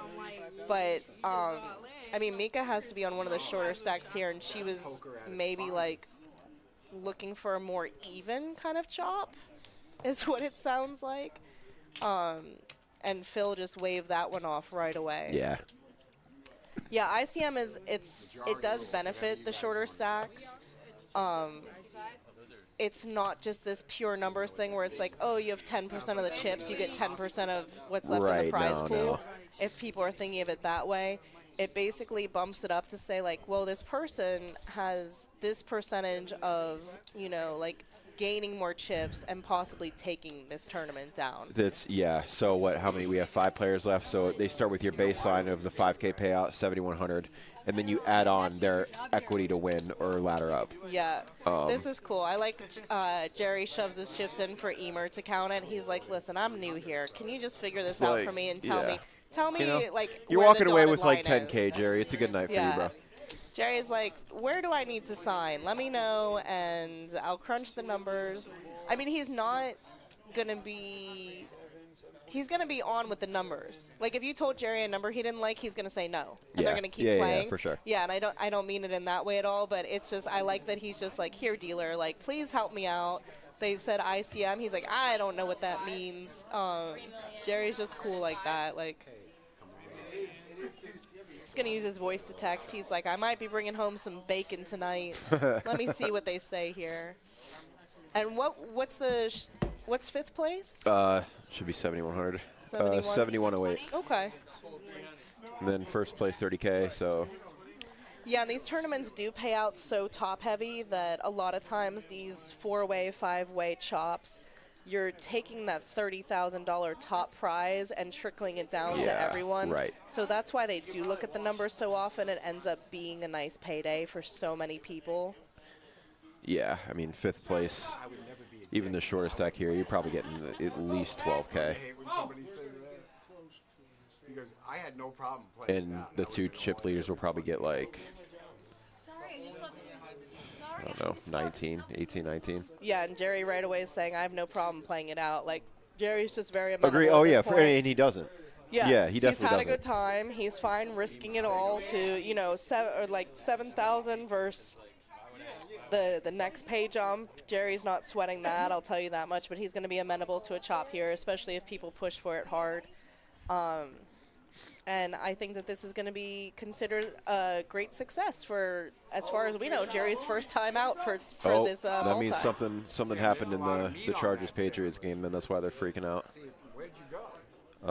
Oh, yeah, Pats are up. They're going to win. Joey's loving that. Huh? Yeah. Dude, well, yeah. I mean, the guy needs help. Oh, that's game. Yeah, Pats won. Spoiler alert. Yeah, you were battling. Yeah, it's over. I think we only got him. I was telling my friend, he's like, he's tired. I said, shit, we only got him 1 hit. I raised one time, he raised one time. I think that was it. When you get in, I got out. Oof. I mean, big stacks up there, and I didn't want to mention. bro, I was so annoyed when McCaffrey scored. Like, I was never going to play him. I wanted to fade him all week, and he gets that stupid miracle touchdown. So annoying. Trevor, have you ever bet Japanese baseball? Oh, he doesn't need to bet more. Don't encourage. Yeah, he's bet everything. Everything? I called it before he even showed it. Yeah, but I thought you were saying I had ace. No, I was like, you has aces, bro. as soon as you say call, I said, he has aces, bro. And he showed it. The way you played it, I did I feel like Jerry's energy right now. I feel good about this. He hasn't gotten any numbers yet. Where are the numbers at? I almost bought the whole table in shot, and then I said, what am I doing? Because it's a 10 high board. It's a 10 high board. You re-raise and you flat. He checks you bet into a flat. Yeah. Yeah, let's find out some numbers. It's not, because the board does is there's 2 draws, 2 clubs, 2 spades. Yeah. The straight draw is. Wait, what time is it now, Jerry? Neither one of you is going to be in that straight draw. 10-13. No, I wasn't worried about the straight. I was Exactly. maybe ace king club. No, he's never doing it with But he's not never jamming. doing it. He's not getting with a I draw. could get 7 hours of sleep. I couldn't 8 lock hours. myself. Yeah. You're locked in. You get married to parents. Yeah, because the 10 high board. All right, guys, I have the numbers here. Joey, talk to We'll us. start in C1. That's you, sir. You get $19,055. C5 Mika, $11,955. Jerry, you get $13,838. You'd get $19,799, and you get $15,305. Worked out. You guys deserve more. Need 5 yeses. Give me 12.5. I negotiated this deal. 12.5. Oh, if I she only gets want more money, 600 I want more. more money. No, 600 you wanna more. do it? We'll go play. 600 Come on, more. We'll play it out. 600 If she more. wants we more ain't money, doing I this want is- more money. Oh my God. Dang. I gotta throw it in. Yeah. That's what I thought. That's good, everyone? Yeah. Do for 5? 5 yeses? All right, cool. You'd be crowned champion. That was the selling point for me. You get Good the job. trophy Look at champion. you got more We're all than gonna take 6'6". pictures Right. with you, but then. All right, so Anthony's papa is going to be excited for this one. He actually has Phil on the numbers slightly. Both players are getting paid out 19 something, and Anthony's going to take the title because he does have a few more chips here. Everyone pretty much snap called this. Shamika with the shortest stack wanted $600 more. Jerry piped in. He was next in line and said, if she wants more, I want more. So it's always kind of fun when the shorties start saying that they want more after we've talked about an ICM chop, actually like giving them like the benefit of the doubt more than anybody. So that gets squashed pretty quickly here. Everybody seems content to excited beyond belief for this outcome. Really nice tournament. I mean, anytime that you're chopping and two people are still getting $19,000, pretty cool deal. You know I'm a man of my word. So everyone's in the 10,000 club, plus. They're going to take some group photos here. We're going to start to wind down. Brandon? Just happy for some of our longtime regulars to get a nice little hit here, especially, you know, Jerry and Gene. Yeah, it was definitely like a regular heavy table. We always have a soft spot for those guys that we're seeing every day. So Absolutely. We always take care of our regulars here. Some of these players did get into this tournament by playing all month long and just earning player points. We put 50 players into this tournament just off the player points alone. So we're always taking care of our regulars here. We always welcome the new players as well. These prize pools just get so high up there. 100,000 guarantee. We crushed it. 151,000 in the prize pool. Thank you guys for coming into the chat with us. It's always a pleasure to hear from you. Thanks for spending your time with us. We're happy to spend our time with you.